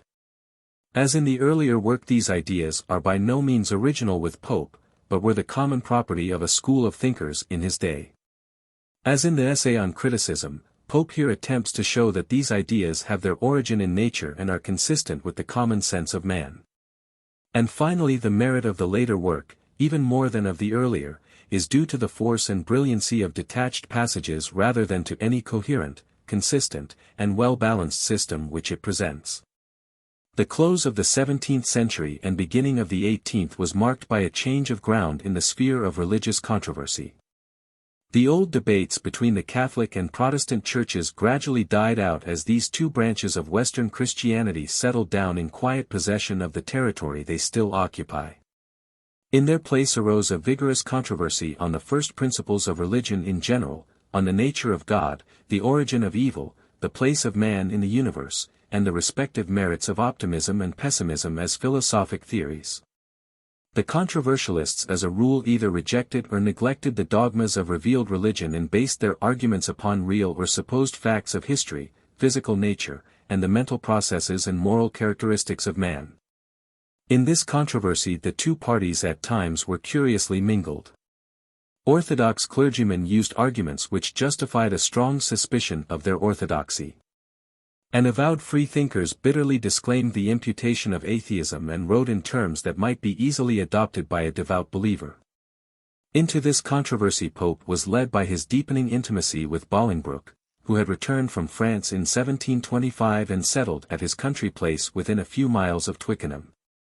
During his long exile Bolingbroke had amused himself with the study of moral philosophy and natural religion, and in his frequent intercourse with Pope he poured out his newfound opinions with all the fluency, vigor, and polish which made him so famous among the orators and talkers of the day. Bolingbroke's views were for that time distinctly heterodox, and, if logically developed, led to complete agnosticism. But he seems to have avoided a complete statement of his ideas to Pope, possibly for fear of shocking or frightening the sensitive little poet who still remained a professed Catholic. Pope, however, was very far from being a strict Catholic, and indeed prided himself on the breadth and liberality of his opinions. He was, therefore, at once fascinated and stimulated by the eloquent conversation of Bolingbroke, and resolved to write a philosophical poem in which to embody the ideas they held in common. Bolingbroke approved of the idea, and went so far as to furnish the poet with 7 or 8 sheets of notes, to direct the plan in general and to supply matter for particular epistles. Lord Bathurst, who knew both Pope and Bolingbroke, went so far as to say in later years that the essay was originally composed by Bolingbroke in prose and that Pope only put it into verse. But this is undoubtedly an exaggeration of what Pope himself frankly acknowledged, that the poem was composed under the influence of Bolingbroke, that in the main it reflected his opinions, and that Bolingbroke had assisted him in the general plan and in numerous details. Very properly, therefore, the poem is addressed to Bolingbroke and begins and closes with a direct address to the poet's guide, philosopher, and friend. In substance the essay on man is a discussion of the moral order of the world. Its purpose is to vindicate the ways of God to man. And it may therefore be regarded as an attempt to confute the skeptics who argued from the existence of evil in the world and the wretchedness of man's existence to the impossibility of belief in an all-good and all-wise God. It attempts to do this, not by an appeal to revelation or the doctrines of Christianity, but simply on the basis of a common-sense interpretation of the facts of existence. A brief outline of the poem will show the general tenor of Pope's argument. The first epistle deals with the nature and state of man with respect to the universe. It insists on the limitations of man's knowledge, and the consequent absurdity of his presuming to murmur against God. It teaches that the universe was not made for man, but that man with all his apparent imperfections is exactly fitted to the place which he occupies in the universe. In the physical universe all things work together for good, although certain aspects of nature seem evil to man, and likewise in the moral universe all things, even man's passions and crimes conduce to the general good of the whole. Finally it urges calm submission and acquiescence in what is hard to understand, since, one truth is clear, whatever is right. The second epistle deals with the nature of man as an individual. It begins by urging men to abandon vain questionings of God's providence and to take up the consideration of their own natures, for the proper study of mankind is man. Pope points out that the 2 cardinal principles of man's nature are self-love and reason, the first an impelling, the second a regulating power. The aim of both these principles is pleasure, by which Pope means happiness, which he takes for the highest good. Each man is dominated by a master passion, and it is the proper function of reason to control this passion for good and to make it bear fruit in virtue. No man is wholly virtuous or vicious, and heaven uses the mingled qualities of men to bind them together in mutual interdependence, and makes the various passions and imperfections of mankind serve the general good. And the final conclusion is that, though man's a fool, yet God is wise. The third epistle treats of the nature of man with respect to society. All creatures, Pope asserts, are bound together and live not for themselves alone, but man is preeminently a social being. The first state of man was the state of nature when he lived in innocent ignorance with his fellow creatures. Obeying the voice of nature, man learned to copy and improve upon the instincts of the animals, to build, to plow, to spin, to unite in societies like those of ants and bees. The first form of government was patriarchal. Then monarchies arose in which virtue, in arms or arts, made one man ruler over many. In either case the origin of true government as of true religion was love. Gradually force crept in and uniting with superstition gave rise to tyranny and false religions. Poets and patriots, however, restored the ancient faith and taught powers due use by showing the necessity of harmony in the state. Pope concludes by asserting the folly of contention for forms of government or modes of faith. The common end of government as of religion is the general good. It may be noticed in passing that Pope's account of the evolution of society bears even less relation to historical facts than does his account of the development of literature in the essay on criticism. The last epistle discusses the nature of happiness, our being's end and aim. Happiness is attainable by all men who think right and mean well. It consists not in individual, but in mutual pleasure. It does not consist in external things, mere gifts of fortune, but in health, peace, and competence. Virtuous men are, indeed, subject to calamities of nature. But God cannot be expected to suspend the operation of general laws to spare the virtuous. Objectors who would construct a system in which all virtuous men are blessed, are challenged to define the virtuous and to specify what is meant by blessings.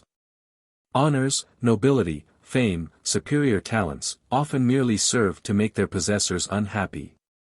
Virtue alone is happiness, and virtue consists in a recognition of the laws of providence, and in love for one's fellow man. Even this brief outline will show, I think, some of the inconsistencies and omissions of Pope's train of thought. A careful examination of his arguments in detail would be wholly out of place here. The reader who wishes to pursue the subject further may consult Warburton's elaborate vindication of Pope's argument, and Elwin's equally prosy refutation. Or better still, the admirable summary by Leslie Stephen in the chapter on this poem in his Life of Pope, English Men of Letters.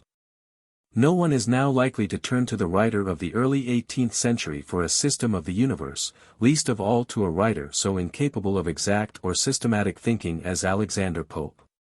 If the essay on man has any claim to be read today, it must be as a piece of literature pure and simple.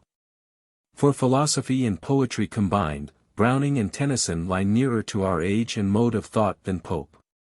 Even regarded as a piece of literature, the essay on man cannot, I think, claim the highest place among Pope's works. It obtained, indeed, a success at home and abroad such as was achieved by no other English poem until the appearance of Childe Harold. It was translated into French, German, Italian, Portuguese, Polish, and Latin. It was imitated by Wieland, praised by Voltaire, and quoted by Kant. But this success was due in part to the accuracy with which it reflected ideas which were the common property of its age, in part to the extraordinary vigor and finish of its epigrams, which made it one of the most quotable of English poems. But as a whole the essay is not a great poem. The poet is evidently struggling with a subject that is too weighty for him, and at times he staggers and sinks beneath his burden. The second and third books in particular are, it must be confessed, with the exception of one or two fine outbursts, little better than dull, and dullness is not a quality one is accustomed to associate with Pope. The essay on man lacks the bright humor and imaginative artistry of the Rape of the Lock and the lively portraiture, vigorous satire, and strong personal note of the moral epistles and imitations of Horace. Pope is at his best when he is dealing with a concrete world of men and women as they lived and moved in the London of his day. He is at his worst when he is attempting to seize and render abstract ideas. Yet the essay on man is a very remarkable work. In the first place, it shows Pope's wonderful power of expression. No one can read the poem for the first time without meeting on page after page phrases and epigrams which have become part of the common currency of our language. Pope's precision and firmness of touch, to quote the apt statement of Leslie Stephen, enables him to get the greatest possible meaning into a narrow compass. He uses only one epithet, but it is the right one. Even when the thought is commonplace enough, the felicity of the expression gives it a new and effective force. And there are whole passages where Pope rises high above the mere coining of epigrams. As I have tried to show in my notes, he composed by separate paragraphs, and when he chances upon a topic that appeals to his imagination or touches his heart, we get an outburst of poetry that shines in splendid contrast to the prosaic plainness of its surroundings. Such, for example, are the noble verses that tell of the immanence of God in his creation at the close of the first epistle, or the magnificent invective against tyranny and superstition in the third, ll 241-268. Finally, the essay on Manus of interest in what it tells us of Pope himself. Mr. Elwin's idea that in the essay on Man Pope, partly the dupe, partly the accomplice of Bolingbroke, was attempting craftily to undermine the foundations of religion, is a notion curiously compounded of critical blindness and theological rancor. In spite of all its incoherencies and futilities, the essay is an honest attempt to express Pope's opinions, borrowed in part, of course, from his admired friend, but in part the current notions of his age, on some of the greatest questions that have perplexed the mind of man. And Pope's attitude toward the questions is that of the best minds of his day, at once religious, independent, and sincere. He acknowledges the omnipotence and benevolence of God, confesses the limitations and imperfections of human knowledge, teaches humility in the presence of unanswerable problems, urges submission to divine providence, extols virtue as the true source of happiness, and love of man as an essential of virtue. If we study the essay on Manus, the reasoned argument of a philosopher, we shall turn from it with something like contempt. If we read it as the expression of a poet's sentiments, we shall, I think, leave it with an admiration warmer than before for a character that has been so much abused and so little understood as that of Pope. Linna reference meaning. The design. 2. Bacon's expression in the dedication of his Essays, 1625, to Buckingham, Bacon speaks of them as the most popular of his writings, for that, as it seems, they come home to men's business and bosoms. 11. Anatomy dissection. Epistle I. First, John Henry St. John, Lord Bolingbroke, Pope's guide, philosopher, and friend, under whose influence the essay on Man was composed. 5. Expatiatoringe, Wander. 6. Pope says that this line alludes to the subject of this first epistle. The state of man here and hereafter, disposed by providence, though to him unknown. The next 2 lines allude to the main topics of the 3 remaining epistles, the constitution of the human mind, the temptations of misapplied self-love, and the wrong pursuits of power, pleasure, and false happiness. 9. Beat. Field. The metaphor is drawn from hunting. Note how it is elaborated in the following lines. 12. Blindly creep, sightless soar. The first are the ignorant and indifferent. Those who, sightless soar, are the presumptuous who reason blindly about things too high for human knowledge. 15. Candid lenient, free from harsh judgments. 16. An adaptation of a well-known line of Milton's Paradise Lost, L. 26. 17-23. Pope lays down as the basis of his system that all argument about man or God must be based upon what we know of man's present life, and of God's workings in this world of ours. 29. This frame the universe. Compare Hamlet, 2, 3:10, this goodly frame, the earth. 30. Nice dependency, a subtle interrelations. 31. Gradations, just exact shades of difference. 32. A part, the mind of man, which is but a part of the whole universe. 33. The great chain, according to Homer, Jove, the supreme God, sustained the whole creation by a golden chain. Milton also makes use of this idea of the visible universe as linked to heaven in a golden chain, Paradise Lost, 2. 1004-1006, and 1051-1052. 41. Yonder argent fields, the sky spangled with silvery stars. The phrase is borrowed from Milton. Paradise Lost, 3, 460. 42. Joveth, planet Jupiter. Satellites. Pope preserves here the Latin pronunciation, 4 syllables, with the accent on the antepenult. 43-40. Pope here takes it for granted that our universe, inasmuch as it is the work of God's infinite wisdom, must be the best system possible. If this be granted, he says, it is plain that man must have a place somewhere in this system, and the only question is whether God has placed him wrong. 45. Every grade in creation must be complete, so as to join with that which is beneath and with that which is above it, or there would be a lack of coherency, a break, somewhere in the system. 47 Res. Ning life-conscious mental life. 51-60 Pope argues here that since man is a part of the best possible system, whatever seems wrong in him must be right when considered in relation to the whole order of the universe. It is only our ignorance of this order which keeps us from realizing this fact. 55 1 Single The word movement is understood after single. 61-8 Pope here illustrates his preceding argument by analogy. We can know no more of God's purpose in the ordering of our lives than the animals can know of our ordering of theirs. 64 Egypt's god. One of the gods of the Egyptians was the sacred bull, Apis. 68 A deity worshipped as a god, like the Egyptian kings and Roman emperors. 69-76 Pope now goes on to argue that on the basis of what has been proved we ought not to regard man as an imperfect being, but rather as one who is perfectly adapted to his place in the universe. His knowledge, for example, is measured by the brief time he has to live and the brief space he can survey. 69 Fault pronounced in Pope's day as rhyming with ought. 73-6 These lines are really out of place. They first appeared after L. 98. Then Pope struck them out altogether. Just before his death he put them into their present place on the advice of Warburton, who probably approved of them because of their reference to a future state of bliss. It is plain that they interfere with the regular argument of the poem.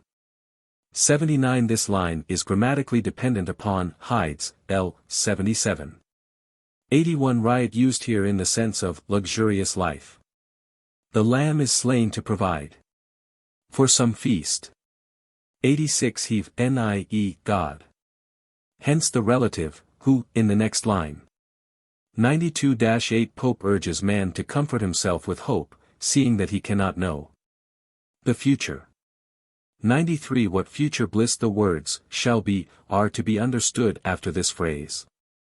96 Point out the exact meaning of this familiar line. 97 From home away from its true home, the life to come. This line represents one of the alterations which Warburton induced Pope to make. The poet first wrote, confined at home, thus representing this life as the home of the soul. His friend led him to make the change in order to express more clearly his belief in the soul's immortality. 89 Show how rests and expatiates in this line contrast with uneasy and confined in L. 97. 99 to 112 inches This famous passage Pope shows how the belief in immortality is found even among the most ignorant tribes. This is to Pope an argument that the soul must be immortal, since only nature, or God working through nature, could have implanted this conception in the Indian's mind. 102 The solar walked the sun's path in the heavens. The Milky Way. Some old philosophers held that the souls of good men went thither after death. Pope means that the ignorant Indian had no conception of a heaven reserved for the just, such as Greek sages and Christian believers have. All he believes in is an humbler heaven, where he shall be free from the evils of this life. Line 108 has special reference to the tortures inflicted upon the natives of Mexico and Peru by the avaricious Spanish conquerors. 109-10 He is contented with a future existence, without asking for the glories of the Christian's heaven. 111 equals sky impartial heaven, for the heaven of the Indians was open to all men, good or bad. 113 to 30 inches This passage Pope blames those civilized men who, though they should be wiser than the Indian, murmur against the decrees of God. The imperative verbs, weigh, call, say, etc., are used satirically. 113 Scale of sense The scale, or means of judgment, which our senses give us. 117 Gust The pleasure of taste. 120 The murmurers are dissatisfied that man is not at once perfect in his present state and destined to immortality, although such gifts have been given to no other creature. 123 Res. Ning pride the pride of the intellect which assumes to condemn God's providence. 131 to 172 inches This passage Pope imagines a dialogue between one of the proud murmurers he has described and himself. His opponent insists that the world was made primarily for man's enjoyment, LL 132 to 140. Pope asks whether nature does not seem to swerve from this end of promoting human happiness in times of pestilence, earthquake, and tempest, LL 141 to 144. The other answers that these are only rare exceptions to the general laws, due perhaps to some change in nature since the world began, LL 145 to 148. Pope replies by asking why there should not be exceptions in the moral as well as in the physical world. May not great villains be compared to terrible catastrophes in nature, LL 148 to 156. He goes on to say that no one but God can answer this question, that our human reasoning springs from pride, and that the true course of reasoning is simply to submit, LL 156 to 164. He then suggests that passions, by which he means vices, are as necessary a part of the moral order as storms of the physical world, LL 165 to 172. 142 Livid death's pestilence. 143-4 Pope was perhaps thinking of a terrible earthquake and flood that had caused great loss of life in Chile the year before this poem appeared. 150 Then nature deviates. Nature departs from her regular order on such occasions as these catastrophes. 151 That end human happiness, as in L. 149. 156 Caesar Borgia, the wicked son of Pope Alexander VI, and Catalan are mentioned here as portents in the moral world parallel to plagues and earthquakes in the physical. 160 Young Ammon Alexander the Great. See note on Essay on Criticism, L. 376. 163 Why do we accuse God for permitting wickedness when we do not blame him for permitting evil in the natural world? 166 Therein nature, herein man. 173 to 206 inches This section Pope reproves those who are dissatisfied with man's faculties. He points out that all animals, man included, have powers suited to their position in the world, LL 179 to 188, and asserts that if man had keener senses than he now has, he would be exposed to evils from which he now is free, LL 193 to 203. 176 To want or lack. 177 Paraphrase this line in prose. 181 Compensated accented on the antepenult. 183 The state the place which the creature occupies in the natural world. 195 Finer optics keener power of sight. 197 To cha noun, subject of, were given, understood from L. 195. 199 Quick effluvia pungent odors. The construction is very condensed here. Effluvia may be regarded like touch as a subject of were given, L. 195. But one would expect rather a phrase to denote a keener sense of smell than man now possesses. 202 Music of the sphere. It was an old belief that the stars and planets uttered musical notes as they moved along their courses. These notes made up the harmony of the spheres. Shakespeare, Merchant of Venice, v. 64-5, says that our senses are too dull to hear it. Pope, following a passage in Cicero's Somnium Scipionis, suggests that this music is too loud for human senses. 207-232 Pope now goes on to show how in the animal world there is an exact gradation of the faculties of sense and of the powers of instinct. Man alone is endowed with reason which is more than equivalent to all these powers and makes him lord over all animals. 2:12 The mole is almost blind, the lynx was supposed to be the most keen-sighted of animals. 2:13 For the lion was supposed by Pope to hunt by sight alone as the dog by scent. What does he mean by the tainted green? 2:15 Fishes are almost deaf, while birds are very quick of hearing. 2:19 Nice keenly discriminating. Healing do healthful honey. 2:21-2:22 The power of instinct which is barely perceptible in the pig amounts almost to the power of reason in the elephant. 2:23 Barrier pronounced like the French barrière, as a word of 2 syllables with the accent on the last. 2:26 Sense. Thought, sensation and reason.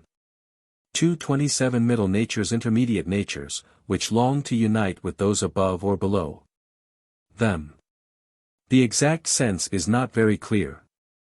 233-58 This passage Pope insists that the chain of being stretches unbroken from God through man to the lowest created forms. If any link in this chain were broken, as would happen if men possessed higher faculties than are now assigned them, the whole universe would be thrown into confusion. This is another answer to those who complain of the imperfections of man's nature. 2:34 Quick living, Pope does not discriminate between organic and inorganic matter. 2:40 Glass microscope. 2:42-44 Inferior beings might then press upon us. If they did not, a fatal gap would be left by our ascent in the scale. 2:47 Each system Pope imagines the universe to be composed of an infinite number of systems like ours, since each of these is essential to the orderly arrangement of the universe. Any disorder such as he has imagined would have infinitely destructive consequences. These are described in LL 251-257.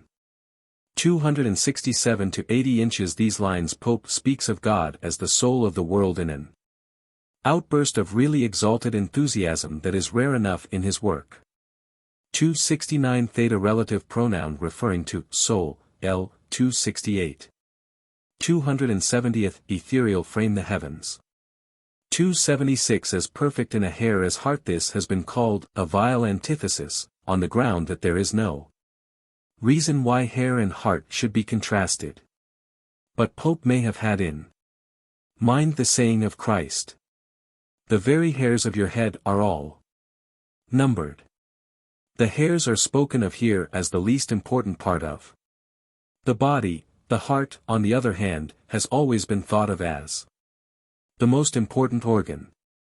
There is, therefore, a real antithesis between the two. 278 Seraph, burns. The seraphim according to old commentators are on fire with the love of God. 280 All makes all things equal. This does not seem consistent with the idea of the gradations of existence which Pope has been preaching throughout this epistle. Possibly it means that all things high and low are filled alike with the divine spirit, and in this sense all things are equal. But one must not expect to find exact and consistent philosophy in the Essay on Man. 281-94 Here Pope sums up the argument of this epistle, urging man to recognize his ignorance, to be content with his seeming imperfections, and to realize that, whatever is right. 282 Our proper bliss, our happiness as men. 283 Appointed place in the universe.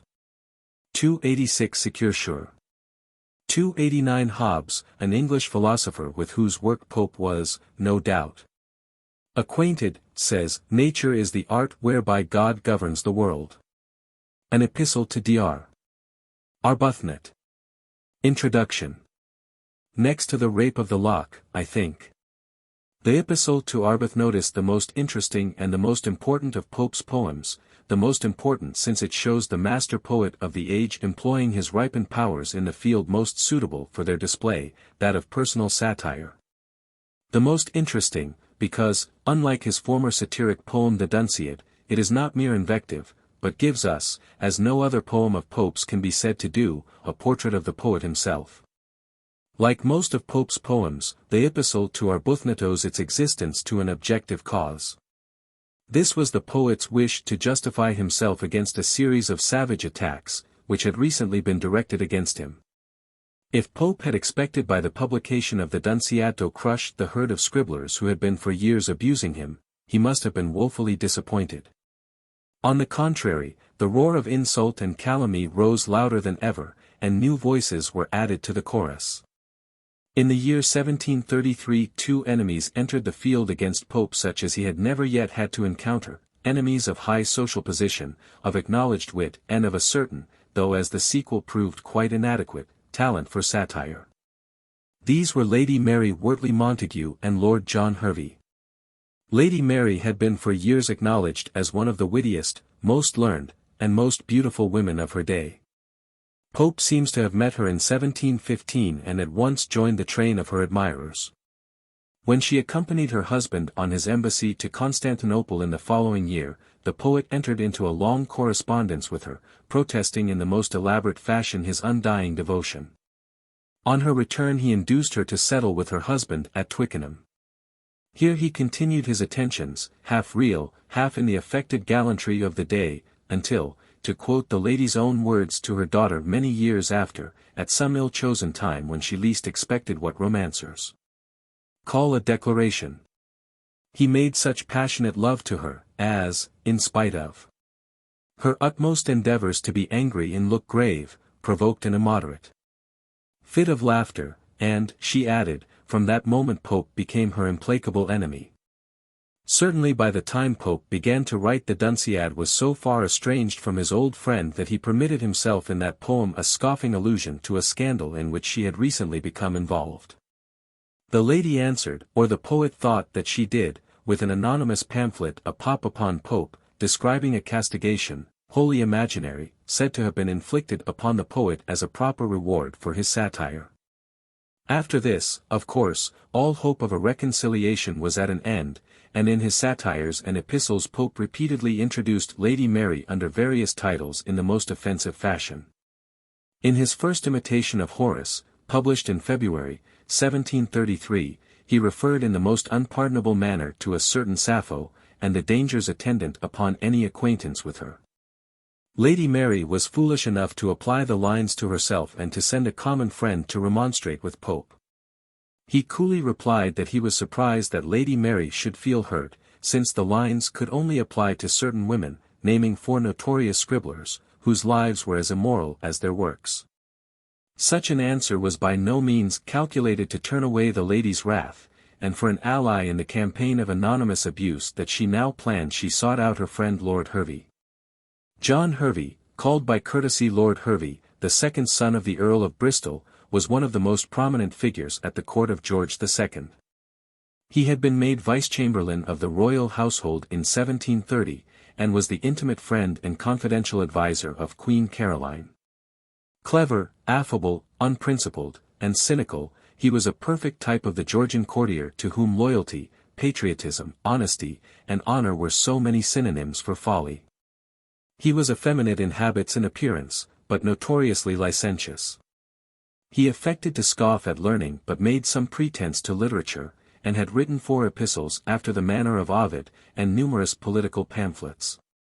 Pope, who had some slight personal acquaintance with him, disliked his political connections and probably despised his verses. And in the imitation already mentioned had alluded to him under the title of Lord Fanny as capable of turning out 1,000 lines of verse a day. This was sufficient cause, if cause were needed, to induce Hervey to join Lady Mary in her warfare against Pope. The first blow was struck in an anonymous poem, probably the combined work of the two allies, called Verses Addressed to the Imitator of Horace, which appeared in March, 1733. And it was followed up in August by an epistle from a nobleman to a doctor of divinity, which also appeared anonymously, but was well known to be the work of Lord Hervey. In these poems Pope was abused in the most unmeasured terms. His work was styled a mere collection of libels, he had no invention except in defamation, he was a mere pretender to genius. His morals were not left unimpeached. He was charged with selling other men's work printed in his name, a gross distortion of his employing assistants in the translation of the Odyssey. He was ungrateful, unjust, a foe to humankind, an enemy like the devil to all that have being. The noble authors, probably well aware how they could give the most pain, proceeded to attack his family in his distorted person. His parents were obscure and vulgar people. And he himself a wretched outcast with the emblem of his crooked mind marked on his back like Cain by God's own hand. And to cap the climax, as soon as these shameful libels were in print, Lord Hervey bustled off to show them to the Queen and to laugh with her over the fine way in which he had put down the bitter little poet. In order to understand and appreciate Pope's reception of these attacks, we must recall to ourselves the position in which he lived. He was a Catholic, and I have already called attention to the precarious tenure by which the Catholics of his time held their goods, their persons, their very lives, in security. He was the intimate of Bolingbroke, of all men living the most detested by the court, and his noble friends were almost without exception the avowed enemies of the court party. Pope had good reason to fear that the malice of his enemies might not be content to stop with abusive doggerel. But he was not in the least intimidated. On the contrary, he broke out in a fine flame of wrath against Lord Hervey, whom he evidently considered the chief offender, challenged his enemy to disavow the epistle, and on his declining to do so, proceeded to make what he called a proper reply, in a prose letter to a noble lord. This masterly piece of satire was passed about from hand to hand, but never printed. We are told that Sir Robert Walpole, who found Hervey a convenient tool in court intrigues, bribed Pope not to print it by securing a good position in France for one of the priests who had watched over the poet's youth. If this story be true, and we have Horace Walpole's authority for it, we may well imagine that the entry of the bribe, like that of Uncle Toby's oath, was blotted out by a tear from the books of the recording angel. But Pope was by no means disposed to let the attacks go without an answer of some kind, and the particular form which his answer took seems to have been suggested by a letter from Arbuthnot. I make it my last request, wrote his beloved physician, now sinking fast under the diseases that brought him to the grave, that you continue that noble disdain and abhorrence of vice, which you seem so naturally endued with, but still with a due regard to your own safety, and study more to reform than to chastise, though the one often cannot be effected without the other. I took very kindly your advice, Pope replied.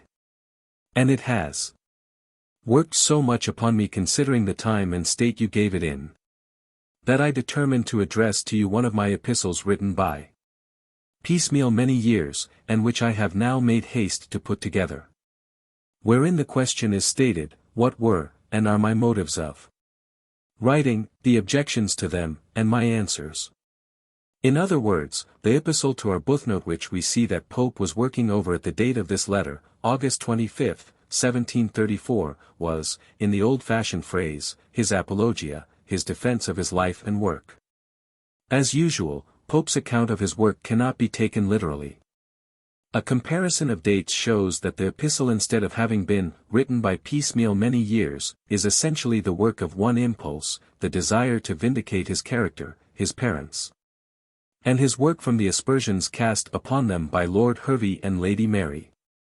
The exceptions to this statement are 2, or possibly 3, passages which we know to have been written earlier and worked into the poem with infinite art. The first of these is the famous portrait of Addison as Atticus. I have already spoken of the reasons that led to Pope's breach with Addison, Introduction. And there is good reason to believe that this portrait sprang directly from Pope's bitter feeling toward the elder writer for his preference of Tickell's translation. The lines were certainly written in Addison's lifetime, though we may be permitted to doubt whether Pope really did send them to him, as he once asserted. They did not appear in print, however, till 4 years after Addison's death, when they were printed apparently without Pope's consent in a volume of miscellanies. It is interesting to note that in this form the full name Addison appeared in the last line. Some time later Pope acknowledged the verses and printed them with a few changes in his Miscellany of 1727, substituting the more decorous N for the Addison of the first text. Finally he worked over the passage again and inserted it, for a purpose that will be shown later, in the epistle to Arbuthnot. It is not worth while to discuss here the justice or injustice of this famous portrait. In fact, the question hardly deserves to be raised.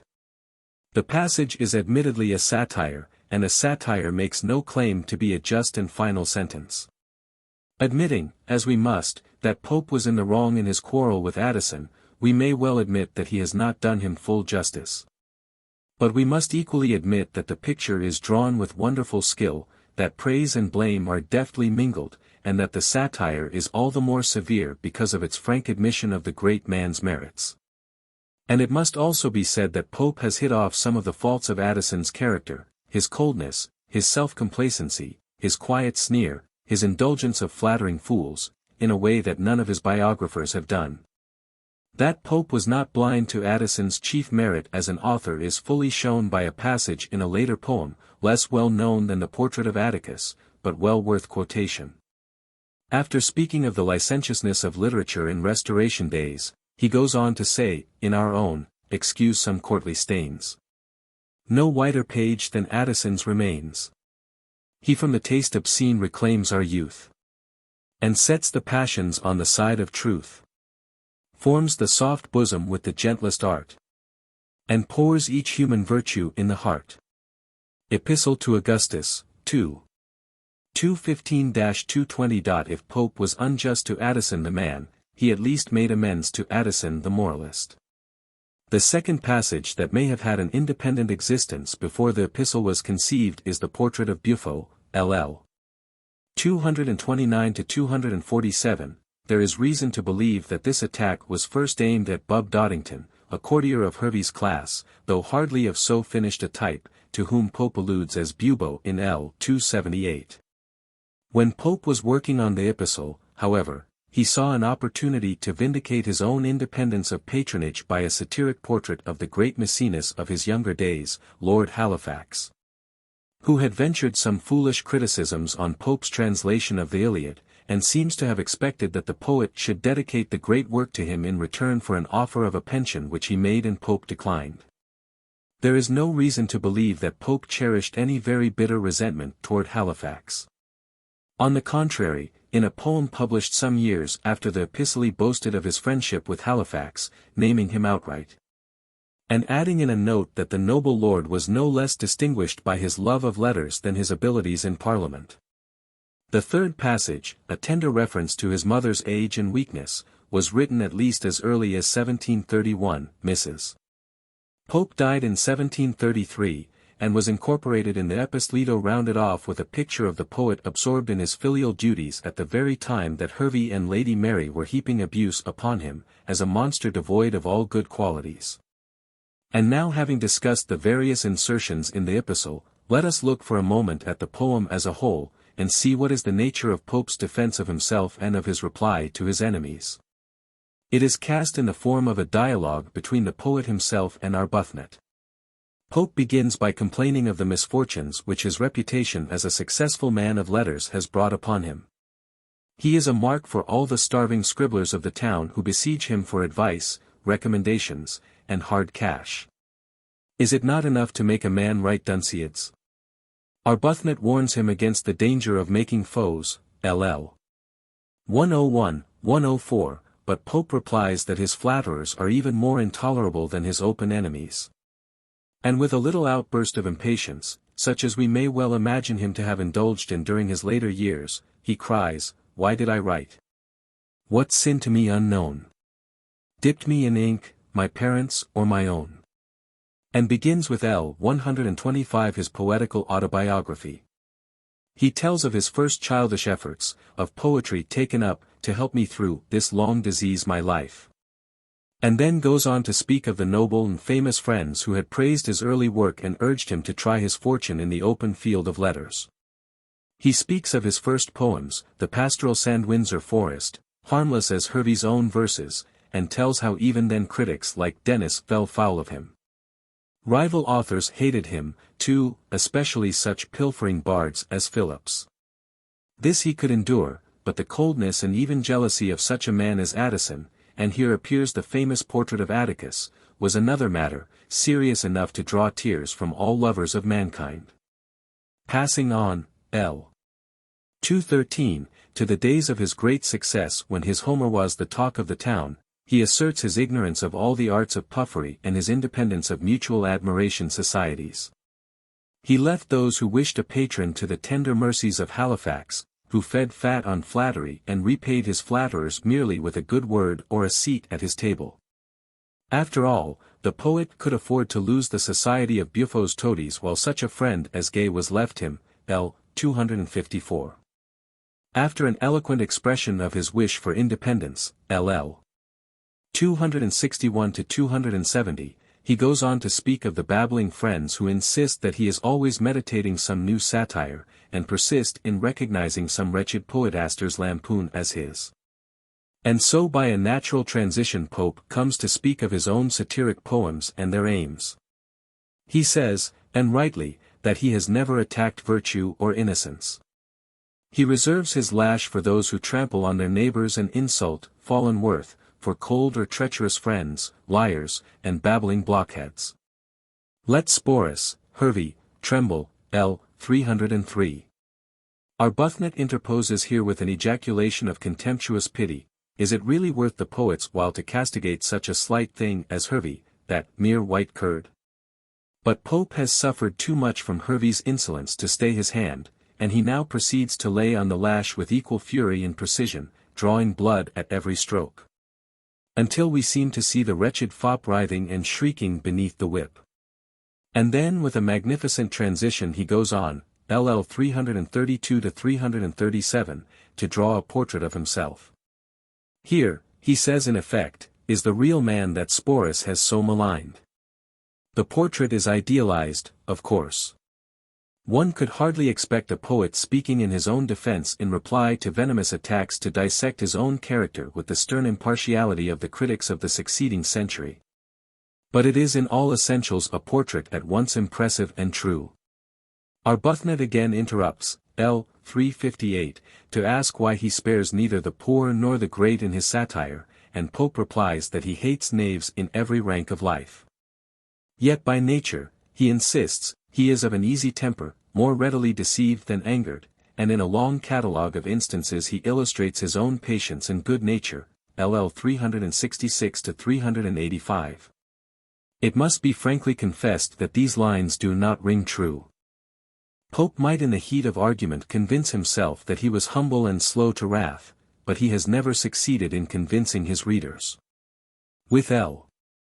382 Pope turns to the defense of his family, which, as we have seen, his enemies had abused as base and obscure. He draws a noble picture of his dead father, by nature honest, by experience wise, simple, modest, and temperate, and passes to the description of himself watching over the last years of his old mother, his sole care to explore the thought. Explain the asking eye. And keep a while one parent from the sky. If the length of days which heaven has promised those who honor father and mother fall to his lot, may heaven preserve him such a friend as Arbuthnot to bless those days. And Arbuthnot closes the dialogue with a word which is meant, I think, to sum up the whole discussion and to pronounce the verdict that Pope's life had been good and honorable. Whether that blessing be denied or given. Thus far was right, the rest belongs to heaven. It seems hardly necessary to point out the merits of so patent a masterpiece as the Epistle to Arbuthnot. In order to enjoy it to the full, indeed, one must know something of the life of the author, of the circumstances under which it was written, and, in general, of the social and political life of the time. But even without this special knowledge no reader can fail to appreciate the marvelous ease, fluency, and poignancy of this admirable satire. There is nothing like it in our language except Pope's other satires, and of all his satires it is, by common consent, easily the first. It surpasses the satiric poetry of Dryden in pungency and depth of feeling as easily as it does that of Byron in polish and artistic restraint. Its range of tone is remarkable. At times it reads like glorified conversation, as in the opening lines. At times it flames and quivers with emotion, as in the assault on Hervey, or in the defense of his parents. Even in the limited field of satiric portraiture there is a wide difference between the manner in which Pope has drawn the portrait of Atticus and that of Sporus.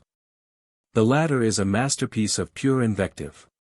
No allowances are made, no lights relieve the darkness of the shadows, the portrait is frankly inhuman. It is the product of an unrestrained outburst of bitter passion. The portrait of Atticus, on the other hand, was, as we know, the work of years. It is the product not of an outburst of fury, but of a slowly growing and intense dislike, which, while recognizing the merits of its object, fastened with peculiar power upon his faults and weaknesses. The studious restraint which controls the satirist's hand makes it only the more effective. We know well enough that the portrait is not a fair one, but we are forced to remind ourselves of this at every step to avoid the spell which Pope's apparent impartiality casts over our judgments. The whole passage reads not so much like the heated plea of an advocate as the measured summing up of a judge, and the last couplet falls on our ears with the inevitability of a final sentence. But the peculiar merit of the epistle to Arbuthnot consists neither in the ease and polish of its style, nor in the vigor and effectiveness of its satire, but in the insight it gives us into the heart and mind of the poet himself. It presents an ideal picture of Pope, the man and the author, of his life, his friendships, his love of his parents, his literary relationships and aims. And it is quite futile to object, as some critics have done, that this picture is not exactly in accordance with the known facts of Pope's life. No great man can be tried and judged on the mere record of his acts. We must know the circumstances that shaped these, and the motives that inspired them. A man's ideals, if genuinely held and honestly followed, are perhaps even more valuable contributions to our final estimate of the man himself than all he did or left undone. All I could never be. All, men ignored in me. This, I was worth to God, whose will the picture shaped. And in the epistle to Arbuthnot we recognize in Pope ideals of independence, of devotion to his art, of simple living, of loyal friendship, and of filial piety which shine in splendid contrast with the gross, servile, and cynically immoral tone of the age and society in which he lived. Footnote 1, i.e. the blessing of Arbuthnot's future companionship, for which Pope, L. 413, had just prayed. Linereference meaning. Advertisement. Dar. John Arbuthnot, one of Pope's most intimate friends, had been physician to Queen Anne, and was a man of letters as well as a doctor. Arbuthnot, Pope, and Swift had combined to get out a volume of Miscellanies in 1737.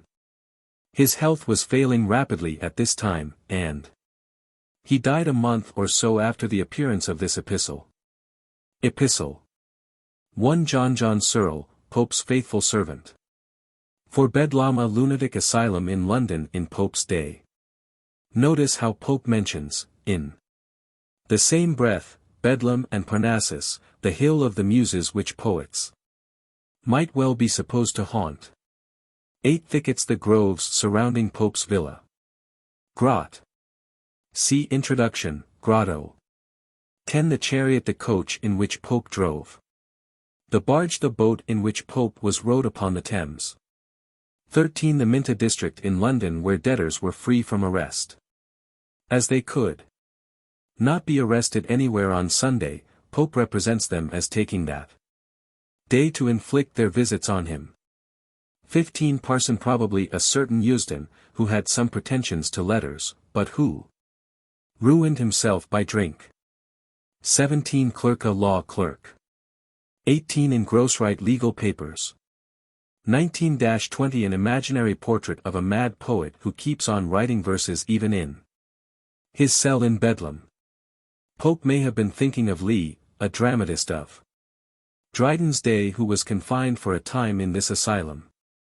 23 Arthur Moore, a member of Parliament for some years and well known in London society.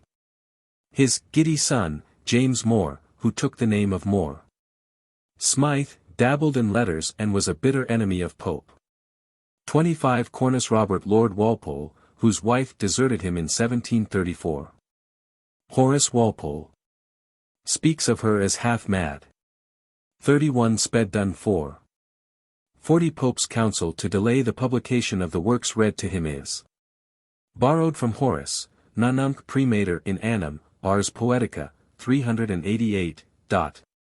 41 Drury, land like Grub Street, a haunt of poor authors at this time.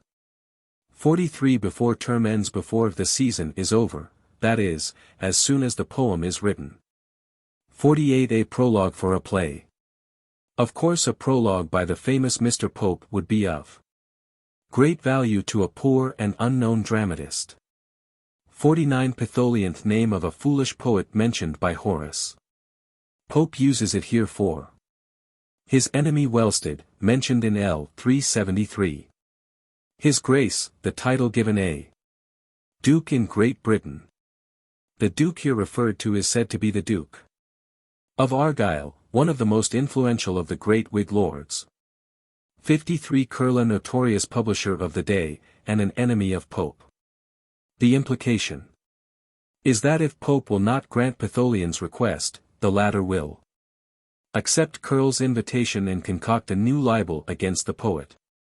60 Pope was one of the few men of letters of his day who had not written a play, and he was at this time on bad terms with certain actors.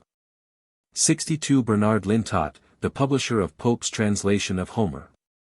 66 Go Snacks share the profits. Pope represents the unknown dramatist as trying to bribe him to give a favorable report of the play. 69 Midas, an old legend tells us that Midas was presented with a pair of asses' ears by an angry god whose music he had slighted. His barber, or Chaucer says, his queen, discovered the change which Midas had tried to conceal, and unable to keep the secret whispered it to the reeds in the river, who straightway spread the news abroad. 75 With this line Arbuthnot is supposed to take up the conversation. This is indicated here and elsewhere by the letter A. 79 Dunciad see introduction. 85 Cadrus, a name borrowed from Juvenal to denote a foolish poet.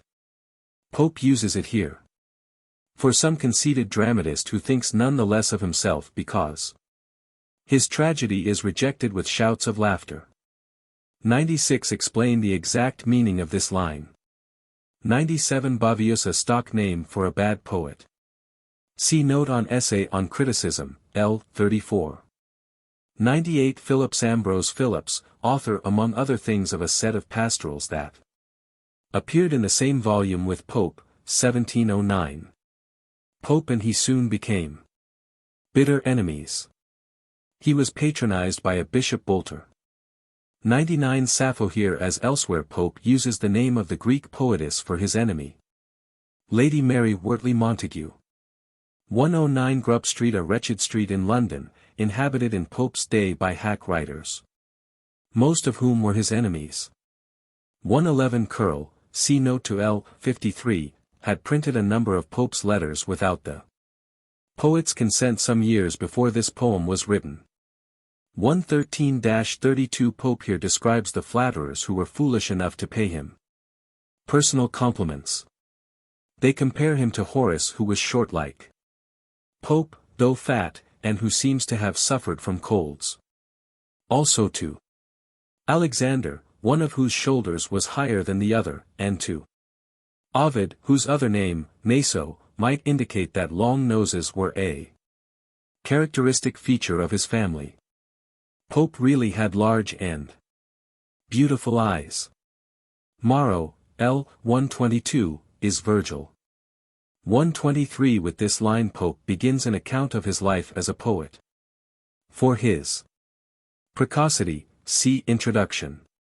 129 Ease, amuse, entertain. Friend, not wife, the reference is, perhaps, to Martha Blunt, Pope's friend, and may have been meant as a contradiction of his reported secret marriage to her. 132 To bear to endure the pains and troubles of an invalid's life. 133 Granville George Granville, Lord Lansdowne, a poet and patron of letters to whom Pope had dedicated his Windsor Forest. 134 Walsh C. Note on Essay on Criticism, L. 729. 135 Garth Sir Samuel Garth, like Arbuthnot, a doctor, a man of letters, and an early friend of Pope. 137 Charles Talbot, Duke of Shrewsbury, John, Lord Somers, and John Sheffield, Duke of Buckingham. All leading statesmen and patrons of literature in Queen Anne's day. 138 Rochester Francis Atterbury, Bishop of Rochester, an intimate friend of Pope. 139 St. John Bolingbroke. For Pope's relations with him, see Introduction to the Essay on Man, p. 116.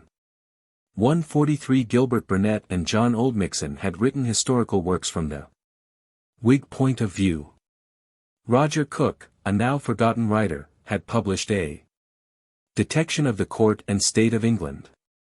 Pope in a note on this line calls them all three authors of secret and scandalous history.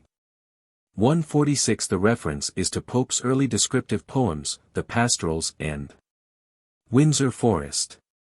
147 Gentle Fanny S.A. sneer at Lord Hervey's verses.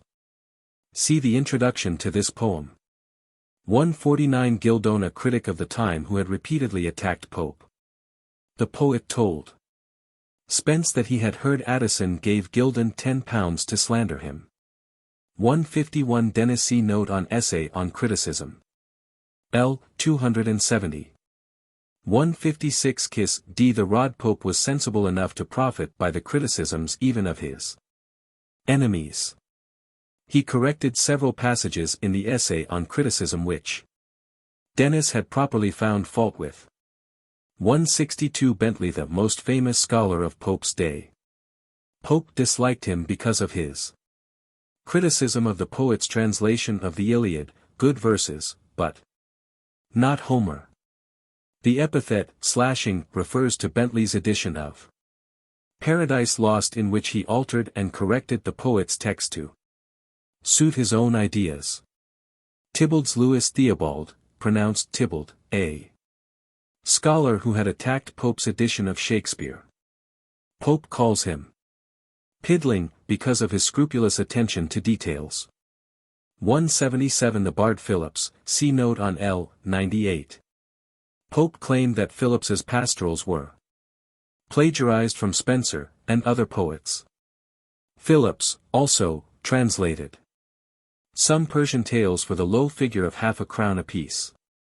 187 Bade translate suggested that they translate other men's work, since they could write nothing valuable of their own. 188 Tady, a poet Astor of the generation before Pope. He is remembered as the part author of a doggerel version of the Psalms. 191-212 For a discussion of this famous passage, see Introduction to the Epistle. 196 The Turket was formerly the practice for a Turkish monarch when succeeding to the throne to have all his brothers murdered so as to do away with possible rivals. 199 Faint praise Addison was hearty enough when he cared to praise his friends. Pope is thinking of the coldness with which Addison treated his pastorals as compared to those of Phillips. 206 Oblig, note the old-fashioned pronunciation to rhyme with besieged. 207 Cato, an unmistakable allusion to Addison's tragedy in which the famous Roman appears laying down the law to the remnants of the Senate. 209 Templar, students of law at the Temple in London who prided themselves on their good taste in literature. A body of them came on purpose to applaud Cato on the first night. Res exalt, praise. 211-2 Laugh. Weep, explain the reason for these actions. Atticus Addison's name was given in the first version of this passage. Then it was changed to N. Addison had been mentioned in the Spectator. No. 150, under the name of Atticus as, in every way one of the greatest geniuses the age has produced. 213 rubric on the walls. Lintot, Pope's old publisher, used to stick up the titles of new books in red letters on the walls of his shop. 214 with clap bills, posters. 215 smoking hot from the press. 220 George II, King of England at this time. His indifference to literature was notorious. 228 Beaufort picture of a proud but grudging patron of letters, which follows was first meant for Bub Doddington, a courtier and patron of letters at the time the poem was written. In order to connect it more closely with the time of which he was writing, Pope added LL 243 to 246, which pointed to Charles Montague, Earl of Halifax. Halifax was himself a poet and affected to be a great patron of poetry, but his enemies accused him of only giving his clients good words and good dinners. Pope tells an amusing story of Montague's comments on his translation of the Iliad. Spence, Anecdotes, page 134. But Halifax subscribed for 10 copies of the translation, so that Pope, at least, could not complain of his lack of generosity. Castilians state the kingdom of poets. 232 His name was coupled with that of Horace as a poet and critic. 234 Pindar without a headsome headless statue, which Beaufort insisted was a genuine classic figure of Pindar, the famous Greek lyric poet. 237 His seat, his country seat. 242 Paid in kind. What does this phrase mean? 243 Dryden died in 1700. He had been poor and obliged to work hard for a living in his last years, but hardly had to starve. Halifax offered to pay the expenses of his funeral and contribute £500 for a monument, and Pope not unreasonably suggests that some of this bounty might have been bestowed on Dryden in his lifetime. 249 When a politician wants a writer to put in a day's work in defending him. Walpole, for example, who cared nothing for poetry, spent large sums in retaining writers to defend him in the journals and pamphlets of the day. 254 John Gay, the author of some very entertaining verses, was an intimate friend of Pope.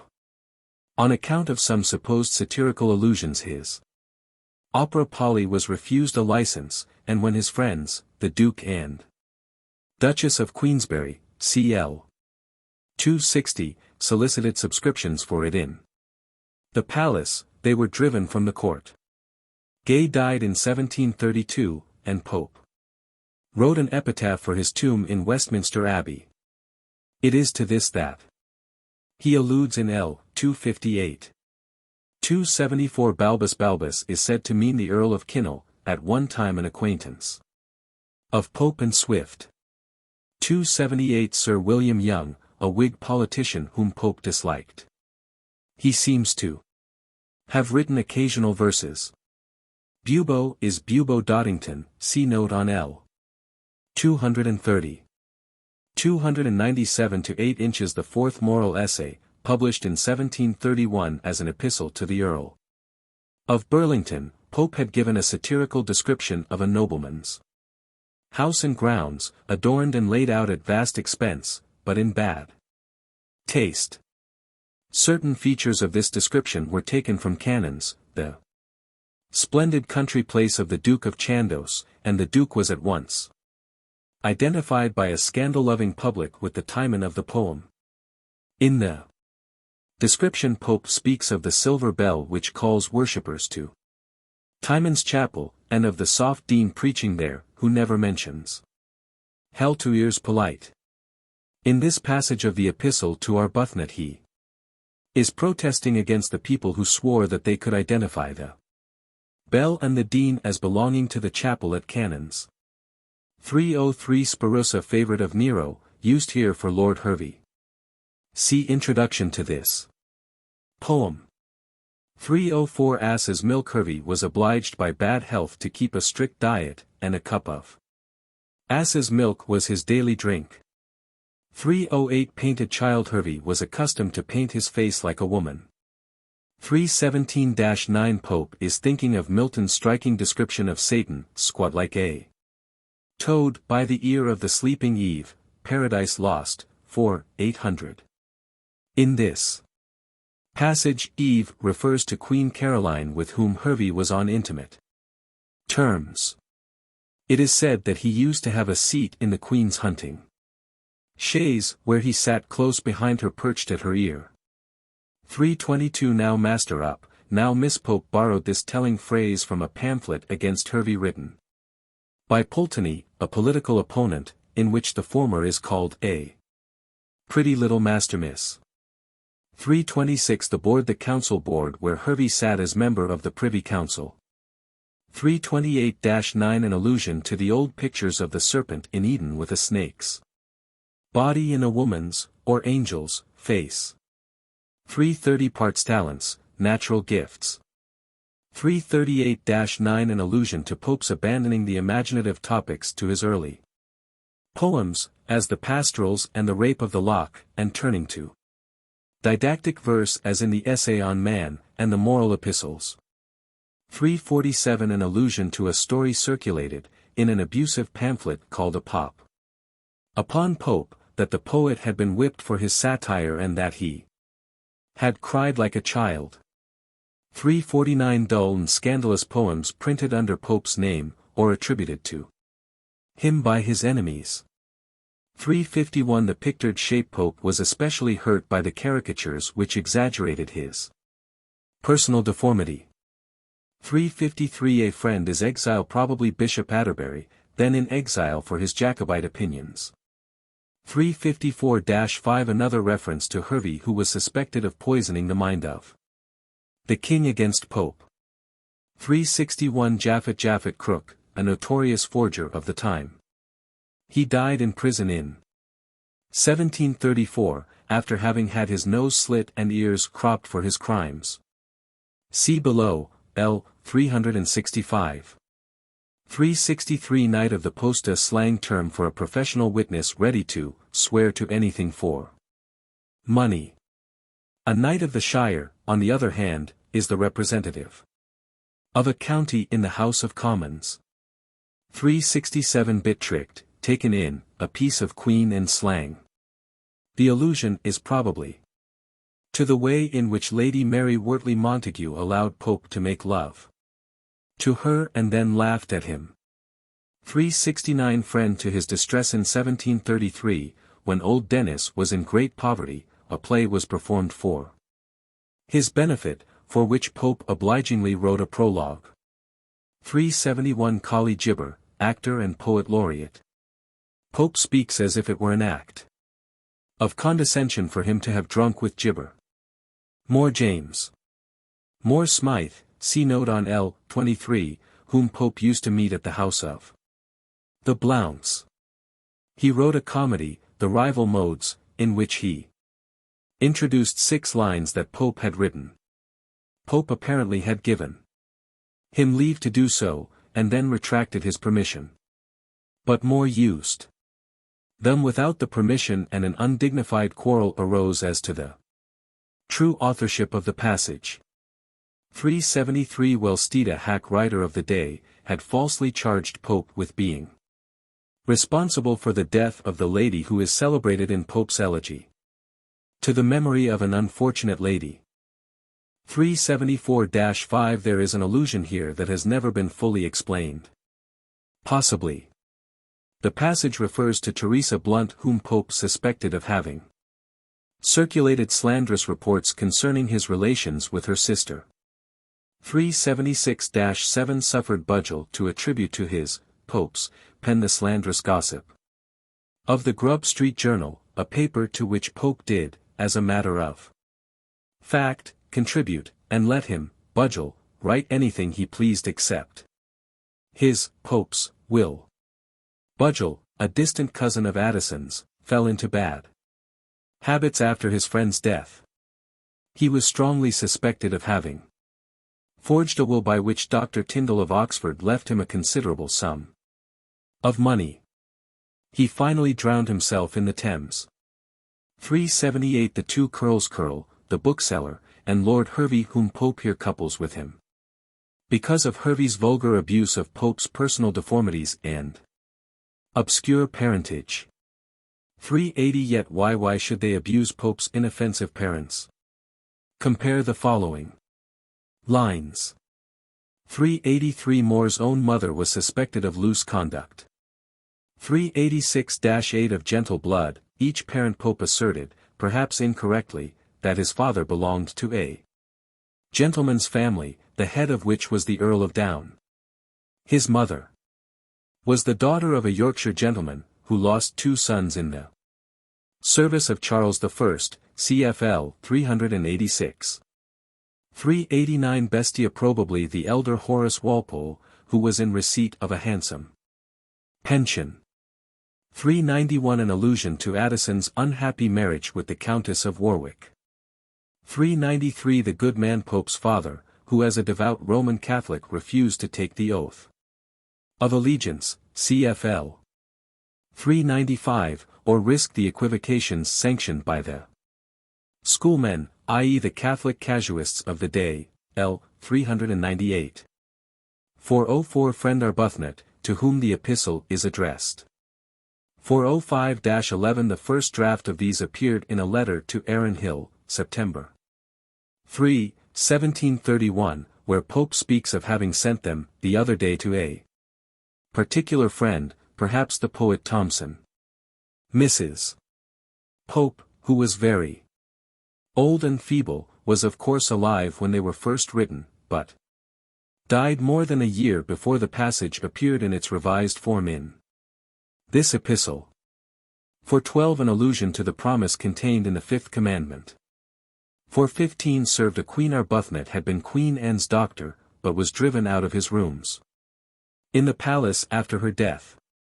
416 That blessing long life for Arbuthnot. It was, in fact, denied, for he died a month or so after the appearance of the epistle. Notes on an Ode on Solitude. Pope says that this delightful little poem was written at the early age of 12. It first appeared in a letter to his friend, Henry Cromwell, dated July 17, 1709. There are several variations between this first form and that in which it was finally published, and it is probable that Pope thought enough of his boyish production to subject it to repeated revision. Its spirit is characteristic of a side of Pope's nature that is often forgotten. He was, indeed, the poet of the society of his day, urban, cultured, and pleasure-loving.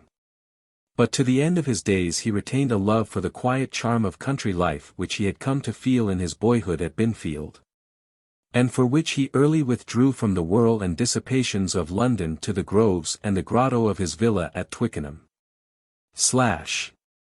Notes on the Descent of Dullness. In the 4th book of the Dunciad, Pope abandons the satire on the pretenders to literary fame which had run through the earlier books, and flies at higher game.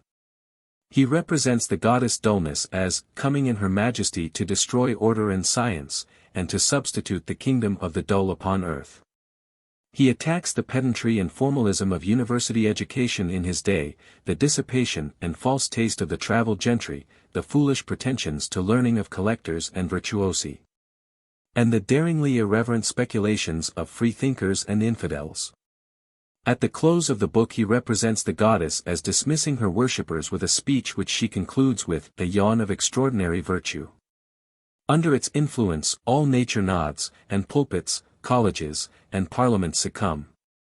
The poem closes with the magnificent description of the descent of dullness and her final conquest of art, philosophy, and religion. It is said that Pope himself admired these lines so much that he could not repeat them without his voice faltering with emotion.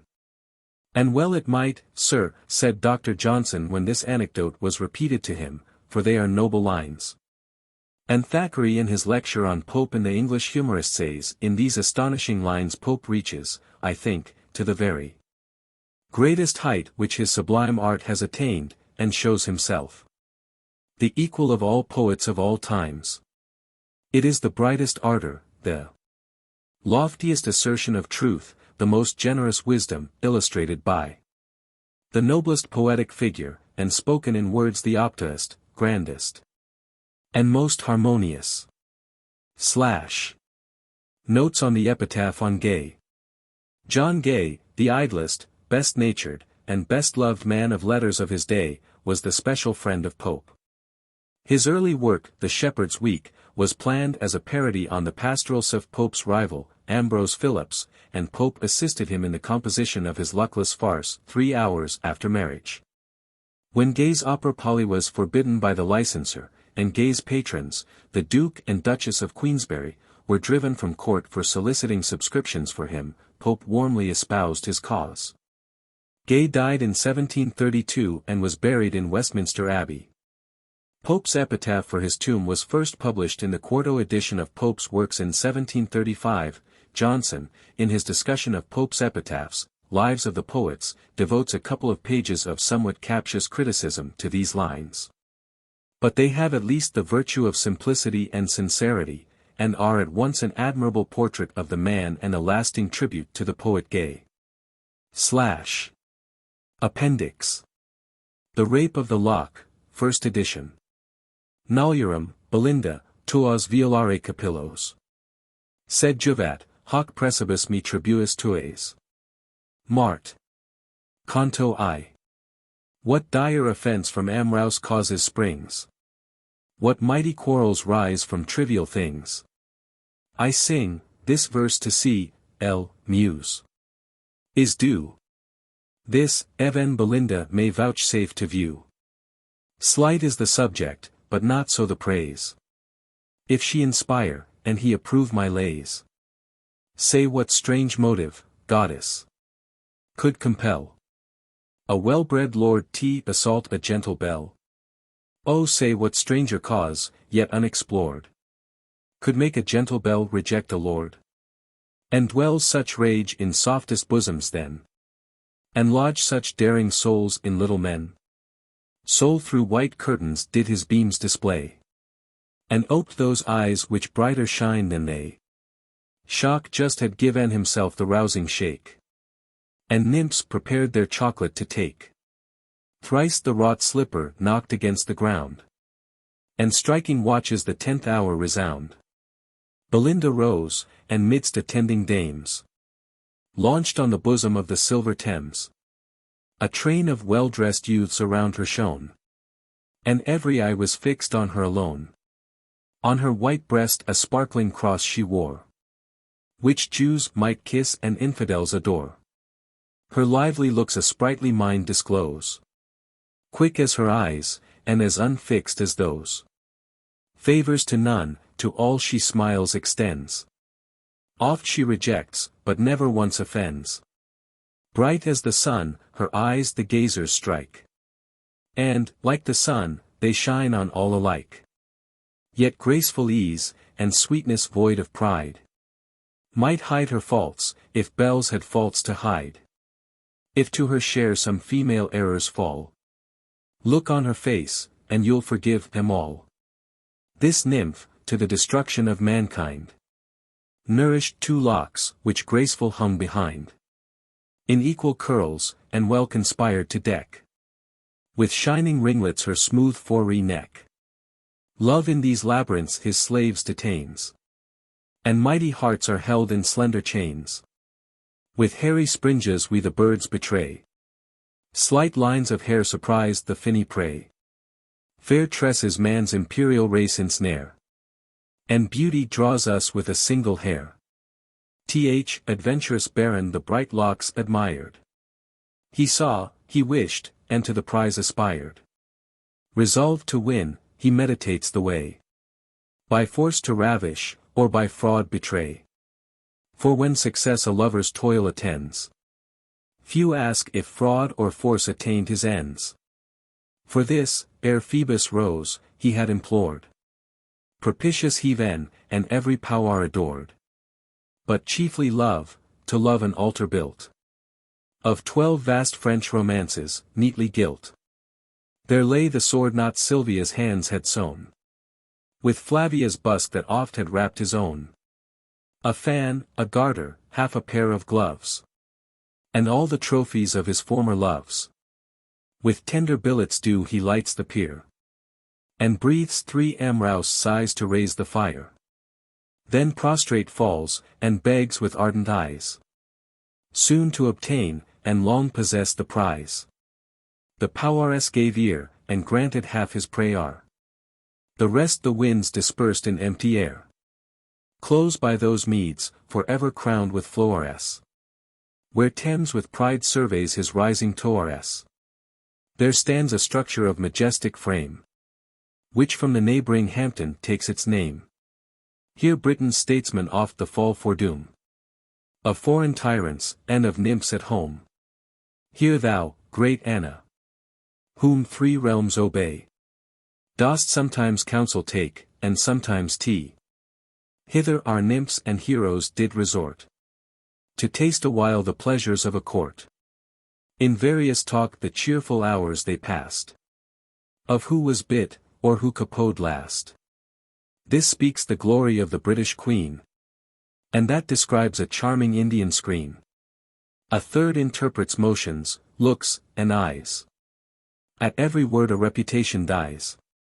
Snuff, or the fan, supply each pause of chat.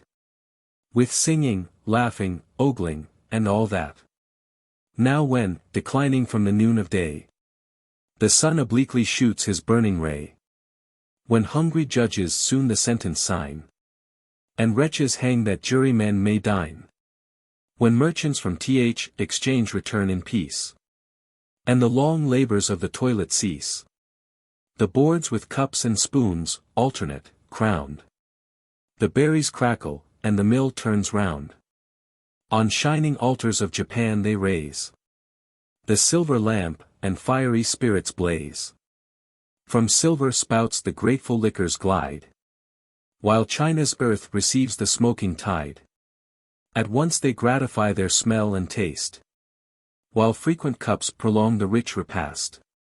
Coffee, which makes the politician wise, and see through all things with his half-shut eyes. Sent up in vapors to the baron's brain. New stratagems, the radiant lock to gain. Ah cease, rash youth. Desist ere it is too late. Fear the just gods, and think of Scylla's fate. Changed to a bird, and sent to flit in air. She dearly pays for Nisus' injured hair. But when to mischief mortals bend their mind, how soon fit instruments of ill they find. Just then, Clarissa drew with tempting grace a 2-edged weapon from her shining case. So ladies, in romance, assist their knight. Present the spear, and arm him for the fight. He takes the gift with reverence, and extends the little engine on his fingers' ends. This just behind Belinda's neck he spread. As o'er the fragrant steam she bends her head, he first expands the glittering forefex wide. Enclose the lock. Then joins it, to divide. One fatal stroke the sacred hair does sever. From the fair head, for ever, and for ever. The living fires come flashing from her eyes, and screams of horror rend affrighted skies. Not louder shrieks by dames to heathen are cast, when husbands die, or lapdogs breathe their last. Or when rich china vessels, fallen from high, in glittering dust and painted fragments lie. Let wreaths of triumph now my temples twine. The victor cried, the glorious prize is mine. While fish in streams, or birds delight in air, or in a coach and 6 the British fair. As long as Atalantis shall be read, or the small pillow grace a lady's bed. While visits shall be paid on solemn days, when numberous waxlights in bright order blaze. While nymphs take treats, or assignations give. So long my honor, name, and praise shall live. What time would spare, from steel receives its date. And monuments, like men, submit to fate. Steel did the labor of the gods destroy, and strike to dust aspiring Taurus of Troy. Steel could the works of mortal pride confound, and triumphal arches to the ground. What wonder then, fair nymph, thy hairs should feel The conquering force of unresisted steel. Canto 2. But anxious cares the pensive nymph oppressed, and secret passions labored in her breast. Not youthful kings in battle seized alive, not scornful virgins who their charms survive, not ardent lover robbed of all his bliss, not ancient lady when refused a kiss, not tyrants fierce that unrepenting die, not Cynthia when her manto's pinned awry, e'er felt such rage, resentment, and despair, as thou, sad virgin, for thy ravished hair. While her racked soul repose and peace requires, the fierce Thalestris fans the rising fires. O wretched maid, she spread her hands, and cried. And Hampton's echoes, wretched maid, replied. Was it for this you took such constant care? Combs, bodkins, leads, pomatums to prepare? For this your locks in paper durance bound? For this with torturing irons wreathed around? Oh, had the youth been but content to seize hairs less in sight, or any hairs but these. Gods! Shall the ravisher display this hair, while the fops envy, and the ladies stare? Honor forbid. At whose unrivalled shrine ease, pleasure, virtue, all, our sex resign. Methinks already I your tears survey, already hear the horrid things they say, already see you a degraded toast, and all your honor in a whisper lost. How shall I, then, your helpless fame defend? Will then be infamy to seem your friend. And shall this prize, inestimable prize, exposed through crystal to the gazing eyes, and heightened by the diamond's circling rays, on that rapacious hand forever blaze? Sooner shall grass in Hyde Park Circus grow, and wits take lodgings in the sound of bow. Sooner let earth, air, sea, to chaos fall. Men, monkeys, lapdogs, parrots, perish all. She said. Then raging to Sir Plume repairs, and bids her beau demand the precious hairs. Sir Plume, of amber snuff-box justly vain, and the nice conduct of a clouded cane, with earnest eyes, and round unthinking face. He first the snuff-box opened, then the case, and thus broke out, my lord, why, what the devil? Zounds! Damn the lock, for gad, you must be civil. Plague on't, tea is past a jest, nay, prithee, pox. Give her the hair. He spoke, and rapped his box. It grieves me much, replied the peer again. Who speaks so well should ever speak in vain. But by this lock, this sacred lock, I swear, which never more shall join its parted hair, which never more its honors shall renew, clipped from the lovely head where once it grew, that, while my nostrils draw the vital air, this hand, which won it, shall forever wear. He spoke, and speaking, in proud triumph spread the long-contended honors of her head. But see! The nymph in sorrow's pomp appears, her eyes half languishing, half drowned in tears. Now livid pale her cheeks, now glowing red. On her heaved bosom hung her drooping head, which with a sigh she raised, and thus she said. For ever cursed be this detested day, which snatched my best, my favourite curl away. Happy!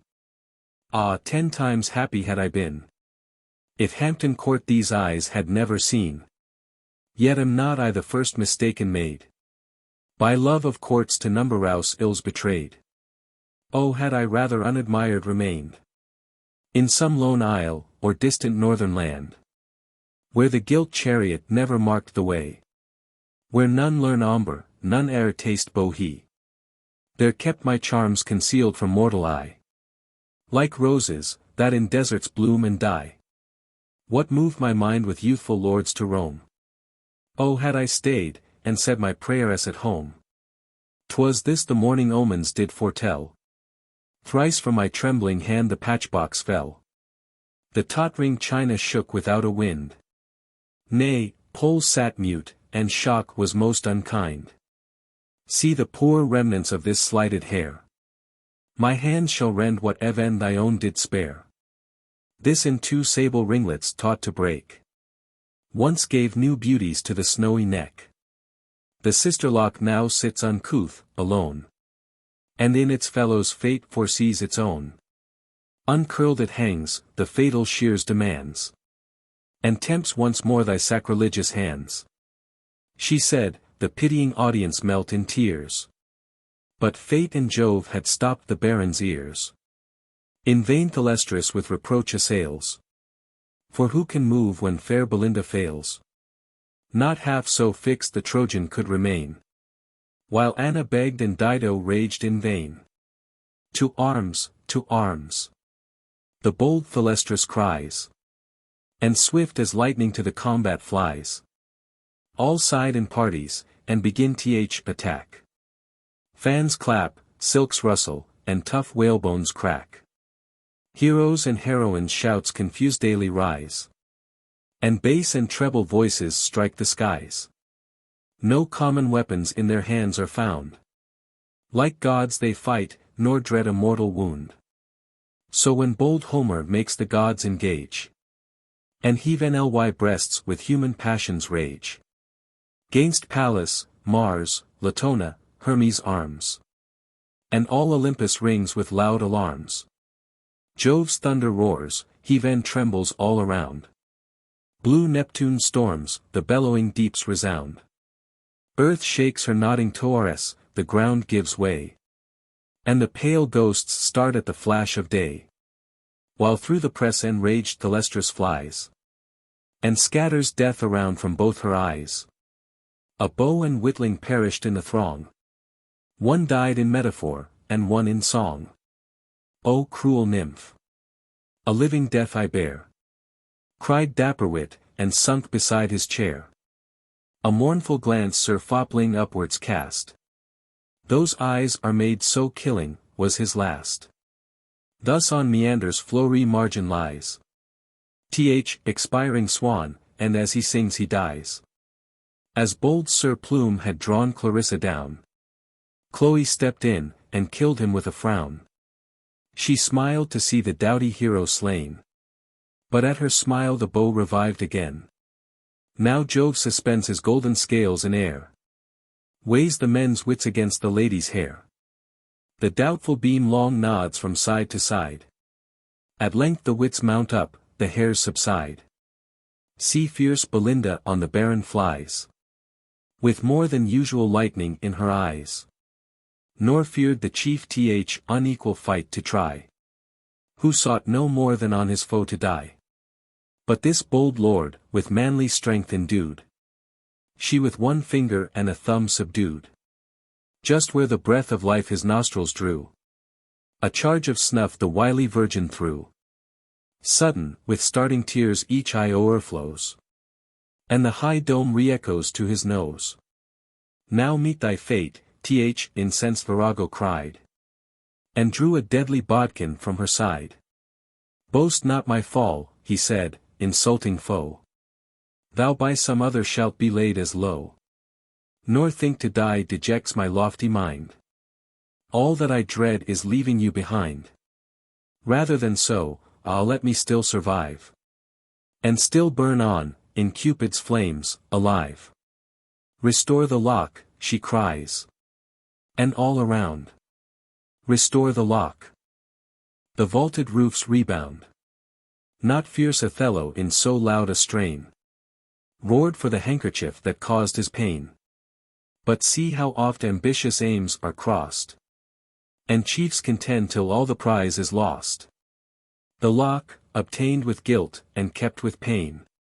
In every place is sought, but sought in vain. With such a prize no mortal must be blessed. So Heaven decrees. With Heaven who can contest? Some thought it mounted to the lunar sphere. Since all that man e'er lost is treasured there. Their heroes' wits are kept in Pondrouse vases. And bows, in snuff-boxes and tweezer cases. Their broken vows, and death-bed alms are found. And lovers' hearts with ends of ribbon bound. The courtier's promises, and sick man's prayers. The smiles of harlots, and the tears of heirs. Cages for gnats, and chains to yoke a flea. Dried butterflies, and tomes of casuistry. But trust the muse, she saw it upward rise. Though marked by none but quick poetic eyes. Thus Rome's great founder to the heaveness withdrew. To Proculus alone confessed in view. A sudden star, it shot through liquid air. And drew behind a radiant trail of hair. Not Berenice's locks first rose so bright. The skies bespangling with dishevelled light. This the beau monde shall from the mall survey. As through the moonlight shade they nightly stray. And hail with music its propitious ray. This partridge soon shall view in cloudless skies. When next he looks through Galileo's eyes.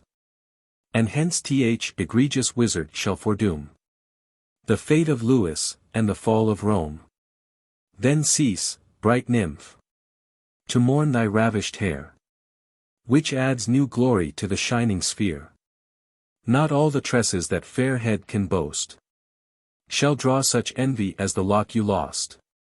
For after all the murders of your eye, when, after millions slain, yourself shall die, when those fair suns shall set, as set they must, and all those tresses shall be laid in dust, this lock the muse shall consecrate to fame, and midst the stars inscribe Belinda's name.